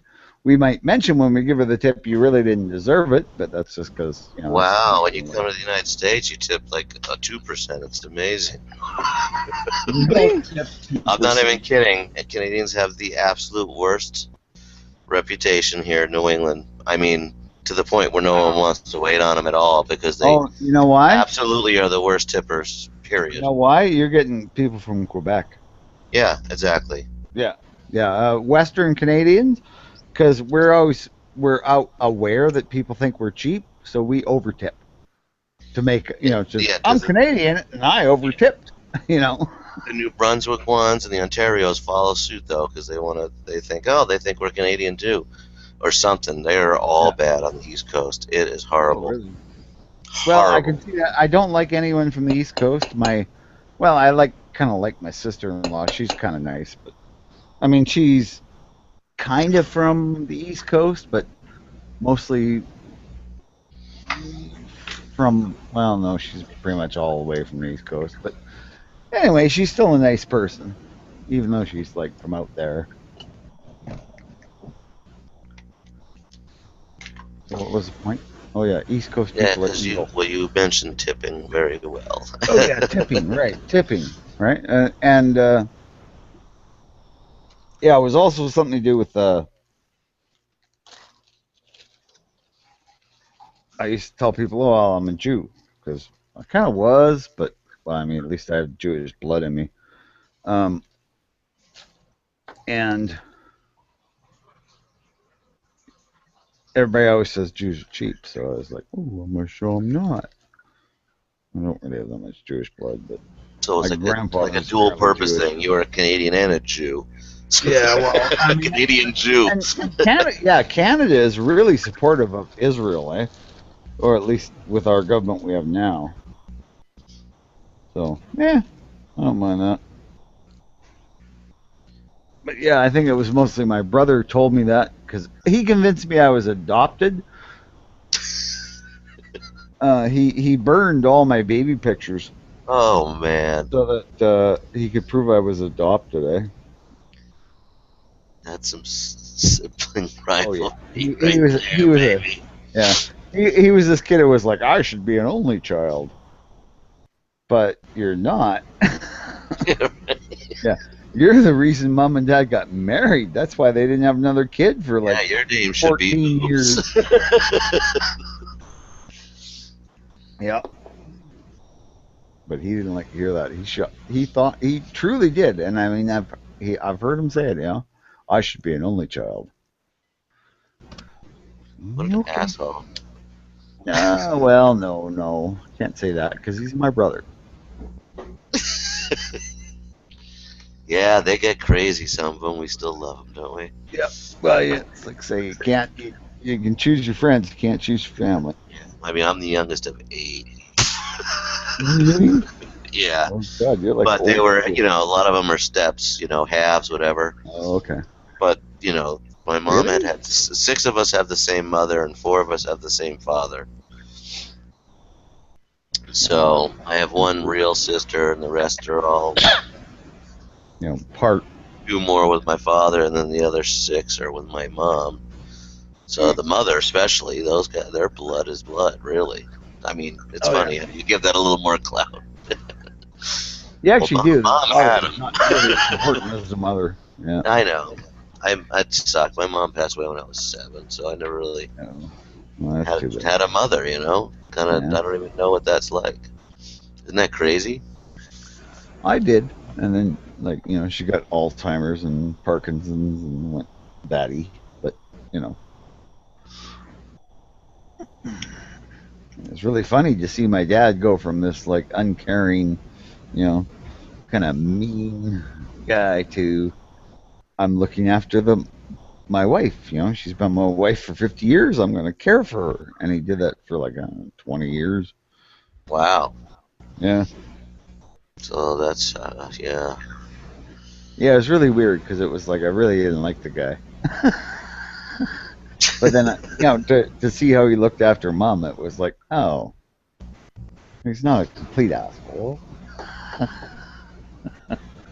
Well, yeah. I mean, my dad had all of a sudden, start taking care of us kids, where that was Mom's job. I was like 7, and my sister was 11. So and then, he was opening up a nightclub and stuff. So it all of a sudden was different. It was strange. Oh yeah, I'm sure it would have been. Yeah. Mafia Been type upbringing. Yeah. But yes, my trailer is gonna be fucking super for going down to Arizona. I actually looked at. I can probably. Did you measure put a Chris's window driveway to see if it would fit there? What? Oh no, it did fit my driveway. There's about. No, Chris's driveway. No, as long as it's a Walmart. Oh no, I haven't checked Chris's driveway yet. Who says I'm going to let it park on my driveway? Yeah, We already made no this webs. decision. You can park at any Walmart in the country for free. You know that, right? Oh yeah. But the sitcom will be when he's living in Chris's driveway. Oh, that will be awesome. Oh no. Driving his motorcycle up and down in the middle of the night. I'm sure there's the trailer park close by, but I can come over on my motorcycle and visit. once Yeah, in we a were while. talking come over to- earlier about Chris riding bitch on the back of Bob's bike. No, he's not going to do that, man. Although I have been thinking of getting sidecar. It'd be funny. Canadians aren't allowed to drive in America, you know that, right? It's all right if Chris rides on the back as long as he holds Bob really, really tight. No. I'm Canadians thinking about a sidecar. Canadians aren't allowed to drive in Chris, America. yeah, Chris in the sidecar, maybe with the M14 on a pivot, you know? What if he sits like where he puts his heels and you're like sits like Indian style on behind you? He wraps his arms and legs And around then you. Bob leans back, and then Chris is got the controls from behind. Okay, I don't want to talk about that anymore. And then they can make pottery later. No thanks. I think I have to go outside for a cigarette. Pottery. Oh, sorry. I'll make pottery with you, Bob.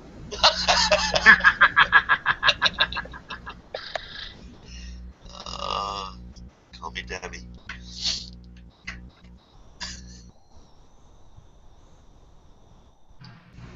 Puts the lotion on the skin, or else it gets the hose again.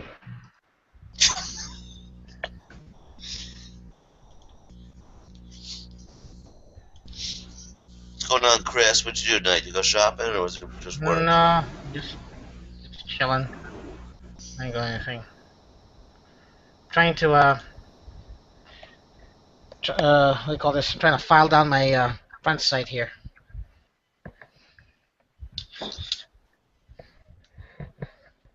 So I'll be I'm missing. Is it just a blade? Yes, it's a blade. Yeah, they intentionally made it high, so you can customize it. Yes. Interesting.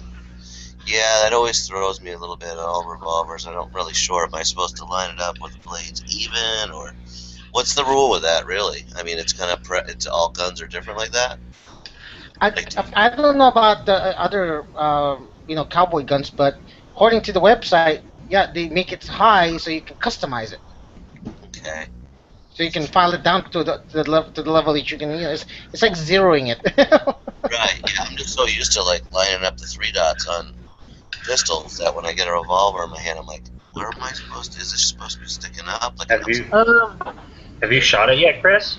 Oh yeah, I shot the day I bought it. I was gonna say, why are you filing it down? I thought you just got it. What? I thought you just got it. How's it shoot? It shoots great. And if I shoot it one-handed, the recoil compensation makes up for the aiming, so I can be accurate. But if I do it two-hand steady, and I line up the sights perfectly, it shoots slow because the front sight plate's too high. That's why I'm filing it down so I can shoot it two-handed. Did you try different grain of ammo through it? No, just whatever 30 special for 3% Magnum I had.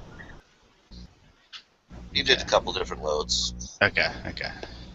Now, Cello, basically, when you aim on, it's like a gutter sight with a front sight blade on a revolver. So you just when you do a revolver, you just gonna this one's already like tailored. Made, so you just aim down the sides and then get that white to line up with the tops of the back right here. That's it. Okay. I purposely painted mine white so I can have a better I can see the sight better when I'm aiming at a dark target. Yeah, I did that on my little 380 Colt because it was just a little flat front with nothing on it, so I painted it white, Duracoated it white. Another job done with Duracoat. Oh yeah, without it, I don't tell you. Better than fingernail polish. I use what do you call this? I use acrylic paint on mine. Gets the job done. Yep. My XDs, I roll white crayon into the 3 dots, and God, it's so bright. It's awesome. It's really bright. Yeah. I'm a Krylon guy. I like to spray my Krylon on and then brush it to give it the brush look. Yeah. No, not really. No. Exactly. I mean, that doesn't make sense. But yeah, you curl it in there, and then you just wipe around it with the hobbies, and it takes it all up. Hobbies. It's officially hobbies. I call it hobbies. I've heard of Did somebody call him? No, they had their YouTube videos with the They the say it in official. there. Yeah, I still call them hopes. We all need a little hopes.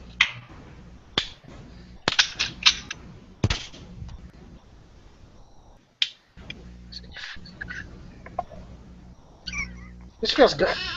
It's like you're holding a gun with this thing. Did you just say it's like holding a real gun? No, it just has a classic feel to it. Go ahead. Yeah, you feel like you're holding a, like you're, it's a feel like you're holding a gun. Even though, I know, yeah, I can hold a gun. I can hold any gun, like a freaking any gun, my M&P and stuff like that. But with this, just it feels like it's holding a revolver. I agree. That's how I feel with most lever actions and muskets too. Lever action muskets? Lever actions and muskets. I was thinking, wow, I gotta see that.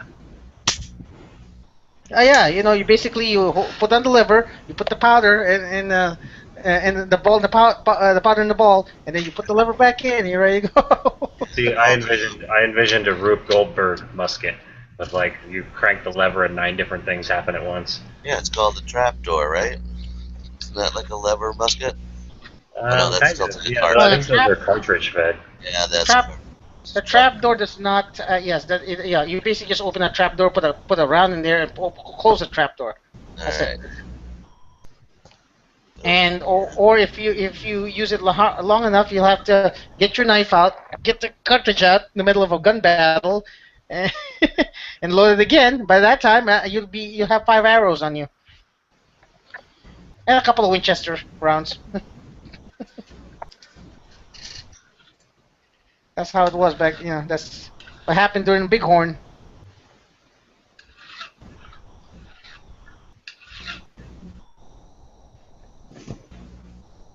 So what's new?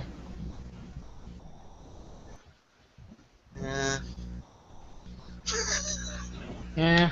Okay. Summer is just about half over, guys. We're enjoying it. We got a new SOG seal pup. Really? Oh, you didn't like SOG, man. I like old. You can be all bummed out when you talk. I like old Siki Japan, like 90s SOG. Before they moved production to Taiwan. Yeah, I got an elite that I really like. That's Seal Pup Elite. Just a nice little knife. This thing's beat to hell. You can tell if somebody's camping or duty knife or something. A lot of damage. It says the Siki right on it. Oh yeah. I don't know if I can get it show, but well, mine's right next to me. Take a look. It's also some kind of weird in-between model. It's not like a regular bottle because it has a lanyard ring, Zytel handle, and a weird sheath that's not normally with them. But still marked SOG and fit for the blade. Yeah, mine's a Taiwan. It's shitty, I guess. Yeah, they're not shitty. They're just different. It's a different feel to the knife. The old ones had more rubbery handles, and the handles were shorter. Yeah. Doesn't have the extra full size finger groove in it. Duracoated, of course. Yeah, looks good. And then I put the camo foam wrap on it, so that gives it a neat grip. It's just a good size. It's so shiny. That's an elite. Yeah. Yeah, that's the one of the weird things when they move production to Taiwan. All the Seal Pup Elites, or all the Seal Pups of any kind, have elite handles, which are extra long and different. They don't have a rounded pommel. But not necessarily shitty, they're just different. Yeah, no, I know, and I barely use it. It's like brand freaking new, and that's alright. It's there when I need it. And I got the SOG multi-tool in the little SOG nylon pouch that I got for it, so it's complete with the old school SOG multi-tool. Which sheath did your... I got the nylon one. I had gotten that Kydex one, or whatever. Not the Kydex, but the other one. Yeah, see, that's And I the didn't Molly like it. one. That's the one I wish I'd have got. Yeah, and I actually bought a whole nother seal pup just to get it, and then on eBay used, kept the other sheath, sold the knife. Now I got a sheath on this pack and on my bigger Bob bag, so I can just take the knife and put it from one to the other. Nice. Yeah, they used to have one that was a full coverage, like another flap came down and covered the whole handle of the knife. Yeah, it's a good sheath. I like it a lot. Yeah, because it's got that Molly, like five loops in the back and the snap. It's awesome. My ex-wife got mine when she took her seal pup with her.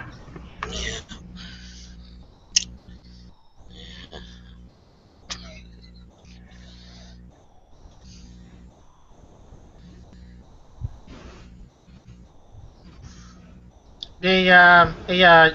Huck, did they open up? Did that force is open now, right? Where we shoot? Yep. Yes, sir. How hot is it over there? What's the daytime temperature over there? Not super bad. Nicer than up there. I don't check the temperature very often, the exact temperature. But it's pretty cool. It's not 100. It's not 100 degrees. Okay. No. That passed. Yeah, it's still bad. It's still bad here. It'll be for another couple of months. Yeah, I'm pretty excited for it to cool down a little bit.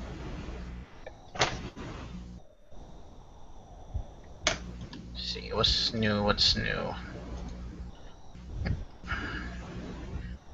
Any I haven't been looking, but any new thing about the DC thing? 90-day stay, apparently. Still? Okay. So nobody's I call this so nobody's carrying right now. No. So they enjoyed that couple of days for a bit, like, yay! Had their 2 days. I bet you. Here's the thing. I bet you a lot of the anti-gunners, like, on these 2 days, the murder rates increased in DC. Actually, it's the reverse. It's like the murder rate in DC is already high. I wonder what happened. How many murders a day do they have? It's a bad area. They do have a couple a day, don't they? I mean, doesn't Chicago like average a murder a day? Oh yeah. If not more. Yeah. What do you call this? I bet you the anti-gunners right now are saying that if they allow for this to continue, the murder rate in Washington will skyrocket. Now, granted, though, they have the right to carry. They're trying to get the right to carry, but will they eventually get stand your ground laws and castle doctrine? Well, not more castle doctrine, more like standing ground. I think they already have somewhat of castle doctrine.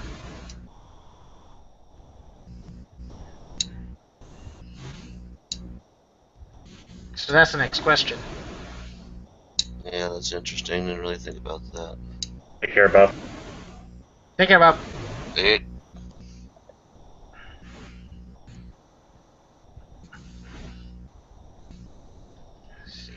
Did you hear Bob already bought a camper, Chris? Yeah, you just said that. Oh. So? Are you nervous? He's definitely coming down here. Well, yeah, but he's gonna ask me permission first before he can come knocking on my door. Well, I don't know. Have you met Bob? Wasn't Chris sleepy a couple weeks back and gave Bob permission to? I did not give any permission for anybody to stop by my house. So he's threatening to come down here and hang out. Yeah. I didn't say yes. Let me ask you, since he's coming down from the north, whose area would he get to first? Because I have no idea where you guys live within the state of.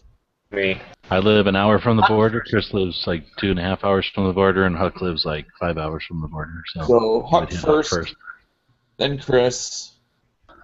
And I'd have a buffer because I would hear their screams and be able to run. Exactly. You would conveniently be out of town. More than likely, yeah. I do a Well, lot it's of easy business to travel. pass through where Chris is and Huck, especially Chris. You wouldn't really be passing through where Webbs is because you kind of have to go south off of the highway. But be going right by Chris no matter what. What? What are you talking about? 10 goes from L.A. to Tallahassee. Goes right there. Well, if you're coming cross country, it's usually I would say. Well, I came in down from Phoenix is Flagstaff. the one that's not on a road. 10 goes right past Phoenix, not Tucson. Doesn't 10 bisect Phoenix, basically? No. 10 is up there by 8, right? I thought 10 went right from Phoenix straight to Los Angeles. Oh, no, I'm and then thinking of 40. It does. Thank you. Whoa. And then So 40 10 goes through both of us. comes Yeah, down. I-10 will get to Tucson first, then to Phoenix, and then to Los Angeles. Right. For us, I-10 is north and south, even though technically it's east to west. So I came down from Flagstaff when I came out. I drove across Texas through Amarillo and then into Santa Rosa, whatever, or from Santa Rosa through, and then by Crater Park there, and then down from Flagstaff. Then when I left, I went out the other way and went through Sholo and stuff. That was a weird little town. At Quartzsite. Yeah, it was just wild. They had all those old cars, and it was like a Route 66 kind of thing. I don't know. Interesting. Hey, GWS, for some reason, the link you've been posting was giving Chris and DB a problem earlier. Then I reposted it, and DB got on.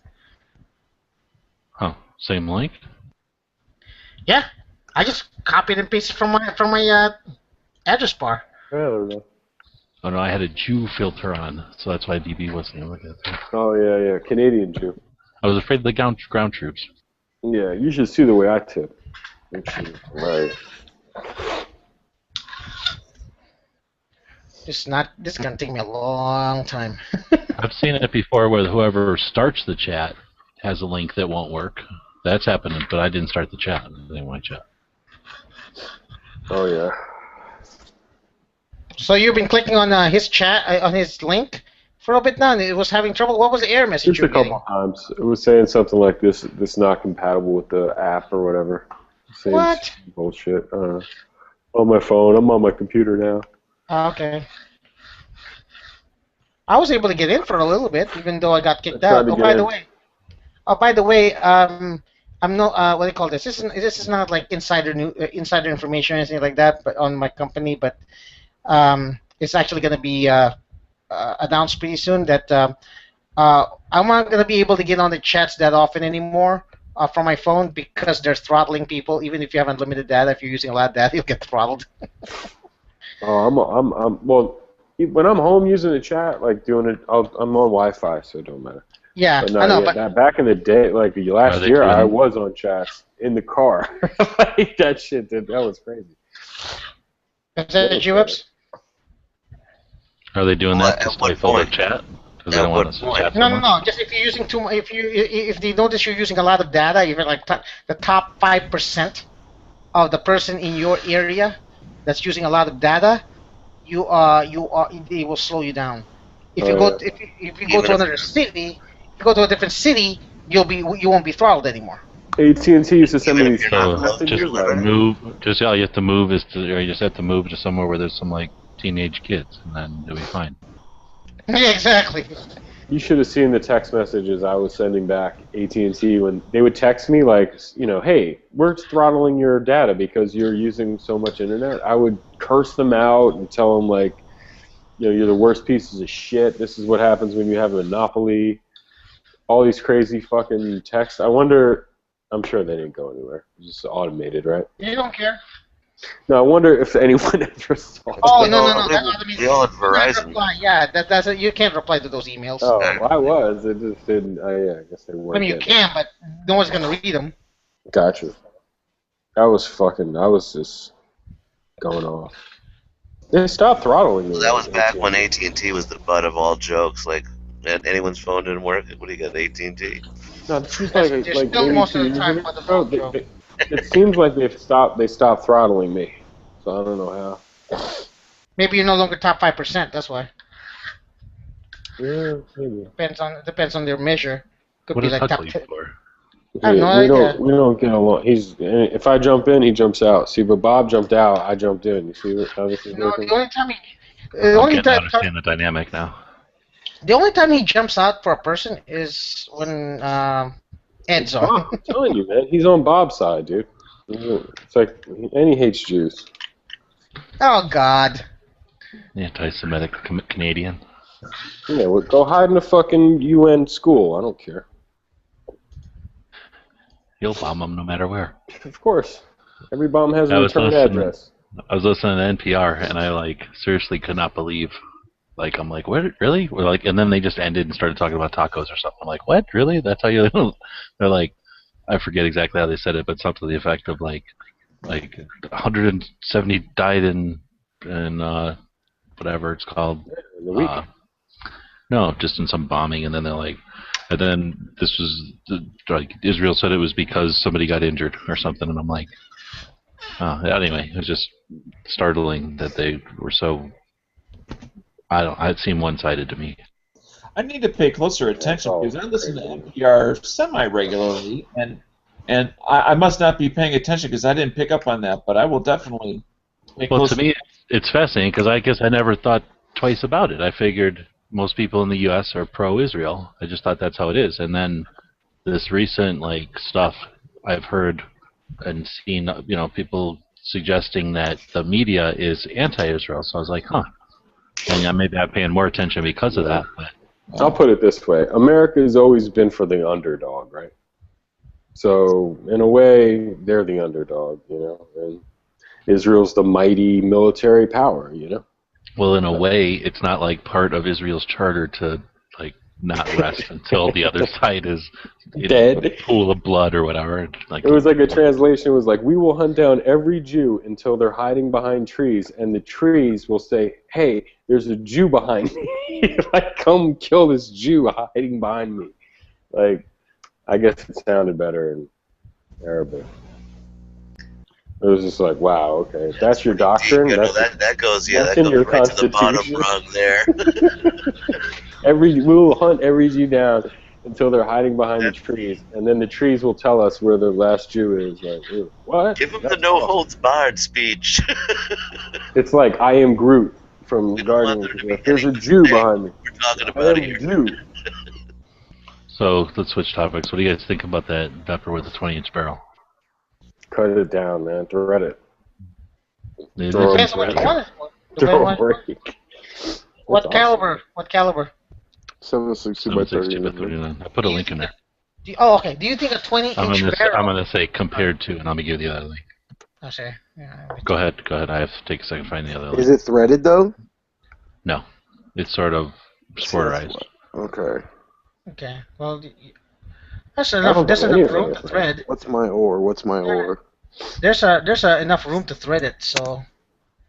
Yeah, but a threading tool. If you thread it and get it with a break, you can use it as But if you're gonna thread it, then you might as well hack 3.75 inches off of it and then thread it and then move the sight back and just do it. You can do it that way too. Yeah, I mean, you know what I'm saying? No, what are you talking about? You don't need to move the sight back. Well, how are you gonna get 4 inches off the barrel then if you want to hack the barrel? No, no. The 20-inch barrel is to make an RPK. These are RPK chassis, so the barrel is just to keep it real. I could get a 60-inch barrel if I wanted a 60-inch barrel. 7.62 by 39. But that's a 7.62 by 39 with a 20-inch barrel, which is basically an RPK. It's yeah, but the RPK doesn't have the slanted receiver cut. Correct. Definitely an issue. And then this one is the 308, which is. I like how you confirmed definitely an issue for me because it is an issue for me. Oh, that's a big issue for sure. But this is the comparison, the 308 23-inch barrel version of it. 23-inch barrel? Are you retarded? And I've heard something about these battle mags or something that you can use other mags with them or something. Oh, I'm not doing. I don't know. Honestly, I don't believe in paying for a dollar round. I'm not cheap on my guns, but I'm not paying for anything that costs $1 or anywhere Look, near we just $1. got one simple rule for these chats. You will buy what we say you're going to buy. Well, then I'm gonna buy the 20-inch and hack it. And how well has that worked on me, G-Webs? Thank you. Oh, we're not done. We're not done. Yeah, dude, we have Well, you years bought an ago. M&P, dude. Come on, man. Don't. Let's Marco, not. yeah. You bought that M&P. You were like, Okay, hold on. and then you bought an AK. You fucking sold your goddamn Ruger. Yeah, you bought that 38 single You action. said only You reason told you to buy that 38 single action. You did. to buy. You did not say to buy this. Shut up. What's that movie No, where he making keeps some doing good that to that guy? I'm Yeah. sorry, All hold I'm on. saying Dan, is you started making Dan, some real good decisions, man. We Oh, did Dan, tell what you to buy some extra towels and paper towels for when before Bob gets there. You're gonna need all that. And beer. Okay. Doing tobacco. Sure. Hey, Bob, Dan, what'd you say? Never mind. Okay. But no, they got the M&P because I like the gun and to shut DB up. He carried you, DB. He carried the shit out of you. He shut me. That's what I mean. He bought it to shut us up or me up. He did. Yeah, No, he said your name. Because I should have just bought a Dollar Millennium to piss you off. Oh fuck no. I mean, God. Marco buys stuff. I can't sleep at night because of this shit. Don't you, Marco? Safe out there, man. It's a cruel world. You don't want to have a fucking piece of shit. Go ahead and say it, Marco. I buy what people tell me to buy. I buy. Oh. Or nah. I bought an Emerson knife. Now I think I'm And here's badass. the third option, Super a outfit. 23-inch 760 by 54R version of a Vepper. What's up with your 23 That's not all inches? around yet. RPKs, man. Really? Now, does the 20-inch barrel, give the 7.62 by 39 a little bit more improvement, performance improvement? It's like an SKS, probably. Okay, so it makes it a little bit more accurate. Okay. A little bit more accurate. We're talking 23-inch barrels. Well, is there a 23-inch barrel 39? No. 54R or 308 and the 23-inch barrels. Okay, yeah, but I'm talking about the 20-inch barrel with for the 39. You see that the 20-inch. It's not for accuracy. It's for longevity and distance.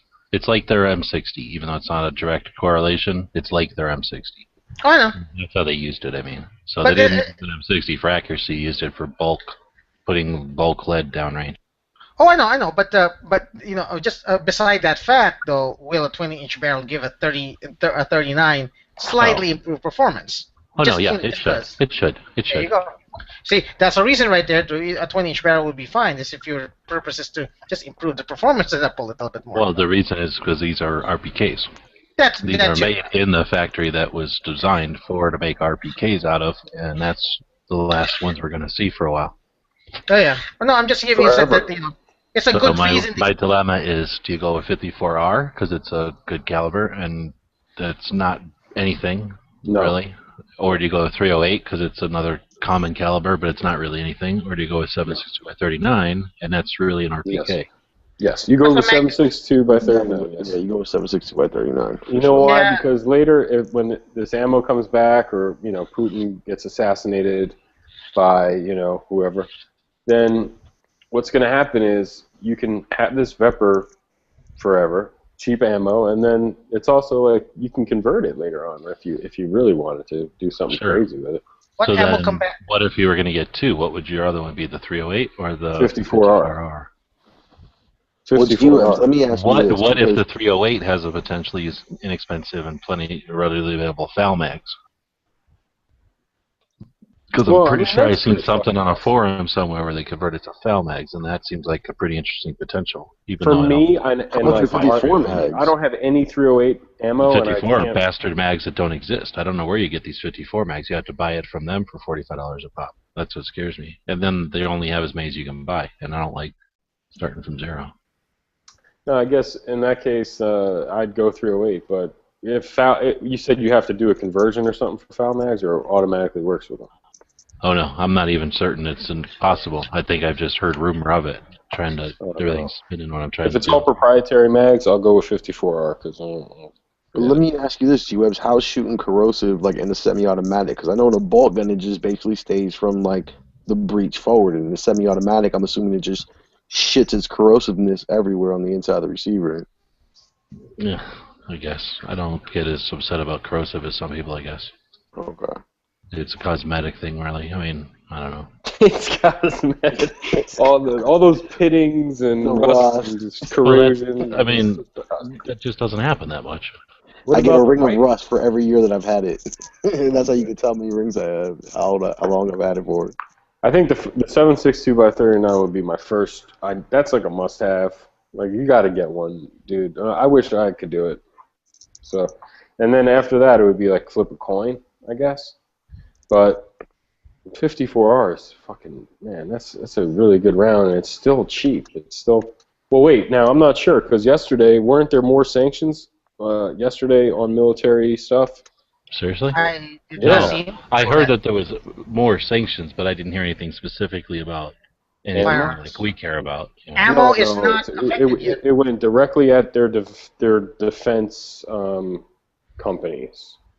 This was after the AK shit, like the Kalashnikov concern. Like the last round, I think it was today or it was yesterday. I waited all day. I was about to leave for work, and then I saw Obama was about to come out on the White House lawn and talk about it, and he hit them with more sanctions. And, ammo hasn't been affected yet. No, probably not. But this was more for their banking system, their defense system, and energy. Yeah. So I mean, it's getting bad. It could get worse. So that means since it's going after banking, it's starting to hurt your pockets now, and that's why you care about it. You know it, dude. This is crazy. Do you have money hidden, stored in Russia? No, just Russian prostitutes stored in Russia, and it's going to be a real fucking pain in the ass to get them back over here. I got a few million rubles. You got a few million rubles. I don't think they what do you call this? I don't think they're gonna sanction mail order brides just yet. Oh no, but I think Putin would because he knows that's what we want. You know what I mean? Oh yeah, that's gonna piss off a lot. Didn't they stop adoption? I think that was some kind of indirect way of fucking us because a lot of people love to adopt those Russian babies because they look white. They look white. They ain't white, but they look it. It's gonna piss off Angelina Jolie. Yeah, those people are. She could take a dozen or two. I don't consider them white people. That's racist. Is it? That's racist. They're weird. They're weird. That's even more racist. Dude, there was a time where I was like, I never dated a white chick, and then my friend would be like, oh, you dated that Russian girl. I'd be like, oh, that doesn't count. They still got hot women, so it doesn't matter. Speaking of white women, so did you guys ever see the Drugs Inc. that played like 3 weeks ago on National Geographic? Mm-hmm. Nope. So in my ride along last night, I got to meet the whole squad because like in the joints there's like three in the National Geographic episode there are like three of them that have really nice asses and like their faces are blurred out, and I knew it was that squad because one of the girls in the video had a pink Pachmeyer grip around her Glock and like some pink bright shoes, and she was wearing the same exact thing, and dude, their asses were beautiful. The cops? Yeah. Like 3 of them were butch and 2 of them were beautiful, and like the other 6 were like ever.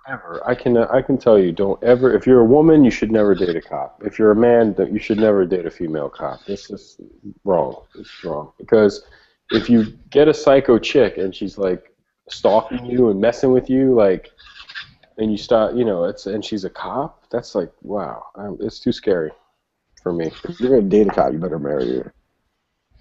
Well, yeah, if it was me, I would have to marry her and get her pregnant and like all the whole nine because then I know she wouldn't be on my bad side.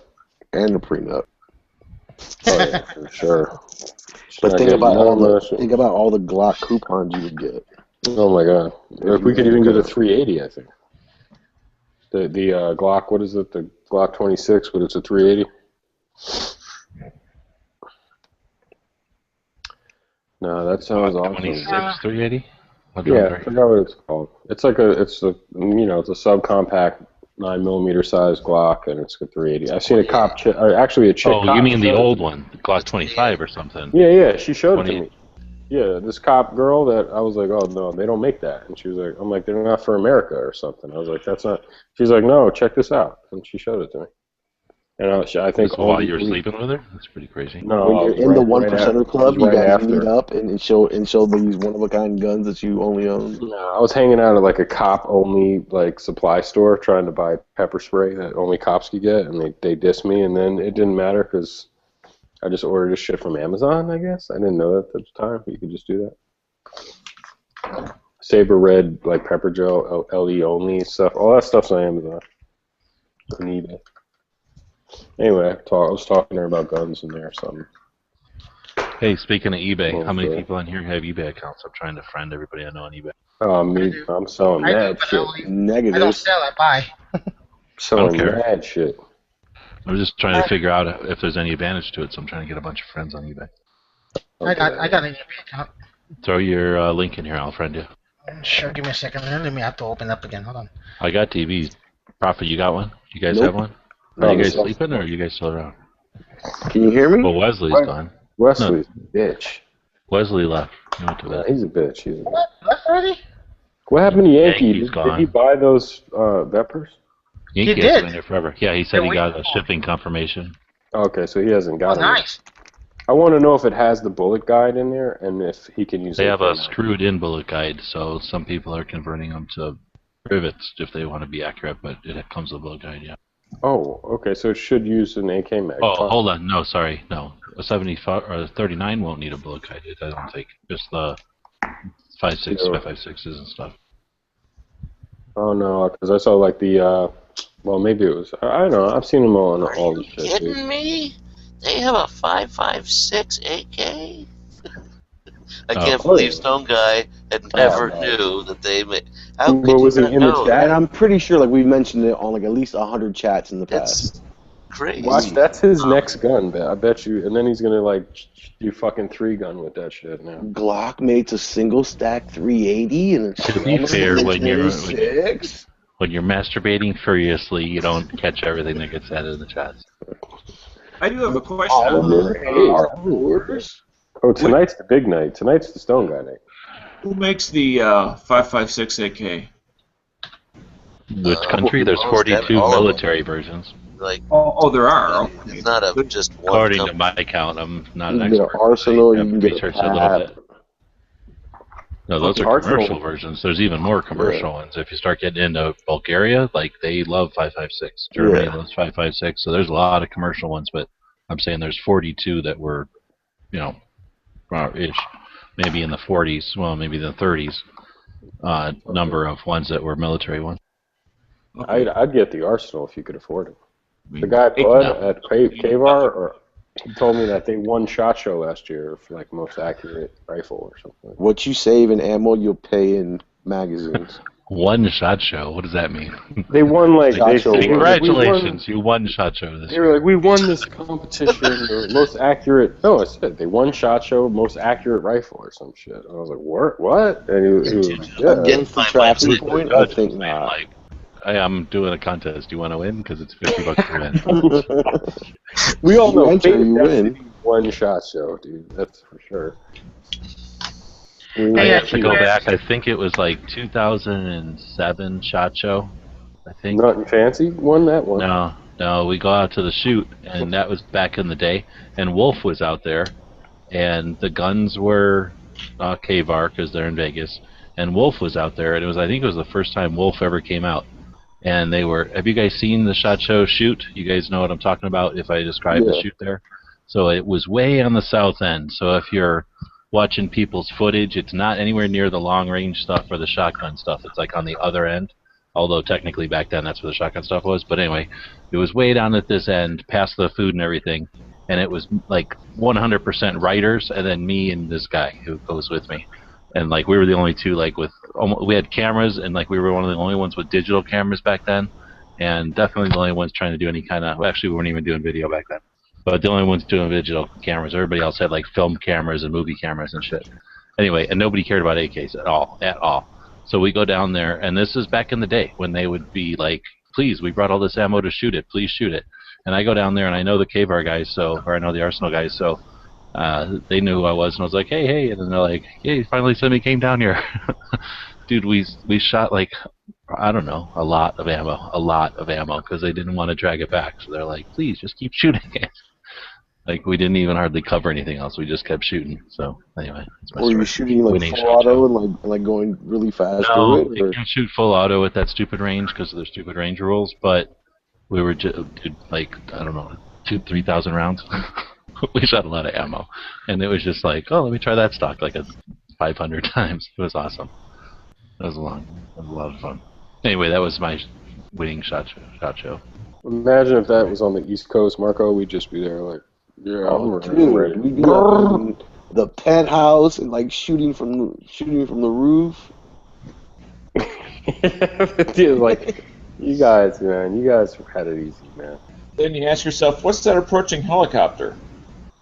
If it's on the East Coast, it's probably gonna be like at a city like on the coast, so we'll be shooting into the ocean, hunting for The East Coast, it's Florida. Dolphin porpoises. I'd be down there at the Spikes tactical booth, like, you guys make such crap. You guys make garbage. I know. It's all your stuff is garbage. Absolute junk. And then What's up with this Toth tool shit? Away. What's up with this Toth tool? I heard they're better than a Bulgarian Circle 10 now. You're swelling. No, seriously. Magazine? The waffle magazine, pattern. Yeah, they say the waffle pattern has magical better polymer. tensile strength. Well, their polymer with steel Better reinforced. design, steel, whatever. Better designs. I'll tell you what's up. I wrote them the other day, and I haven't heard back from them, so I don't know. Well, our steel is better designed. Yeah, it's top tool steel. D2. We're using D2 in our mags. What are they using? S30. Dude, they're like $24, aren't they? No, it was shocking. 20-something. As soon as that fucker's video went up, that bald-headed fucker, I was like, oh shit! I went online and I saw they were available, and I'm like, oh, I'll do it when I get home. I came home, that shit was sold out. So. Oh yeah, I saw that. That shit was quick, dude. Like, how much are they going for? They were $25. 25. It was good, man. It was good. I mean, I'll give it a shot because it's basically like a poor man's Bulgarian Circle 10, which are 39. So I'll take that. So you guys feel that same way? Okay, so all my magazines are Bulgarian, and I do pay $25 mostly to 30 for them, for the 74. So those are like the shit. There's nothing really better, much or something. Yeah, but are you getting like the fully waffle pattern one? I talked to those guys at Tactical Response. I talked to those dudes at Tactical Response and asked them all those questions, and they all said the same shit to me. I don't know if Jaeger said, maybe. It was like all the other guys, the instructors. They were like, oh, Bulgarian Circle 10, waffle pattern, that's the one, you know? Like, those are the ultimate. Go to war, you know? They don't make the waffle pattern on the 74s that I can see. I guess they're saying. You know what I mean, though? Yeah. You've seen a diagram from them? Like, there's steel reinforced on the bottom and the top. Yeah, it looks like razor blades embedded in there. Like, The Toth said that it's only steel embedded in. They don't have it in the bottom. They don't have it in the base. I don't care. Fuck it. I mean, it's cheap, right? It's as cheap as a U.S. Palm, and I'll give them a shot. I'll give them any, fuck it. Did you see Lola won 100 U.S. Palm mags? That was crazy. That was crazy. Oh, that's crazy, yeah. I didn't even know the contest. What was the contest? Oh, it was the how to use like multiple uses of an AK mag. I saw it. It was like, open a beer bottle, chop your lettuce, whatever, chop. Was that what it was? I thought that was just a funny video going around or something. That was one of them. Yeah, that was it. I didn't even see her version. She said Polliner Tactical did one, and then they wanted basically like an American version of that, and they had a contest who could do it, and she did it and won. I didn't see her version, but she described what it was. Like She'll be having a contest now, though. Giving them away. 1,000 of them? I bet you she sells like, what did she win? 100? I bet you she sells like 50. She said she wasn't going to sell them, but I would honestly sell like 50 of them. She didn't sell any of them. No. What are you talking about? Why not? Sell 50 of them and get like That'd be set for ammo, not for mags. Oh, yeah. I would sell half of them to buy the ammo, or if not, to buy like 20 Circle 10s. Yeah, those circle towns are pretty cool. Pretty cool. eBay is working for me. I don't know. G-Webs is like, no, they're not circle. Like they're circle 10 waffle pattern. Like, you know. I only seen the pictures or whatever. I wrote to them and I'm like, hey, you got a mag? Let's see it. Like, what do we got to do here? Oh, but tall? I didn't hear back from them. Yeah. Yeah, I would love to buy a couple. But right now, SGMO Usually he's like, hey, I got a new thing. You want to see it? Hey, I got a new thing. You want to see it? Like, what's the with the no love for the magazine? Damn it! Like, I don't want to see a magazine. He did an exclusive deal with that bald bastard. He must have. Yeah. Maybe it's because I didn't look at his other stuff all the time. You talking about Mr. Guns and Gear? Yeah. That dude is so lame, young. He is such when a I'm lame. watching that shit, my girl was over and she was like, "Who Just put is the that? Turn that in there and I'll off." just go in that way. She was like, "I can't stand his voice. Turn it off. Turn it off." I can't get into eBay. Just throw the username in here. I can find it. Okay. Oh, but what was I going to say about the top tool? Well, And they then sold when out. she hears me in a video, when you watch one of my videos, she's like, "Who's that guy? Turn it on. Turn Get it out of on." here. Yeah, he's like the NPR gun guy. Who's that? NPR gun guy. He is like the NPR gun guy. He's like the NPR gun guy. Which it's like, because I'll listen to NPR and be like, what the fuck am I listening? It's just like mellow, cool, chill. Everything's chill. G-Webs is the easy listening jazz of the gun world. That kind of Guns and Gear is obnoxious, man. NPR. Dude, and he acts like he doesn't want to make the videos like, yeah, I'm here. And fucking guy. This is WNPR. Nice. Yeah, we're talking about tuna fish sandwich. No, it has to be something more like WEBS. GWEBS. You're listening to the G station on Easy listening. WEBS. Damn. But what was I going to say about the mags? Oh, so, I mean, U.S. Palm, like that. So she said that's like about 30,000. I mean, 30,000. It's like $3,000. 30,000. What do you 3,000? No way. That's they're $30 $30 a piece almost. Yeah, Really? $30 a piece now. Oh yeah, that is 3,000. Okay, Yeah, I was gonna so say 30,000. What are you using, the new method of addition? Yeah, exactly. You start with the threes, but then you have to remember that it's carried by a 7. Had to drop a 0. Sounds like somebody needs to learn some Common Core math. Oh yeah. Oh gee, but yeah. So I can't. I mean, I would have bought at least 2 of them. Oh, what was I gonna say? This is what I was gonna say. SGMO right now has Hungarian mags, and they say excellent to like new, and I think with shipping it came out to like $12, $13. I'm only gonna buy It's like like a couple of $12, like flat. Yeah, and it says excellent to like new, so G-Webs might know. What's up with them Hungarian bastards? Are they like the Mongolians of the AK mag world, or Mongoloids? Freaking mag lover. I don't know. Hungarians are usually fine. Hungary, they made good AKs. They're usually 20 rounders though. No, he's the 30s. Mine said excellent to usually new it. My Bulgarian was in the package sealed still. All right, Chris, you're followed. All right, I got an AK question. Is there an American AK made that's not $2,000? Yeah, absolutely. It's only Centuries milled. are 600 and something. Depends on what you want to consider or what you're thinking of as AK made. Assembled here, or like they're saying like 100% made in the USA, every part of it.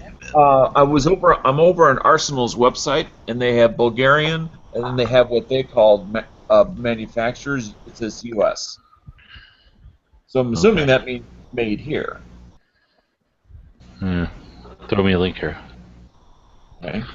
Arsenal's weird, and the problem is, not the problem, it stems from the fact that they don't tell anybody anything. So everybody just speculates, and the internet's insane now with speculation. It's a side note on the bottom of that page. Okay. On But the left. Arsenal comes from Arsenal, Bulgaria, which is just what they call their big factory over there, one of them. And they took the name, and then they've kind of had like an off and on relationship with Bulgaria. So you said, in which ARM1? Well, if you go all the way to the bottom, Okay. Manufacturers, and it says U.S. and then Bulgarian on the left-hand side. Oh, okay, hold on.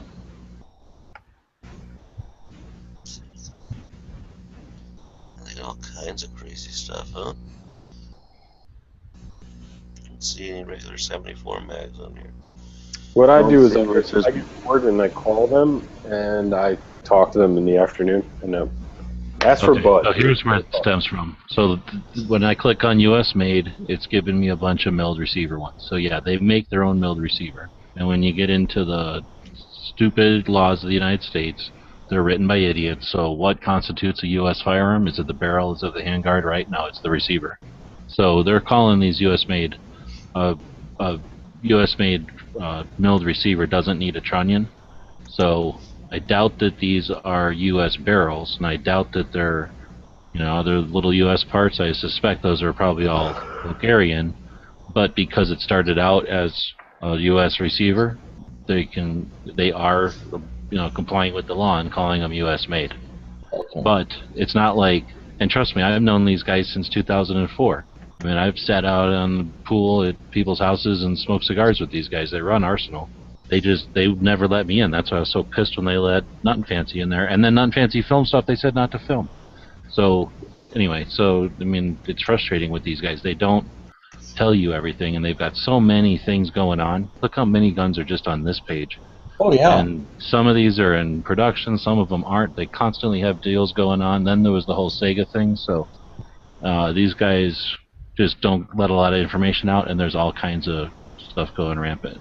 So I don't buy their stuff. I don't have that kind of money to spend $2,000 on a rifle. Their rifles are very well made, so they're good, and it's hard to say that they're not worth the $2,000 because it costs $2,000 to get that gun out. It's not like they're lighting their cigars with $100 bills, but like I say, they're just not. They're out of my range, so I haven't spent a heck of a lot of time. My thing was if I wanted a gun that looked like a Bulgarian, I would make a U.S. or get a U.S. receiver and put it together, and then just use furniture that made it look Bulgarian, because that was close enough for me. So that was, the way I got around having to pay $2,000 for an actual Bulgarian. If you gave up the U.S. part, that means you'd be in the Arsenal stamp receiver range, and you can get one of those probably on Gunbroker for like $12.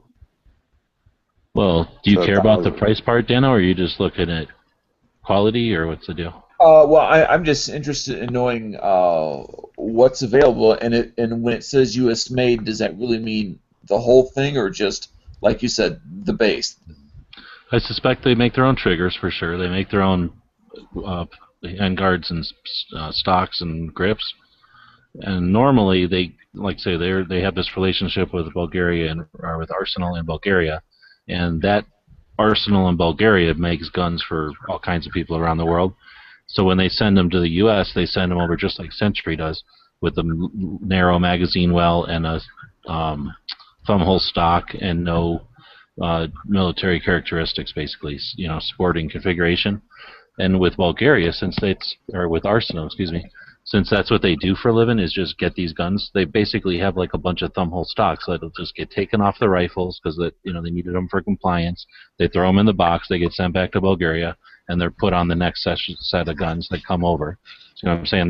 These stocks just are kind of buried over with the guns to comply with whatever. Then they take out. They don't even know if they have triggers in them. They take out whatever triggers in them. They put in their U.S. version of the trigger. They put on their U.S. furniture, and now it's they're both the Arsenal gun. So those I believe they would call Bulgarian because they started out life over in Bulgaria. But I suspect the ones that are here are assembled off of Bulgarian parts with a U.S. receiver.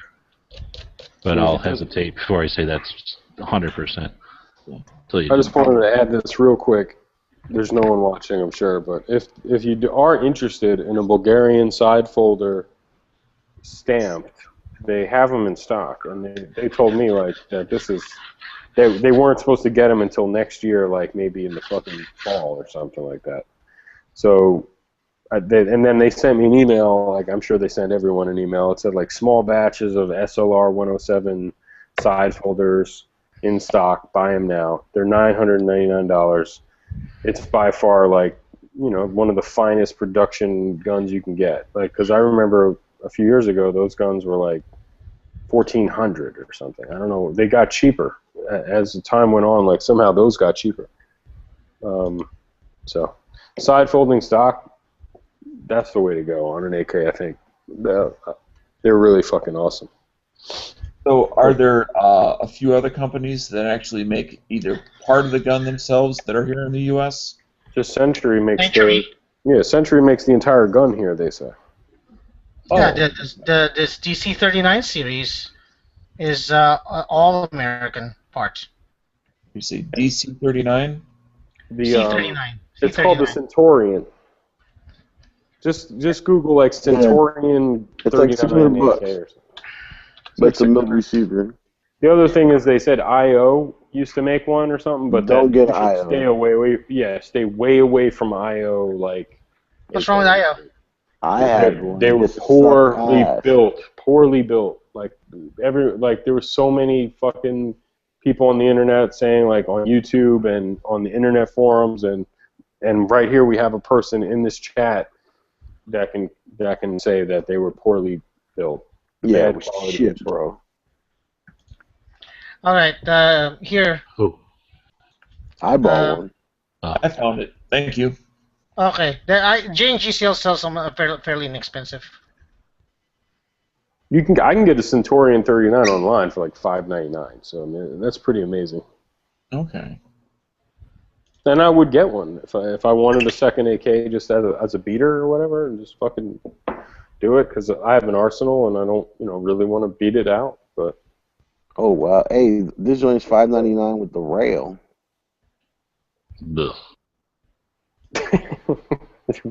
with the side rail. No, with the handguard rail. Century sent one to me for free to have. I would not get one otherwise.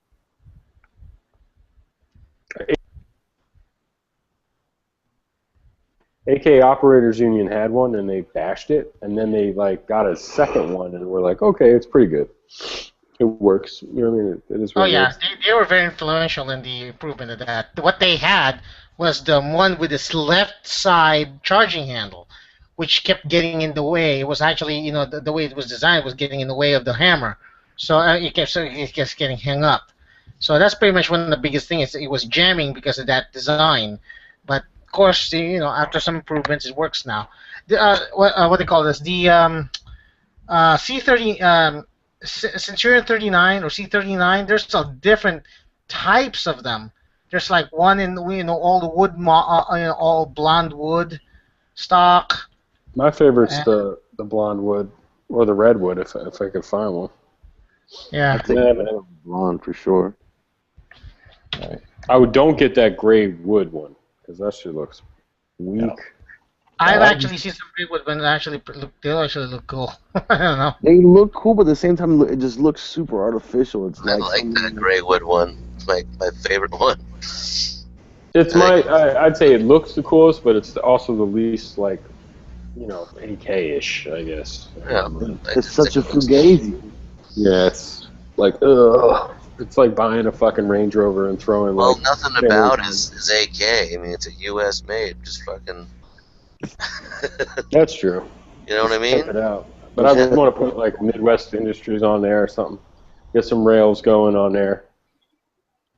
But you know what? Are you seriously thinking about buying a AK, Dano? At this point, I'm just interested in learning more. But I didn't realize that there was a U.S. option. Like I said, I know nothing about AKs. Well, there's definitely that to me. I think most people here would agree. That is the U.S. option, unfortunately for now, right? I mean, that's the only. I'm not gonna agree. Couple words right now. It's bullshit. What's the other U.S. option then? The one that was, the friend with Jaegers. I forgot the company name. Well, no, because they're not even close to being at the point where they can put a rifle out. Okay. But they're, rifle dynamics. But I'm saying, like, to go buy a rifle right now, 100% USA made. This might be one. This might be one of the only options. I'm not convinced these are 100% USA made until I see some sort of article where these, like, dust covers and gas tubes are being made here. That's true. Okay. That I never thought of that. Yeah, this could be like 100% USA. Because I'm pretty sure they're just saying, because look at this. You look at the gas block. Okay, so maybe well, this one looks more normal. Whatever that one is with all the goop on it that you guys first linked, with all the rails and shit on it. Uh-huh.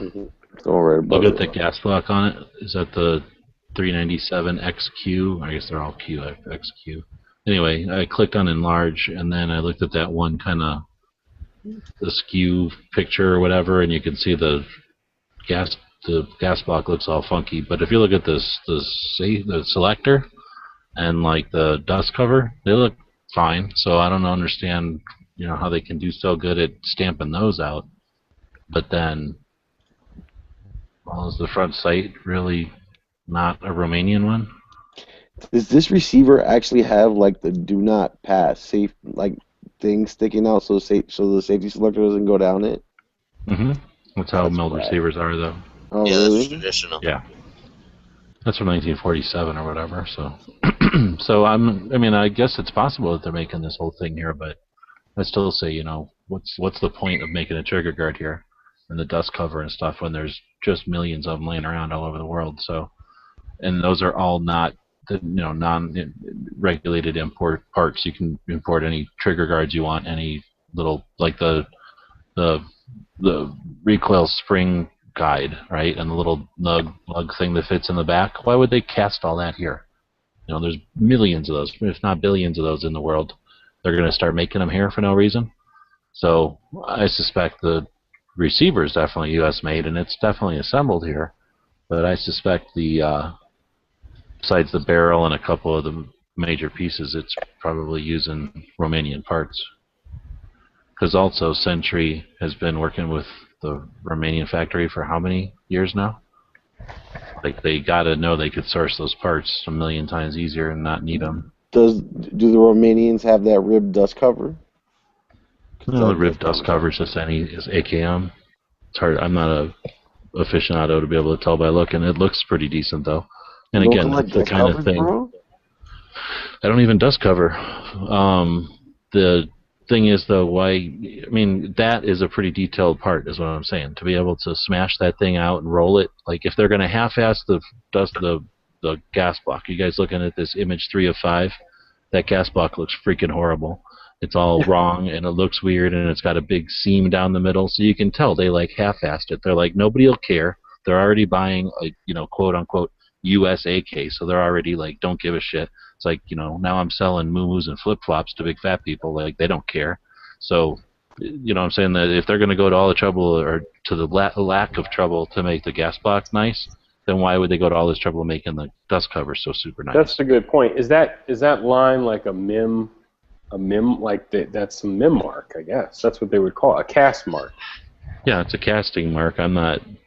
Chuck left, so he left us hanging.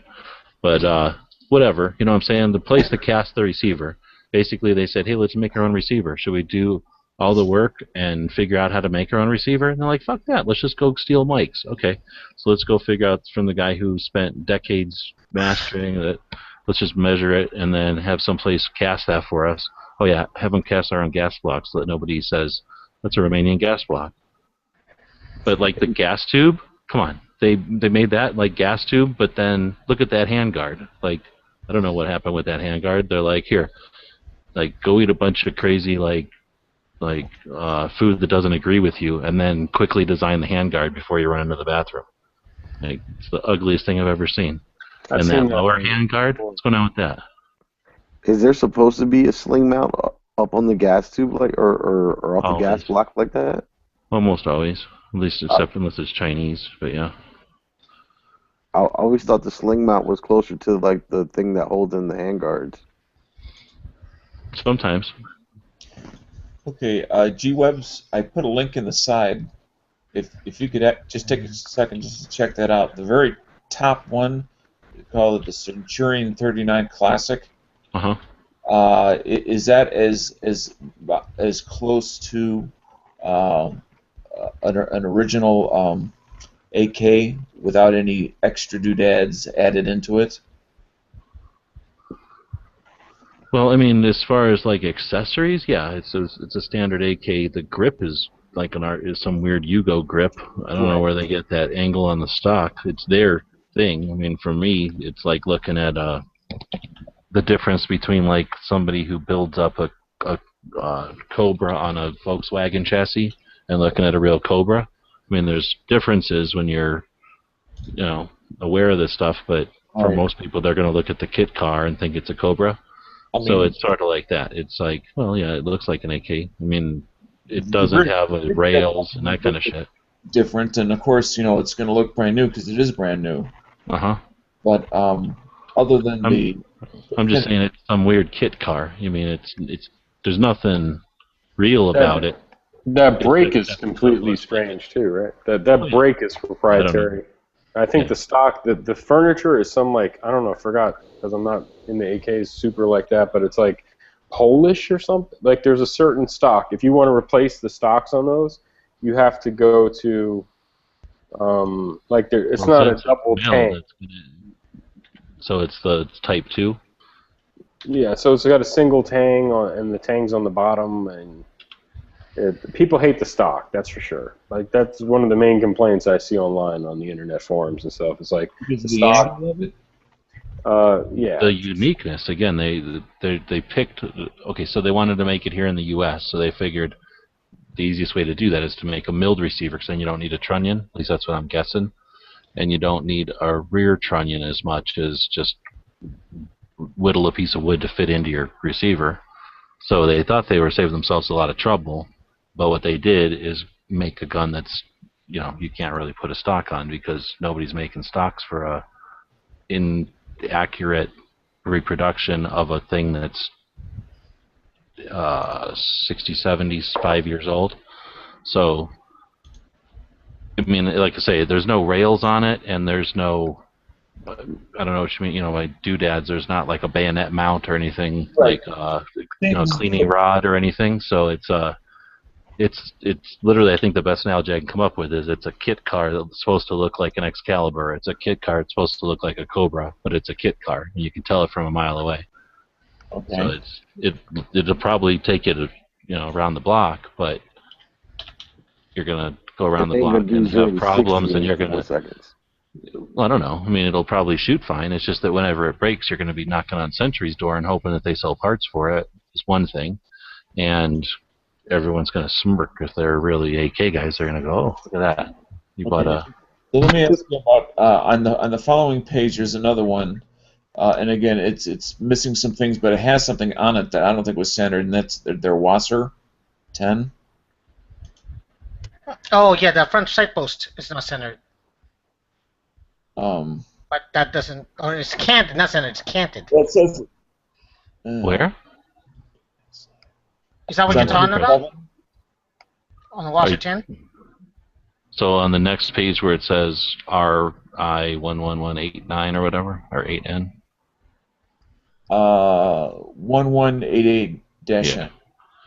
Yeah, that is a Romanian Wasser, so that's, in my mind, twice as far closer to being a real AK than that other one was. This one will have interchangeable parts. This one just doesn't have the cleaning rod attached. It looks like it comes with the slant brake and bayonet lug, so just the picture's shitty, but it's, even though it doesn't come with the cleaning rod, you could still put one in there. You could put a bayonet on it. It's got a regular pistol grip. It's got a regular stock. So if you wanted to do anything to this thing, it's in a it's a real gun. It's in the actual dimensions, and it's not just supposed to look like one from 6 feet away. Okay. Is 16 1/4 inch barrel on AKs pretty much standard? Yeah. Yeah. And the 1 in 10 twist? Yeah, the Wasser is like the gold standard. It's like the Glock 19 of imported commercial AKs. It's a good place to start. It's not the best, it's not the worst, it's in the middle, and everything's going to be, well, I would say with a Glock, everything's going to cost more or cost less. With this, everything's going to cost more. Right. But you're not going to go that bad. If you're seriously just looking for an AK, to have an AK that looks kind of right, and then you can put it in the closet and be like, this is my sample of an AK. Can't go wrong with a Wasser. It's a solid gun. The MPAP is like their like, I don't know, they're about the same money. Like, I think it's like $500 for a Wasser, and then the NPAP is like $5 something, and the only real difference is that real difference to me would be like, it's not a chrome line barrel. That's it. Like the other one might have a better fit and finish. No. Hold on. Which one? Which one are you saying has a better fit and finish? The NPAP. Well, the Wasser. No, definitely. The NPAPs are better fit and finish, but they don't have a chrome line barrel, and they're not parts kits guns. I guess I don't know. They're not. Neither is a Wasser. So when I was looking at the J&G page, let's put the link in here. This is just a link of all of their AK pattern rifles, they're calling them, and they got all those Centurions or whatever, and then they've got they must have a Wasser in here somewhere. But anyway, then they have it's down there for $649. Oh wait, their Wasser is $499. I don't know what price you were looking at, Dano, but then when you were looking at the Centurions, those things are $599, and I was going to say take a look at their PAP, because their PAP is also $599, and I'd jump all over a PAP before I went anywhere near a Centurion. Like I say, I won't even own one of those unless they just give me one and say you can have one and do what you're going to do with it. But if they say here's one and you got to talk good about it, just tell them to keep it. It hasn't won me over yet, and I would not tell anybody to risk $600 buying one just because it looks like an AK from 6 feet away. Is the NPAP and a PAP the same thing? No, there's a slight difference, but basically the only disadvantage of a PAP is that it's not a strictly 100% European size, so more trouble at this point, a little bit more trouble getting like aftermarket furniture for it or something if that's what you wanted. Yeah. But if you're looking at like something that looks pretty standard and is like true to real life, then a PAP is probably one of the best deals you got going right now. We've been saying that for a while. So DB, what is it? The NPAP is surplus, and the OPAP is surplus. The NPAP the OPAPs are gone, and the OPAPs basically had. So the OPAPs were surplus. The thicker receiver. They had like the RPK bulged, or they had a thicker receiver. No, they both have that. The way I understood it was the OPAPs were like built in Yugoslavia or whatever, Croatia, whatever it was at the time, issued out to somebody, and anyway, they had a bunch of furniture that had been like used. Where the NPAPs are basically the same rifle, it's just that they're using new furniture on. Oh no! I'm telling you that the OPAPs definitely had bulged receivers. The OPAPs? Yeah, the OPAP.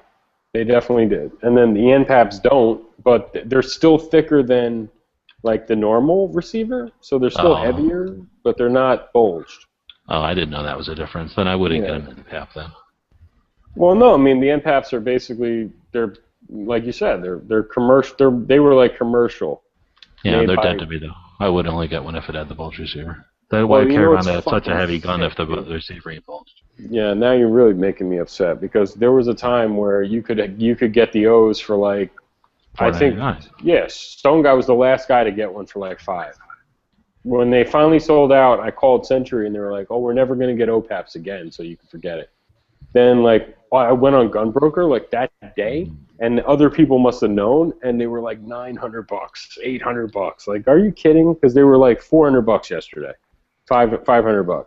And then Stone Guy bought one locally for like, $500. And he asked us like, "Is this a good deal?" And I was like, "Hell yeah, dude, they're gone." And they had like a little Serbian crest on the stock. Or some of them did. Some of them, I don't think Stone Guys did. But anyway, the NPAP to me would be like, they're almost like Wasser 10, NPAP. They're in the same category. I think the NPAP might be a better deal, just because it's not a part. It's not. They weren't built at Century here in America. They were built overseas, and I think Century just opens up the mag well. Yeah, that's what I bought. That's what I bought. Dano. That's exactly what I have. Right. I'd seen yours when you first got it. I put another link in for a Wasser, same website. Yep. That's exactly what I bought right there. That's the exact same gun. Oh, okay. and that is, for which I realize it's a combination U.S. made and foreign, but it doesn't have anything that it didn't come with. Well, and everything that's U.S. made is insignificant. The foreign stuff is the stuff that matters, and it's all made in a good factory by people who know what they're doing. Mm-hmm.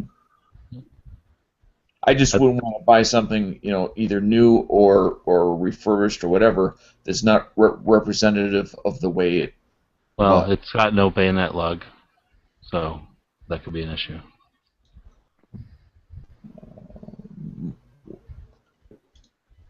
Okay. It's up to you. Yeah, I didn't care for a bayonet, so. Do they take different mags in it than just a straight AK, the Wassers? No, they all take the same. Oh yeah. Regular mag. If you want to look at this other one, then the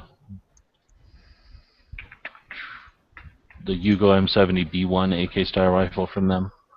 So it's 529, and it's basically what I was looking for out of the PAP, but it has synthetic furniture instead of wood furniture. But this is a solid gun for $525. It's got a RPK receiver, super strong. Like I say, the wood's kind of lame, the furniture's kind of lame unless you like that stuff. Didn't they come as wood? Well, for whatever reason, they don't have the wood ones. All they have is this plastic one. You can get the wood stocks for it. That's going to cost you something somewhere. But some people like the plastic, I guess. Anyway, that's a more realistic one. It's got all the stuff still. What was the model number of that again? Oh, didn't I throw it in there? I threw it in there. It's M70B1. It's towards the bottom of the list of AK rifles. It's similar to their PAP or their Wasser. Hey, G-Webs, has a com block country ever made a milled pistol like Century? Nobody made a pistol. Nobody ever made a pistol. They made short rifles, but not pistols. All they ever made was a crank, yeah. Closest thing. And then sometimes the Kyber guys would make pistols. But I just want to say something to Tim in the chat. Gun channels, right? Atlantic never takes their shit down, so when you go to Atlantic Firearms, they'll be like, oh shit, look, OPAP, 729. You go add to cart, and it's like, haha. Sucker! Yeah, please. Actually, well, I'm actually going to eat my words right now. Let me see. Oh, you found one? No, actually, this is in stock, dude. So the OPAPs are 720, it says recent batch or whatever, so they have OPAPs for 729. They used to be like 5. And it says, nice. I'm adding it to my cart. This last one I posted is another Romanian. That's pretty sweet. It's adding to my cart. Holy shit. But I don't have time. Go buy it. How many you gonna buy, DB? What you gonna do with it? What you gonna do? No, I don't want that shit. I'm just saying, I think it was an excellent buy at like $550, but I don't know about $729. I'm almost like $100 away from a fucking arsenal, dude. I'm chill. I'm not doing that. That's what I mean. You know what? It's a good gun, but oh yeah, maybe I'll put this link in there. Look, G-Webs. It's definitely got a bulge receiver. But that's the toughest thing. 729 is high. Yeah. See, like that's the toughest thing about the AK world is because at 5 you can get this, you can get that, and then by the time you're at 7, you're like, fuck, I'm only like $200 away from an arsenal, So. And I think like the Arsenal SLR, like the Bulgarian one that comes from Arsenal, shipped here, whatever, with the folding stock. Or without, but that folding stock, when it locks into place, I always had a vision of like a Ruger like 1022 folding stock, what my friends had, or like, I don't know, I always envisioned like it not being solid, but that thing is rock solid, and like when it folds out and clicks into place, it feels like a fixed stock. So I can't imagine not having it. Like to me, it's like, man, that's one of the benefits of an AK is the folding stock. It's like a SCAR heavy or SCAR. Let me ask you this, DB: Have you ever shot it folded already? Hell no. Okay, well, I've shot mine unfolded, and it actually unhooks. So like it won't swing open and lock, but it will unlock from the hinge and kind of like dangle out on the side. My friend who has the Sam 7, who has a different type of folding stock, it's like a wire type stock, and it's a much longer length of pull. So it's like the American length of pull. That thing has a much bigger latch into it, and that thing never unlocks and never swings open. I was wondering, is there a way to like maybe help it stay put? I guess not. I don't know, because I mean, like for me, like just based on what I'm seeing, it has less to do with the design of the stock or like the loop in the stock where it actually latches into. It has more to do with the hook that's actually in the receiver that's latching onto it. Because mine is small and puny compared to his. His is like twice the size. I kind of do like. I mean, this OPAP thing, you know, $729. It's almost still a good. It's probably still a good deal at $729. You know, $9.99 for the Arsenal, $729. You know, save a couple $100, and if you're not into a folding stock and it doesn't matter, you know, and you don't care about a chrome line barrel. And I'm like watching good guy play, like, what the fuck is this, man? Castlevania. It looks like Kid Icarus or some shit. Castlevania. They seem nice enough. I haven't ever had to deal with their customer service personally, though. I don't know if that thing is worth $729. If it's going to be your only one, I guess, and then $200 ain't that big a deal. It's obviously a good gun and everything. But that last one I posted in there was that GP 1975. That's pretty decent for $549. I don't know what your feeling is on that vert grip. But that's true Romanian. You know, it's a unique AK. It's a nice silhouette, and that's going to be a decent gun. It's got all its bits on it still. You said the 529? 549. 549. So that first Wasser we were looking at, the one like Chris got, is $499. So for that $50, you're getting all your bits. It's basically the non-neutered version of it, and then it's not just a made for import. It's a GPU 1975, and if I remember correctly, those were something like semi-auto builds they made for actual international sales as opposed to just commercial sales here to the U.S. The Wasser's always just been for sale here. The Wasser's like the commercial version of the 1975. So it's a little bit closer to being legit real gun compared to, you know, clone of a real gun. U.S. made receiver, and so yeah, it was a real gun. That one's made here as opposed to the Wasser, which is made over there. Yeah. I just, you know, my shit hits the fan type of shit. I think if you have ARs and that's it, that's great, but I think you should have both. I don't know, just because I just feel like both. Like if you're a two-person, like if you're a man and wife, you'd be like, hey, take this AK, I'll take this AR. We're out of here. We're gonna find mags. We're gonna find ammo. Like with these two guns, we'll be okay. I'm getting ready for this new Mad Max movie, so I'm just thinking like, what would happen? I want both, but I guess it doesn't really matter because it doesn't matter. I just like having an AK and an AR. I used to think like either or, like it can't be both, but fuck that. I just don't have the means to get like both ammo when I will buy them. So it's hard to get. It's hard to get like 2 boxes of .556 and 2 boxes of 7.62, and still not that ammo when I can just buy 5 boxes of 7.62 for very much the same price. Yeah. Eventually, I mean, in the beginning, when you have to make that decision, like, what's it going to be for my first, for my main thing, and then you make that decision, and then later on you might get a double of that, so like 2 is 1, 1 is none. Once you get that level, I'm not even at that level. I just went AR, AK, fuck it, that's it. And then I decide like from there, what's going to be my 1 is none, thing. What am I going to double up on? I don't think I need like 2 AKs. I need 2 ARs. I just want, I'm going to pick. and I went with AK for now because they're just the ammo's cheaper. So I don't know. I bought like I told you, like good guy. I told you I bought like 1,000 rounds in like I don't know. It wasn't that long, but it seemed like I was paying $5 or 20. It's just such a going to Walmart and buying $5 boxes of 20 is just awesome, man. Like I remember when AR ammo was about 6 or 7 or what was it like $7 for federal or 8, but now I don't see it for that. So did they actually come with vertical wooden foregrips? Or Donkey dick? Yeah. The Romanians did. Yeah, that's unique to the Romanians. Oh, okay. I just wanted to make sure that was not some sort of weird-looking add-on. Yeah, and it's not perfect. It does. People don't like it, but you can swap it out, and that's like I say. There's.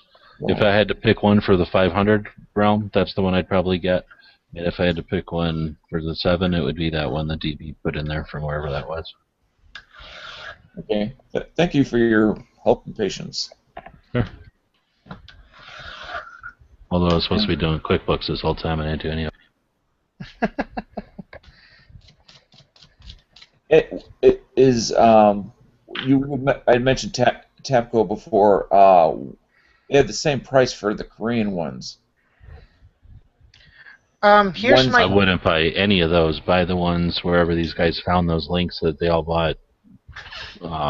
Bulk mags, if they're still around, I'd get those. I'd never buy the U.S. ones. My theory is buy the surplus stuff, make your money on gain the value that they wasted putting into those mags, and then when we can't get those anymore in the future, then buy U.S. crap that they can make out of any plastic machine. They can spit out of any plastic machine here.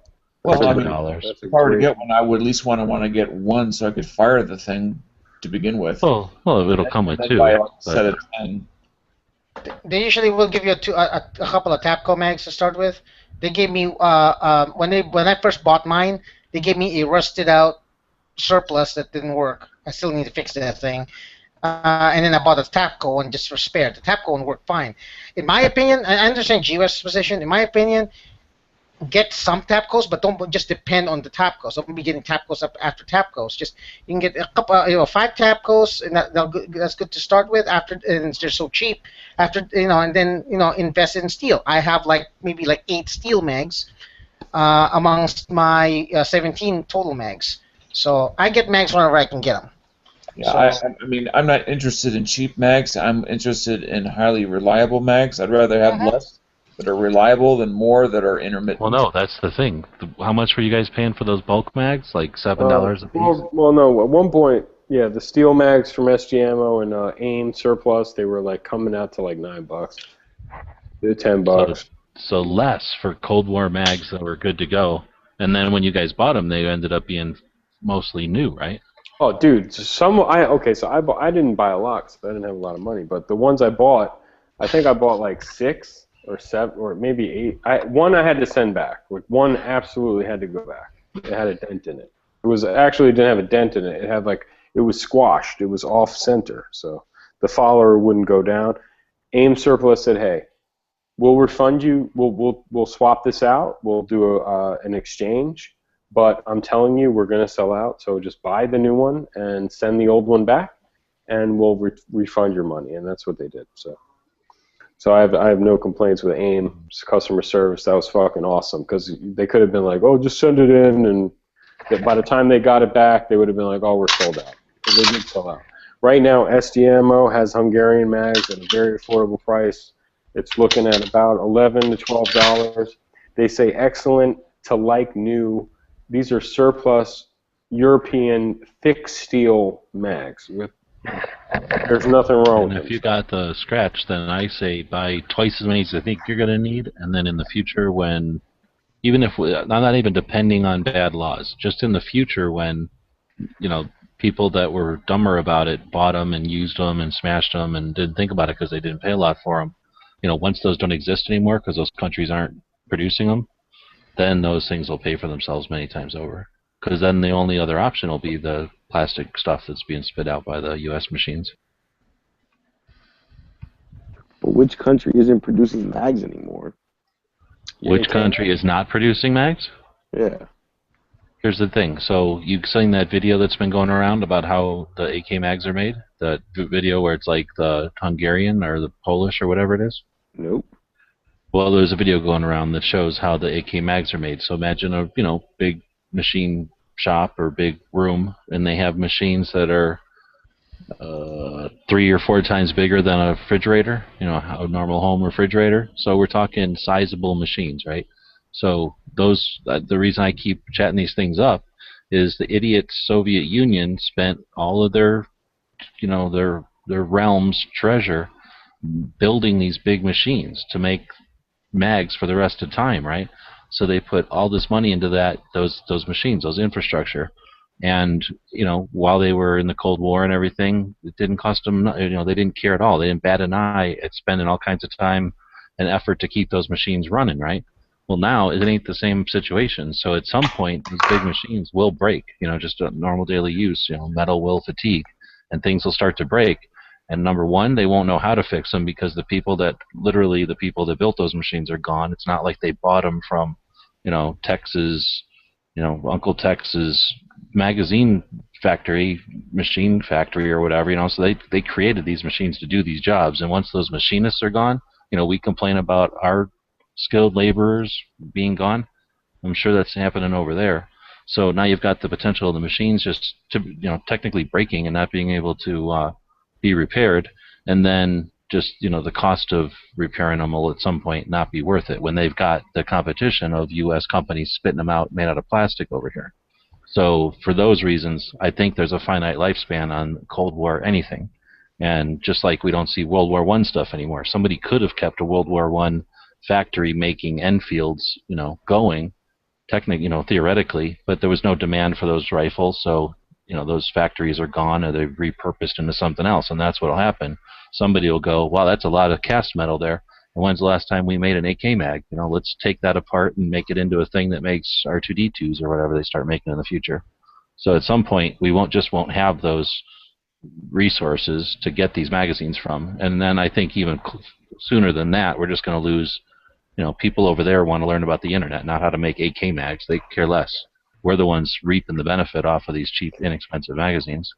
We're getting to the point where I'm starting to see a lot of footage coming from ISIS and Iraq and Syria and all this, and the so-called bad guys, they have ARs now, dude. I mean, there might be a point where I think they are making ARs in Russia. They are making ARs in Europe. Like if you were a warlord in the Middle East, I don't know.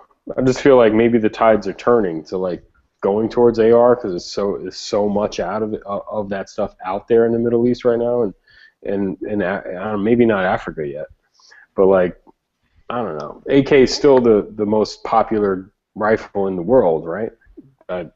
Well, it is, but only because it's not like there's still AKs being produced at that rate. So they were produced a lot, but then they stopped. The production's slowed. So as they fall apart and rust and get thrown in the water or crushed or whatever happens to them by the masses, they'll slowly dwindle. The thing is, well, maybe the AR, but there's no other gun that even has a chance of passing it at this point. I mean, there's no war, there's no global conflict that would need that kind of buildup. So something will surpass the platform, but it'll never be made in the quantities that'll surpass it in number. Do you guys feel the same way when you see one of those all black pajama wearing Al Qaeda guys with the ISIS flag and the mask on, and they got the AR with the fucking aim point on there, and I'm just like, that's so scary. I just feel like, it's not. It's like, Afraid they're gonna shoot your gophers? No, I just feel like, they're gopher rounds. No, I just don't. Because a lot of the time you worry about I just have the vision. I saw Platoon, Oliver North, the Vietnamese shooting their AK at their hip. And they're spraying. Oliver Stone. They're spraying their fucking AK. Or any movie or anything I've ever seen is these guys, or even Al Qaeda training videos they'll show on the news where they're shooting their AKs from their hip. They're boo, boo, boo, boo, boo, boo. And it's no wonder they can't hit shit. I mean, now they have ARs with fucking red dots on it. It's like, man, that's terrifying. Yeah, except they're going to be doing the same thing because they're not over there trying to kill people when they're doing that. They're just making noise. So okay, they're just going to shoot their AR from the hip. I've got a quick question. Just that statement kind of brings it up to me. It's like I've heard a lot of people over there say, "Oh, it's just scary what's going on in Iraq. It's just scary." Carnage of a level 10 times greater happens every day and has been happening every day on the African continent for the last 25 years. And often involving children like 8 years old and older. And no one gets terrified by that. So why is everybody terrified of what's going on? That's a good point. And nobody in Africa is mobilizing and actively killing other people. They're not like there's no bombing runs from Africa, is there? Killing other tribes. No, I agree. With each other, yeah, like for who owns the Congo or whatever, sure. But I'm just saying you don't see Congolese, bombers. I was going to make a pro-gun point. Is that even in Africa, a lot of the shit isn't even happening with firearms. Aren't they using like machetes and swords and shit? Firearms is a big part of it, but I mean it's at a 10 times greater rate than anything happening in the Middle East. So my point was though, Yankee, you could appreciate it, is just that as soon as it gets real, you're going to pass out. Oh, son of a bitch! I'm just saying, like an AR with an aim point with a red dot is just like more precision than I see like these fucking Al-Qaeda training videos of them going. They're wearing their fucking do-rags and their whatever the fuck they got over their face. They're like turbans and shit, and they're shooting from their hip like blah blah blah blah blah blah blah. And it's wondering like, well, no wonder they can't hit shit. I'm just afraid if those guys actually brought the rifle to their shoulder. You're looking at here. You're looking at people at terrorist training camps that are trained to go in and die shooting. And you're looking at people that are actually in the street of Iraq that are actually, I guess they call themselves liberation fighters, and they're actually out there to win a war. They're not in to go out and die shooting. Well, I just figured we bought them the ARs, or somebody bought them the AR. Like not me, but like the Iraq police force. When I see one of those guys on the news and they have the AR and they're wearing the black pajamas and the Al-Qaeda stuff, they're waving that.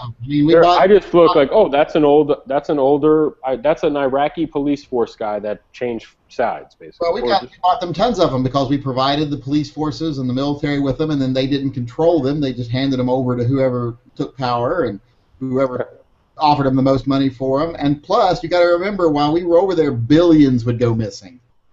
Billions. Oh, right. Yeah. That's where we should be buying our AKs, is over there, because they'll probably sell like $300. I was just thinking, because of that, I'm starting to see a trend where it might be once, like, I don't want to say ISIS or Al-Qaeda or whatever. I know what you're saying is Africa is fucking horrible, and they're still probably using AKs in Africa. That's probably still the predominant rifle there. It's still the most popular rifle in the world. I'm just saying, I see it. You would think that an AR could be, because it's aluminum, less chance of rust. Well, plus it's also such a fucking little, plug and play. Like, give me your bolt. Oh, my bolt's broken. I don't know how those people were doing it for this long, like since 1940, whatever the hell. Like, it was more gunsmithing involved than anything. Where now, if the terrorists, or whoever you want to call them, bad guys or whatever, once they get a taste of the AR, they might be like, yeah, this is where it's at. You know what I mean? I don't know. In Syria and Iraq. I don't. Here's why what you're saying is bullshit.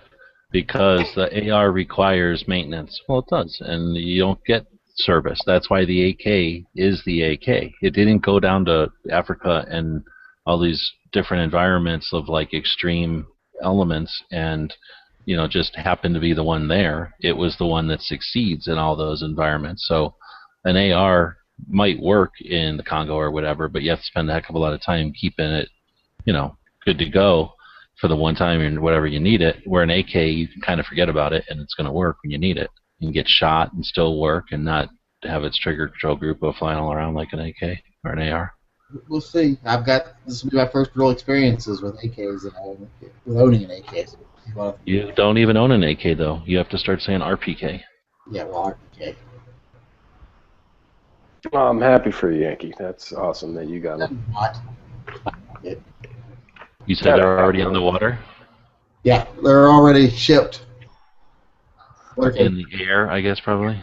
Nah, UPS ground, which means I'll see them in Oh, about. the rifles. Yeah, I'm thinking I'll pistols. see them in about a month and a half.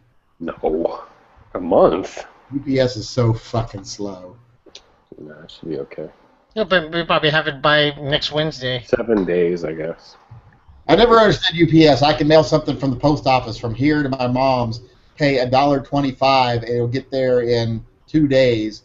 I can put it in UPS, pay $8.50, and it'll get there in 9 days. Yeah, it's like 8 to 9 days. I forget, is it FedEx or UPS where everything goes to like Kentucky or someplace first and then gets distributed? Like even if you send it across town, it goes to like Kentucky and back? I think the UPS sends everything through Poland first. I think that's DHL. They still around, DHL? Oh, no, I had a family member that used to work for them. I think, yeah, they're still around in Europe and Mexico and stuff. It's like the only way to go. They're not here anymore. Right. But shit, man, I mean, you know, G-Web's put a link in for those Vepers at Arms of America, and $6.99, 7.62 by 39. Scheduled delivery is Wednesday, 8:06. That's next. I was right. Not next Wednesday. A full week to get these. Oh yeah, I think that from the little Comic-Con footage of Walking Dead, now that Rick has an AK, I think things are going to turn around. Yeah, Hold on, Rick has there's- an AK now. I could make it There's across. no such thing as a Yugo side folder, only under folders. I could make it from coast to coast on a moped in a week. If you don't sleep. This is just coming from North Carolina. I can even sleep. Pissed me off about UPS was one time I shipped something and they were like, "Oh well, it's going to be like $30, $20, whatever it was," and then they were looking up the address and they were like, "Oh, it's a business? Okay, it's going to be like, I don't know, it was like fucking half the cost because it was a person's house, but they classified it as a business or whatever. Maybe they had like." Those are hands down one of my favorite AKs of all times, the M70AB2. The only disadvantage with that one, and it's an advantage because of the price reflects it, is that it's made here in the U.S. So if that is made on a U.S. receiver with a real parts kit and super strong, super awesome, the two disadvantages that it's made here in the U.S. so it's not as strong as the Yugoslavian one would be, and then the underfolder stock, everybody except me and like 4 other people hate it as far as its cheek weld. But it's what awesome. about the barrels US too, right, on those ones? Oh, wait. I think so. Yeah, you're right. I didn't think about that. But who There's cares? receiver and barrel. And that's it. Who cares? Barrel's an insignificant thing for the most I part. don't know if it's chrome line barrel. Doesn't matter. Doesn't matter. And 7.62 by 39, so that only really matters if you're talking about 5.45. And it only matters for like 5 minutes. But that side folder does appear to be reasonably time period authentic. The hand guards are U.S. plastic. I personally don't like them, but some people really like them. But if you want to switch them out with wood, you could. You can get U.S. made wood ones. Hey, you guys might know, like, the Wasser 10s, right? They're at one point, like 5-6 years ago, maybe it was longer.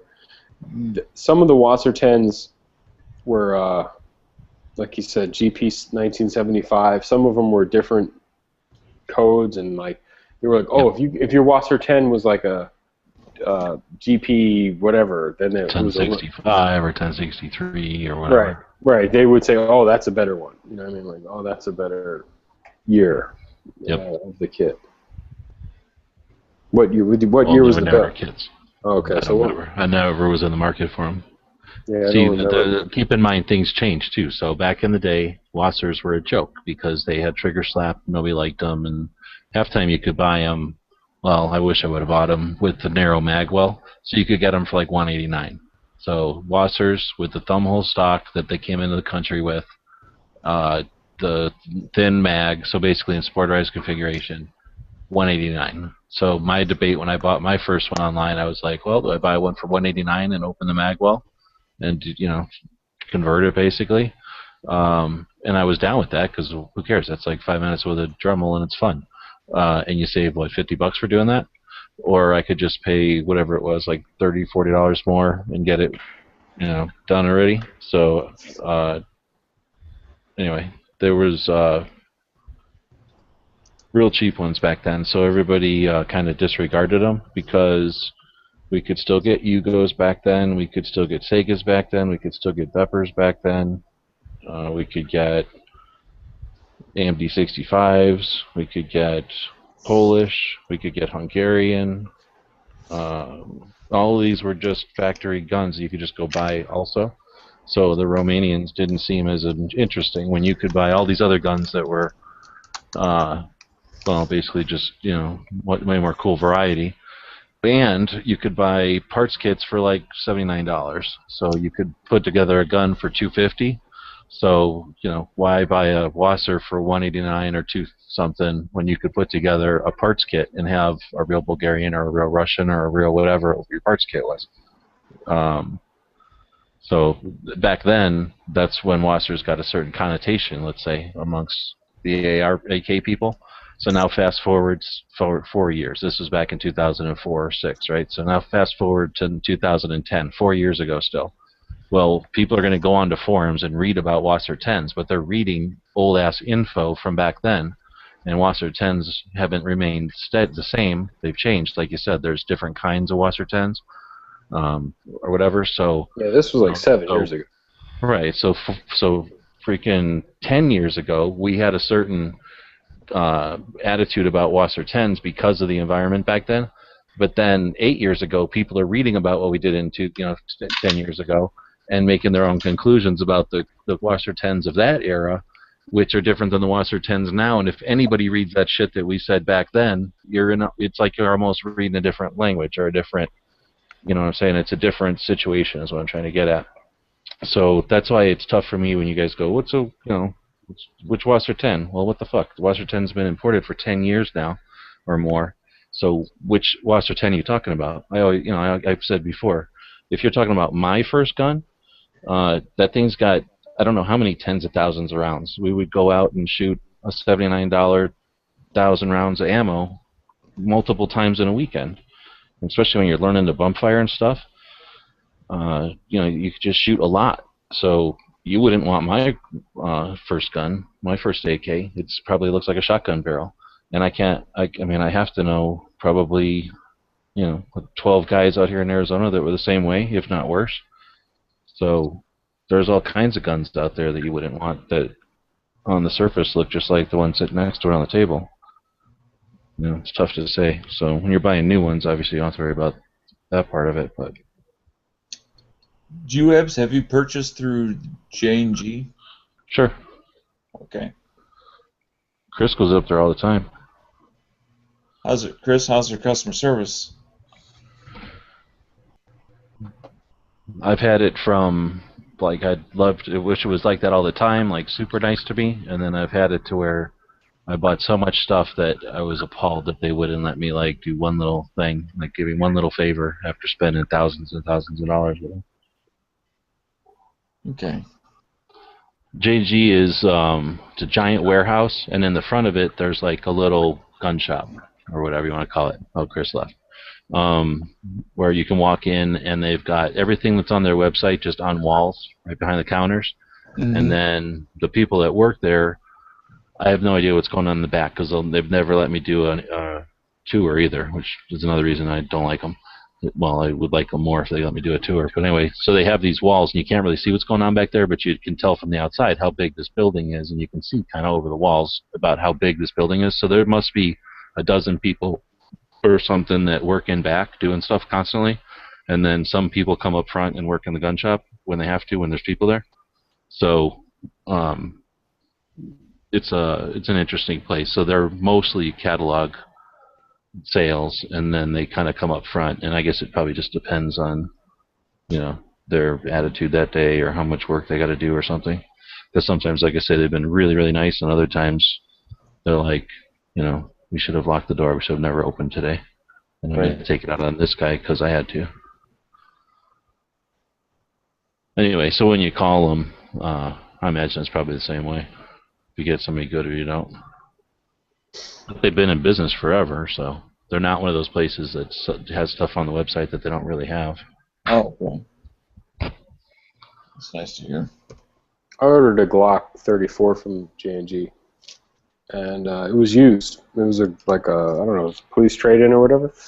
And I talked to the guys on the phone, and they were like, "Oh, we're gonna help you. We'll pick out a good one if you charge us like they charged me $5 or something." It's like hand-picked fee, and my gun was brand new. Like I couldn't believe it, how awesome that was. And I paid like over $100 less than a brand new one. So I'm happy with J&G, and they shipped it fast. Everything else was good. That's the only thing I ever bought from them. So it was a few years ago. I wouldn't hesitate to buy from them again. What gave you the AK buying bug? I don't know. Because Yankee did it? Copying Yankee? Walking Dead season copying fucking me, 8 so you're or whatever. basically copying off of me? It's been one of those things that I'm thinking about for a long time, and I just have not had enough information at my fingertips to make me feel confident that I'm not buying what I want, which was period correct. Because again, I can't tell the difference without somebody who I know knows the difference saying, yeah, this one is leaning towards correct and this one is not. So you want one that's kind of right. Zombies. But is it for shit hits the fan and stuff, or is it just to have an AK to shoot? To own and shoot or whatever. It would be I would shoot it regardless. But it would be I've always wanted it, and as well as shit hits the fan, I guess. You want it, all right. No, that's fine. I'm not. And that's what sucks. It's like saying I was watching some show That's earlier, fine. and they were I'm like not making looking fun for- of Run Like a Girl. It's like that's a connotation. Like I'm trying to give it. It's not like the only reason to buy one is for shit it's a fan. Otherwise, there's you don't have any reason to buy it because I can totally understand having just want to own one. Reasonable authenticity within my price range is what I'm looking for. I look at it like those. it's like the poor man's Scar H. Back away from the mic. My bad. I like them because that Yugo in particular, you're going to have flip-up night sights on it, which is extra little flip-up thingies that normally AKs don't have. So that's cool. And then the gas block has a little thing that comes up for launching grenades, which is neat because that's an extra little thing that moves around that other AKs don't have. They're super strong. Like you could basically run over it with a tank and it's going to be fine. And it's legit. It's not like they just threw a bunch of stuff on there. It's not 100% legit, and that's why you're getting it for 5 something or whatever, 6 instead of 7 or whatever. So it's not too bad. And the bits and pieces are there, so you can put a bayonet on it if you want, or a cleaning rod in it without it. It doesn't have to flop around. Like if you don't have the bayonet lug, everybody assumes that's because it's a bayonet lug, that's all it's for. But if you don't have a bayonet lug, usually your or your cleaning rod's not going to fit in there. It's going to flop around. So cutting that off seems like no big deal, but then it doesn't look like an AK. If you want it to look like an AK, it's got to have that little line underneath the barrel, Right. And it's handy. So the only thing I would do to that one is once you got it, I personally hate a Yugo grip, and that's a US version of a Yugo grip. So it's trying to be ergonomic and everything, but they always cheap on it. So it's got a big mold line going right down the center, so it's like a razor blade in your palm. So swapping that out's probably something you'll end up doing. That's up to you because those are like gloves or shoes. So a pistol grip and then the hand guards. I personally can't stand those hand guards, but that's not a super expensive part to swap out. And then you can get like the Ironwood Designs, I think, out of California. There's a U.S. guy who did the time to do it right and makes perfect duplicates with U.S. wood made here, so you can put them on without worrying about 922R compliance. And that'll look badass with the wood and the folding stock like that. Also, check out J&G if you care about a bayonet. They had bayonets there. Pretty much the Yugo bayonets are about the cheapest I've seen in a long time at there.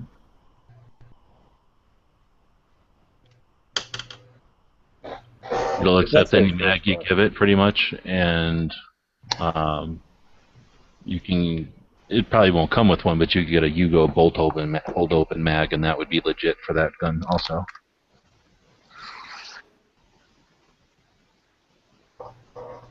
Don't forget a Surefire light. It's important. Well, if you're keeping it legit, then I wouldn't think about it. But if you do want to go with it, it's going to allow it. So it's not Russians, like one that won't even accept it. You know, if you really do want one, it'll fit. Real Russians just shoot at fucking like blurry dark objects in the distance. They don't care about the light. Well, in Russian boot camp, they teach how to see in the dark. I heard Putin's going to step down, so all this ammo ban. So wait, so Stone Guy was right or wrong? Chris left because he's goddamn tired or whatever. It is.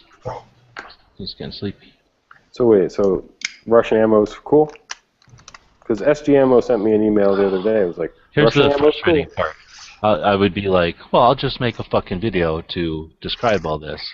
But obviously I speak like French or something, because every time I make a fucking video to try to clear everything up, people either disregard it or don't, and then like 2 days later it'll be all like, let's ask questions about the topic of your video the other day. Your video? You put a video out? No, I'm just saying. That seems to be what happens, is I'll like be, hey, that's a question a lot of people ask. Let me see if I can, you know, enumerate on that or whatever, and try to clear it up for people with like the whole picture, and then it just ends up nobody watches the damn shit. Four separate people today in the last 24 hours asking me if I would do a video on the ammo shortage. And I'm just doing ammo shortage. I don't even know. Like, I'm buying ammo. I don't even know. You mean the one I did a video about like 8 weeks ago? That's right there still on the second page of my videos. No, I saw that video. Yeah, I mean, you know, it's just fucked up. Well, let me put it this way. I was sitting around thinking of what to do for a video, and so I took out my Phoenix Arms HP-22, right, the infamous Ed gun, long time ago. I take it out to the range and I shoot it, and I go, boy, these safeties are really obnoxious. And then I'm like, before I just talk shit about this thing for no reason on a video, I'm going to go back to the computers and I'm going to go find out why in the hell they put a redundant safety on the slide, and then this stupid safety that it requires the mag to be out in order to even... It's a horrible safety design. So I wanted to see if there was a reason for it. And I knew that there was some story with the whole like inbred family history of that thing. And then I literally did that on a Thursday morning, because that's a lot of times when we go shoot is on a Thursday morning. So I came home from shooting. I did my stuff, and then I finally can get to the computers and do some research, right? And then I think I came like away from the computers like on a Monday morning or Monday afternoon, and like nobody had seen me for all those days, and I had figured out like that story of the Ring of Fire guns, and it was just like super fun to research that, right? So what, I put together that half-an-hour video. All right, I can understand people don't want to watch a half-an-hour video, so I made a few like less than half an hour, like 7-minute videos talking about the important parts. And then altogether, those videos have maybe, let's say, I don't know, 14,000 views or something. So what, Such the other day makes a video, and he's like, here's a bunch of stuff. He says 20 minutes worth of stuff about that gun. Didn't do one lick of research. Says all this wrong shit. Literally just on the Jennings, or a Brico. He calls a Brico J22 a Jennings. So, like, all right, whatever. No one has to exactly have the right gun for what they're reviewing. I'm not going to require that of somebody. But seriously, like, regurgitates shit that's like literally from the like lawyer who's like in his like propaganda thing said, if we can't fight them legally, we're going to fight them, you know, on the social end. So anyway, it's just frustrating. Anyway, what I was getting at is he posts that video up, 20-minute video, just saying a bunch of stuff off the top of his head about it, and he has like 9,000 views in the first day. So that's all I'm saying is I spent literally days researching this thing, getting it all pretty looking. You know, super happy with myself because it's such a neat insight into the gun community that everybody just overlooks, and then nobody gives a shit. And then Chris comes in here and goes, what do you guys think of the Jennings J22? I'm like, seriously? Here's your mistake. What you should have done is you should have just said, that Obama loves the Jennings J22. Put that in the title, and you would have gotten 15,000 views. Seriously. I like Obama's video today. He put a YouTube video out. Obama has a YouTube channel, by the way. He put a video out today. He's like, stop hating, man. Why y'all hating, man? You seen that video? Like, why y'all hating on me, because man? the people are suing him or whatever? It's so awesome, dude. It's like, this is what we get, dude. Why y'all hating on me, yo? Come on, dude. The way I look at it is Obama has done almost nothing, and yet Congress manages to have a lower approval rating than him. So I'm like, yeah, they're all fucked. I'm waiting for them to try to impeach him, and that's going to be the fucking. I think they're smart enough this time where they know. Impeachment hearing, say hello, President Hillary. Oh yeah, I think they're smart enough this time. So they're not going to go for it.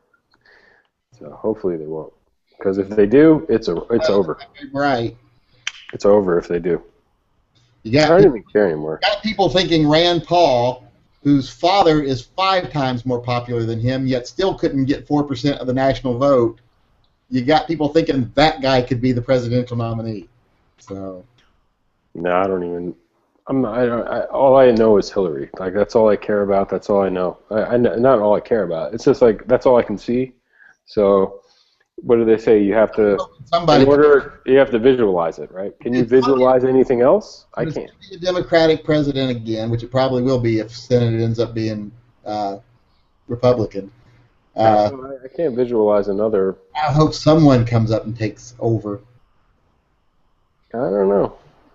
I hate to say it sounds sexist, but I hope it's a man. No, I'm just kidding, dude. Honestly, I don't really care. I mean, I think Hillary would be fine. Have you seen this other woman they're trying to push out, like Warren? I like her. Yeah, I don't like her on.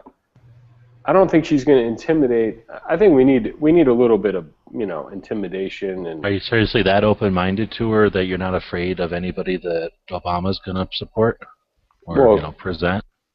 I don't think he's going to do anything. I think he's going to retire. I think he's really going to go away. I've heard that Obama doesn't want Hillary, he wants Warren. And I'm saying, are you willing to give her that much of a chance? You're not. In other words, it doesn't get off balance by his support. And Al Qaeda, 2 of the major top Al Qaeda organizations supported Romney. I don't care who supports who. I judge people on what they do and what they say, not on who stands behind them, because people play that fucking game of trying to make you hate somebody by endorsing them. Well, I'm not trying to make anybody hate him, but I'm scared of somebody who's shifty supporting somebody. That makes me think, why would somebody shifty want to support somebody who is anti-shifty? You know what I'm saying? It's not in their best interest. He doesn't come across as shifty at all, and also I don't see Obama really as being shifty. I just see him as being inept. Headed. Well, I can't even say he's inept because we've got a Congress that does nothing. So how can we even judge him by? We got a Senate who does nothing either. I mean. Well, shifty might not be the perfect word because it's 2 o'clock in the morning, but whatever, fill in the blank with a word that I don't agree with him, and I don't agree with the way he's steering the boat or whatever. So I'm just saying, if he likes to steer the boat in a way that I don't like it, by association, I'm gonna be very skeptical about somebody that he's suggesting is the next person to steer the boat, is what I'm getting at. I've never heard him suggest she should be the next person, but I like. I don't know if I have either. I think I might have heard people who suspect. Yeah, that's a rumor. I like what she does on her own. I like her what she. What is she? Is she the education person or something? She's big into education, the wage, all that. I mean, isn't she one of his secretaries of something? No, she's a senator, right? Yeah. Oh, I thought she was like his secretary of education. Oh yeah, but I don't. I see her as more like maybe a vice president or something. There's no way she can be the person. I would think, but who would have to be the presidential nominee to get her on the vice president ticket, though? I hope not Hillary, but a guy probably. You have to be a guy. It would have to be a guy trying to go against Hillary. It can't be a 2-woman team where their cycles will sync up and we'll end up with World War III. I'm afraid of the bears that would attract. Exactly, that will attract me. That's too much. Would there be like a public address or some sort of a speech, and then bears come out of everywhere? That should be a campaign we use against Hillary. You should start a campaign where you do if you elect Hillary, just think of the bears that'll attract once a month. Here's what I'm afraid of. Romney's starting to be like, I'll run again. Okay, hey. And then he'll run again, and then we get Hillary. Do you think that the Republicans are like, right on, what's his name again? Romney? You just said it, yeah. Right on Romney. Let's bring him back. Yeah. Do you think they loved him so much that they would bring him right back again? No, I don't think we'd be better off. I think really one of the main reasons he lost was because he was a Mormon. And I think the Mormons... But, I mean, it's not like that changed, though. I think if he was Catholic, he would have won. Or Christian, or Episcopal. Well, I know, but it's not like he's changed religion. So no, yeah, exactly. They He'll lose would again. swing this. Okay, but you think they would put him up there again? We're against him because I think most people weren't even aware. Most people are ignorant. But I think people were mostly against him because of his money and because of his attitudes. And I think that in modern politics, the one way you can ensure you'll never be president is to run once and lose. You'll never win again. Yeah, that's the thing. I can't see why he would have got such a... No. Didn't Nixon win after losing? That's not exactly modern politics either. Yeah, that's true. I don't know. It's semi-modern, but... I hope he doesn't run. That's my point. I hope he doesn't run again, because he'll never be president. We'll have a Jewish president before we have a Mormon president. Yeah, when are we going to have a Jewish president? You think we would, or is that way too crazy? Well, Chucky Schumer? I mean, who the fuck is...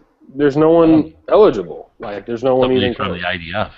But anyway, so do you think that... Or what would be the set of circumstances? Because I imagine if I said, I think there should be a third party, you're both going to shit on me. So what would be the set of circumstances that could cause a third party to actually happen this time around? Is there a set of circumstances that could allow a third party? No matter how you slice it, dice it. Our third party so far is we've got one party that's very galvanized to the left, one party that's very galvanized to the right, and unfortunately Big Business decided that the third party should be even further than the party that's galvanized to the right. It should be. Well, maybe I should ask it like this.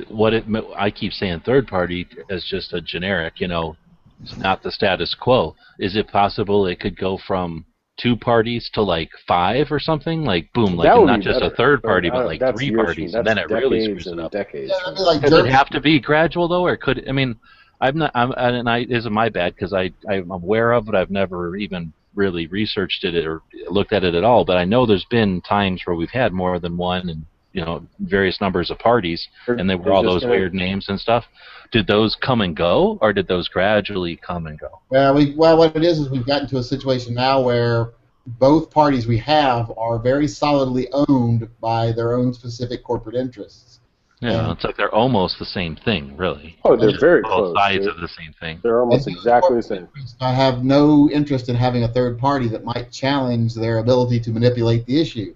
Well, that's what I'm saying, but can't there be a set of circumstances where they both, like, if you think of it as like the 2 hands that come down from both sides of that fence, like that they lose control or they lose grasp, and you have to get money. If you got money out of politics, if money was taken out of politics, if it was like it is in Germany where it's public funds and no private donorship and etc., you'd have like they have there. You'd have 5 or 6 parties, and you'd have all these different people with different platforms.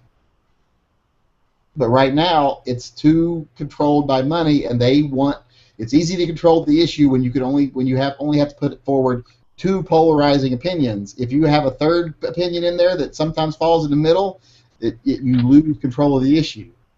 Yeah, but you know what? That implies that it's, again, status quo to some extent, right? Because that implies that they can manage the message, right? They can pay for the communication channels. Well, what if... And I'm just throwing it out there because it made me think of it, because we've had discussions so many times just trying to think of other ways to approach it. But what if people just get so apathetic or so lazy or whatever you want to say, and then the turnout is just crazy, or you know how the write-in kind of thing, like, oh, it'll be funny if and then all of a sudden we get these 5 parties, and it's not because they could do anything about it. Like literally they went to reach down and grab what they're used to grabbing, and it just crumbled because... That's what I'm saying. Does it have to be a long thing, or could it just like, oh shit, this time it happened, and now there's 3 parties, and like now it's a whole different dynamic, and it was just because they were so slow. Because I'm hoping that we can use their own assumptions and momentum against them. They're a big slumbering.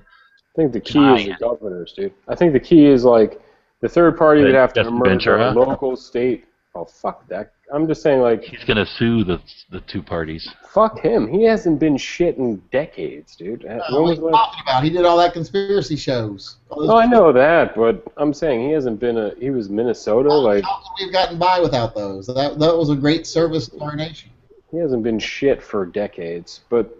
Or maybe 10 years, I don't know. haven't But I'm been- saying a third party thing would come about to me on a state to state and then maybe gain momentum, but on a national level, like, all it does is take away votes. Oh, what was I going to say? You're talking about something you said earlier reminded me of, like, actual voter turnout is so low that it doesn't really matter. Like, you know, like Romney and Obama, I think Romney got 49% of the vote and Obama got 51%, and right.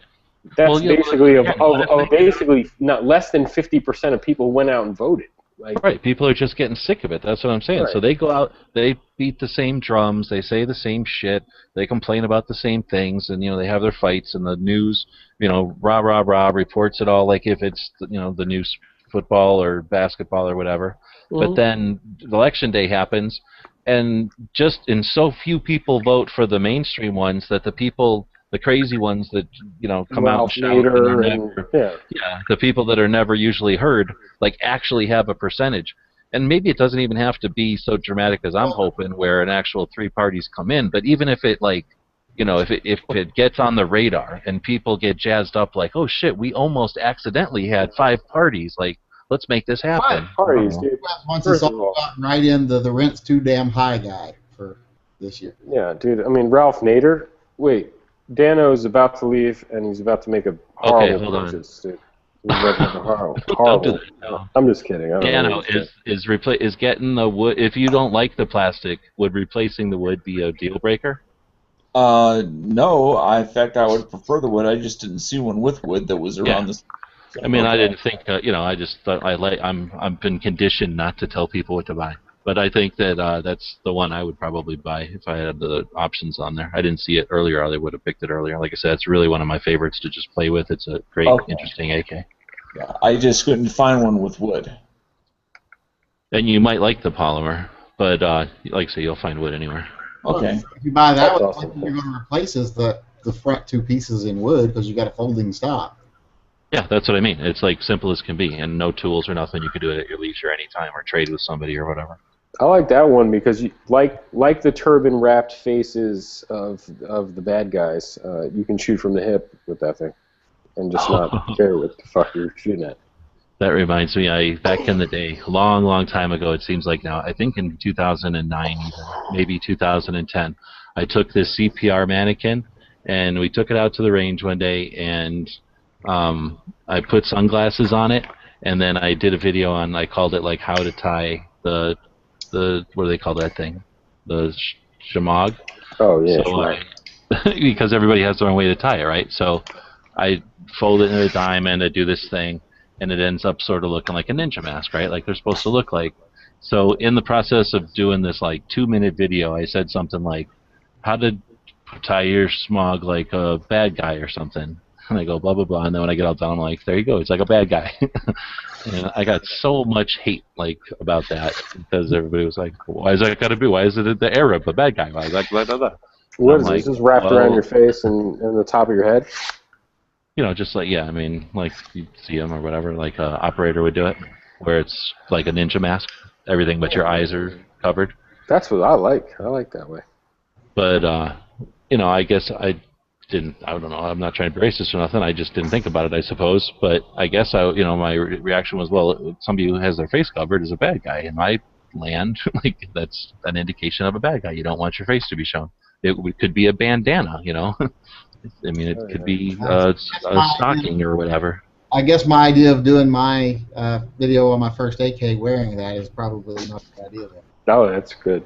Well, the thing is that I just, like, you know, nonchalantly just said bad guy in the video. Anyway, it reminded me because I had just posted you know, I'm playing with the Instagram or whatever, so I was trying to come up with something AK related to post on the Instagram the other day, and I posted this picture of a target that is a guy with a woodland field jacket with that scarf all wrapped around, and then holding a crink. And I said something in there like, "Target of the week, bad guy with a crink," and the same thing happened. Some like guy comes in and goes like, "Fuck you, asshole, bad guy," and it took me a while to figure it out. And I'm like, "Oh, that's somebody who's, not quite perfect English, like calling me an asshole because I'm calling the guy with a turban a bad guy."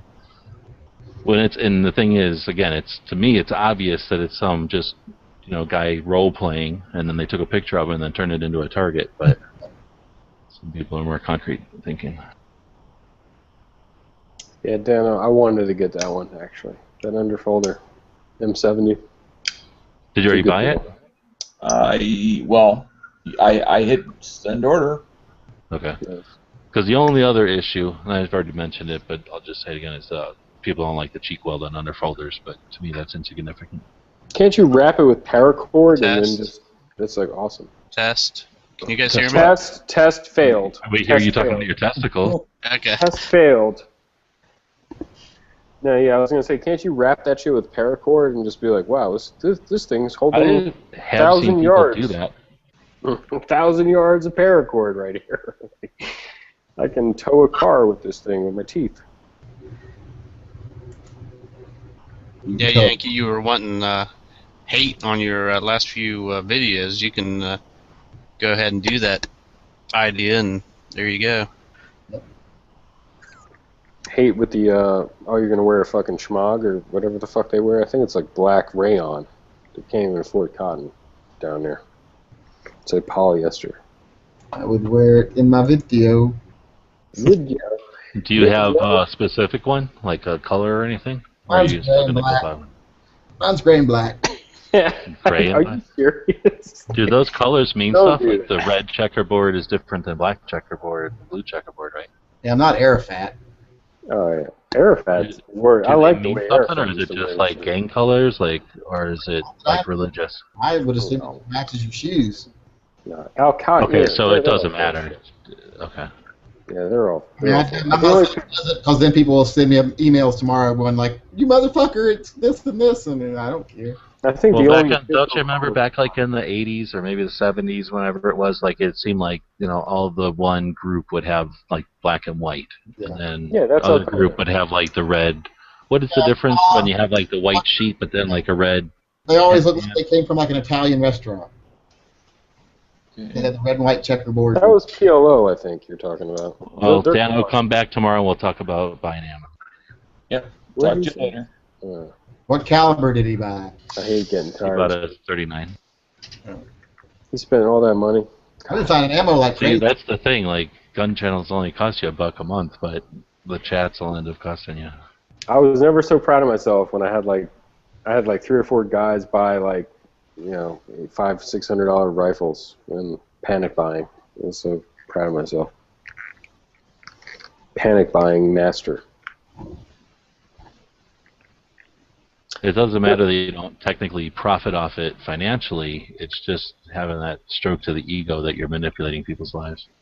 Yeah, I mean, I'm costing them money. That's awesome. I think it was, what happened to that guy? You can think about how their wives are going to yell at them and how their children aren't going to have shoes. Yeah, it was like, and they were But all Daddy, gone. everybody else got new clothes this year at school. By the way, they're all gone, dude. It was Scotty. It was Scotty and this other dude. And they're all I don't gone. care if that was a great deal. You're never going back into that chat again.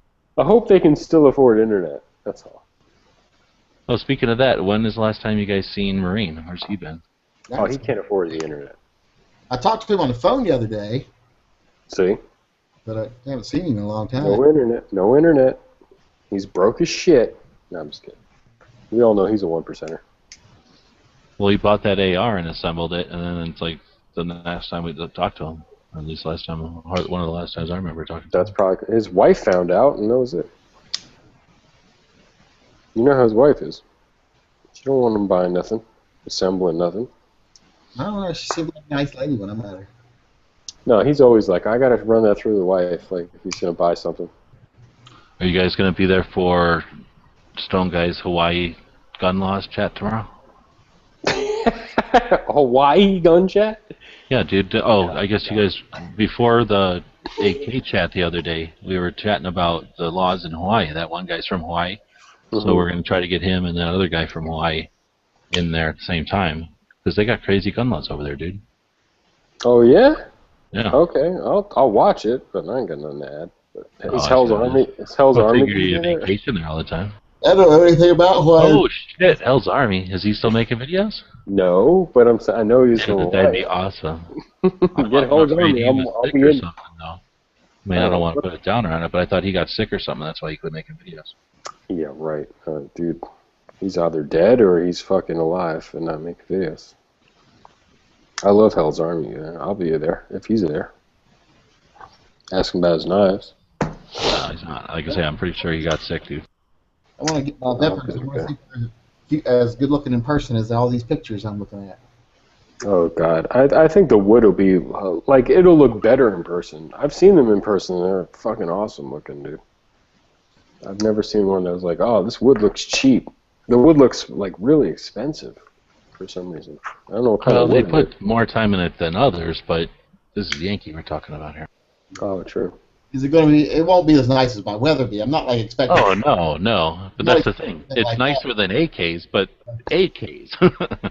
It's not nicer than bolt actions. What about like a M77 Ruger or something? The wood is nice. No, I mean it's nice wood, but that has nothing to do with the Yankees. Going to be looking at like the fit between the receiver and the stock, right? Not the quality and the shape of the stock. I mean, look at this. I can slide a piece of paper in here. Exactly. That's the kind of stuff where I'm not sure if you're going to be down with that. Because, again, this wasn't, well, I guess I shouldn't say that. I was going to say, unlike a Wasser or something, they just slap something on there so that it can get here, within the law, and then they know it's going to come right off. But those actually are sold in Russia as hunting rifles. So, like I say, I haven't paid a heck of a lot of attention to them either, because when I look at them, I immediately start envisioning what it's going to look like without that wood. I'm looking at a picture of some right here that say gun websites on the side of it. Yeah, I know, but like I say, when I look at them, I'm immediately envisioning what they're going to look like with their actual polymer or real RPK stock. In fact, I'm trying to source an RPK stock now that isn't $80 to put the real stock on it. An RPK is like a clubfoot stock, nowhere near the quality of the wood, but a regular pistol grip and then a narrow stock that opens up to a clubfoot, and it's got that distinctive silhouette that is RPK. Well, what I wanted, the reason I got the Vepers is it's kind of like that. It's kind of like a compromise gun. It's a reliable, will function in pretty much any environment. Should hit the fan battle rifle that I was sorely needing in my collection. But it's, as far as those go, it's one of the more attractive ones you can get. Oh yeah, I agree with that. If you're talking attractive, I gotta probably. Honestly, for what you're talking about, there's not a better one out there, because the only other things that would be out there are going to be military. They're not going to look at all sporting or just stylish like that. Well, when I'm killing zombies, I still want to look good. And that thumbhole stock is actually utilitarian and not just compliant. I love thumbhole stocks. They really help. They make it to where I think. Oh no! But if you held like any of the other AK thumbhole stocks, like I say, they're compliant. They're not designed for any type of long-term use. They had no illusions that people were going to actually shoot with them if they didn't have to. Whereas the Vepers, they are what they're sold with for the most part. So way more comfortable.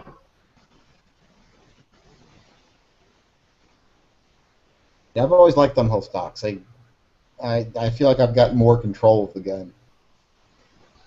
But you're not down for doing like one of the polymer SVD style, where they're more skeletonized even? No, I'm not a big fan of skeletonized. Okay. That's the other option for that. I'm not even the biggest fan of collapsible stocks on ARs, but. Well, the nice thing about those, have you been thinking about if you're going to keep the 16 or the 20, or are you just going to keep them both? I think I'm just going to keep them both. So then on the 16, well, maybe on the 20, just as good, but they do make a solid side folder stock for those. An RPKS would be just a side folding stock on one. And again, the clubfoot side folder is sweet. And then if you are putting it in a bag or taking it with you on a camping trip or something, that's the nice thing about an AK is it can be folded for storage and transport and then immediately go to action because it doesn't need to the springs or anything in the stock. It would be a couple of bucks to do that conversion, but man, that's what I'm planning on doing if I get one. I figure once I get these, if I keep both of these, the only real thing I can see that I want in my collection that I don't have now, which will only give me one more thing really to covet, is I want an M1A. I still want an M1A. I don't know why I want one, but I do. I really would love to have the match grade one with the stainless barrel, but I can't afford that. So I think then I'm kind of torn with whether I should go with the regular one or the Scout. Someone said don't get the Scout. Huh? Someone was like, don't get the Scout. SOCOM 2, you mean? Yeah. Shorter barrel. The SOCOM 2 is a lemon. Isn't that the Scout? Well, there's two Scouts. I don't know. The Scout is wood, right? Yeah, there's a regular Scout that's just the wood grips and everything. And that's the one I would get. So why is it a lemon? Because of the operation? The gas or whatever? Something, yeah. Everybody I know that had them or was interested in them had them years ago and then got rid of them reluctantly, So nobody they bought them and they're what, $2,500 or something. So that ain't cheap. They weren't cheap. Yeah, they definitely had to save up for them. So none of them just went, immediately said these are no good. But as they continually broke on them and continually broke, I think 3 or 4 of the guys had them.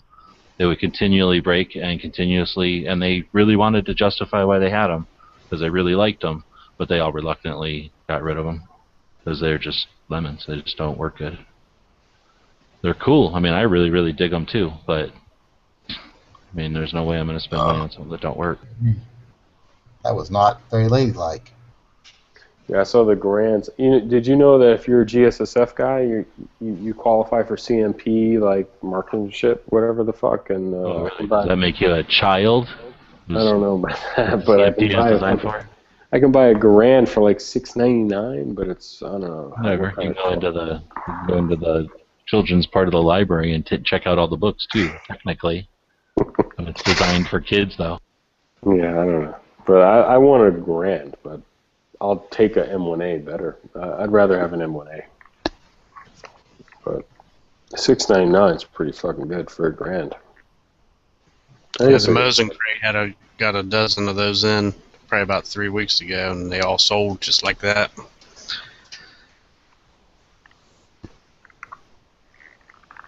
I like Mosins too, but sometimes I don't. I want to pretend I'm not a peasant. I think he said the grands were going for like $750 to $950. Not on CMP. It was on the Mosin crate. Oh, okay. Website. Gotcha. He got a shipment in of like a dozen of them. Yeah. 308's expensive. That's why I went with an AK. So I kind of want the poor man's 308.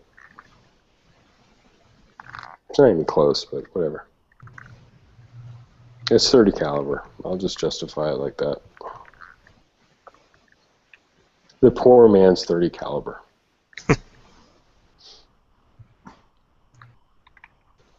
And I used to my dream gun used to be a fucking M1 carbine until someone was like, "That's like shooting 38 special."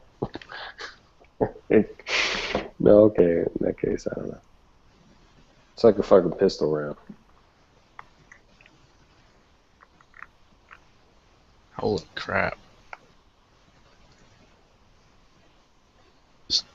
National Match M1A stainless steel. What are you looking at? Gunbroker. Oh. $1,900. Yeah, that's not what they go for. They're about, the cheapest I've seen them is like $1,850.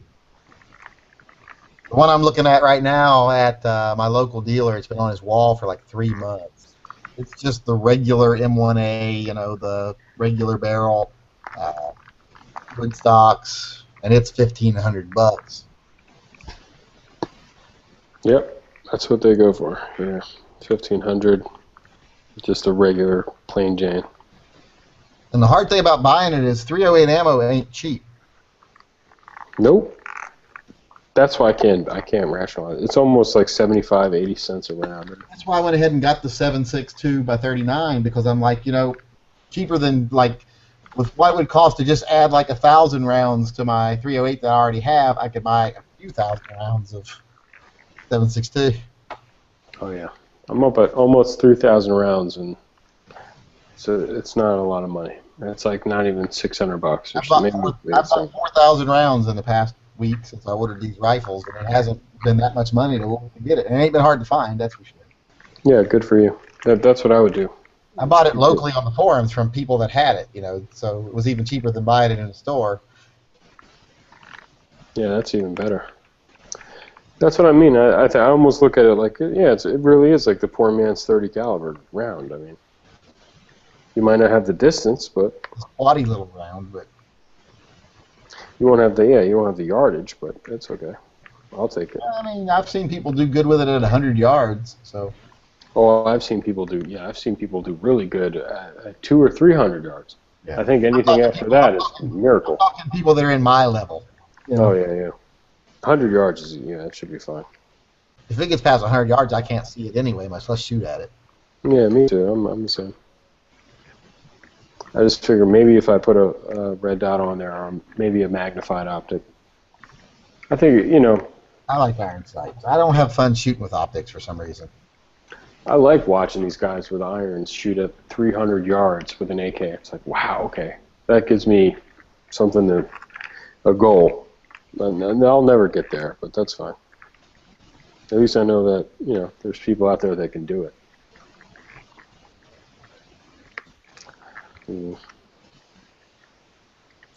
That's all I care about. Like, I know no one's. Well, actually, I can't even say that. Some guy, what's his Funker Tactical dude from Italy, like took a Glock and like shot at like fucking 500 yards or something like that. Something ridiculous, man. He was getting hits on steel at like 500 yards.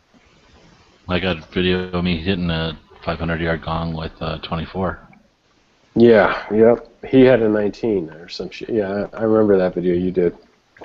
I think this might have been it was like maybe 1,000. It was something so sick. I was just like, wow, that's great. I'll never do that, but that's cool that you could do it. Whatever, it's easy. Yeah. It is.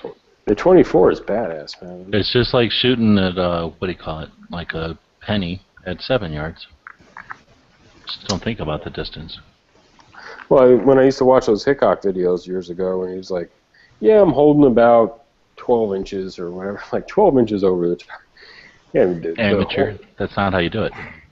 Oh, that's not how you do it. Because I was thinking, well, damn. I mean, he's shooting. I don't know how the fuck does he know how high to hold his front sight over the target he's trying to hit. Yeah, that's the sucker way. That's somebody who doesn't know how to shoot long distance. So you take your front sight and you put it. Let's say you're going to have a gong out there, whatever size gong, circular gong. You sit that on top of your front sight as if you were doing a 6 o'clock hold, as opposed to a dead center hold, right? Mm-hmm. Okay, so you do your 6 o'clock hold on your target, and then you bring your rear sights down, and then you gauge. Normally your rear sights and your front sight are going to be at a line, a horizontal line, and they're going to be even. So when you're close in, that works great. When you go to distance, you just bring your rear sights down. You keep your front blade on the target, so that's a consistent part of the equation. And it might take you a shot or two with a pistol at 500 yards, but it's going to do that.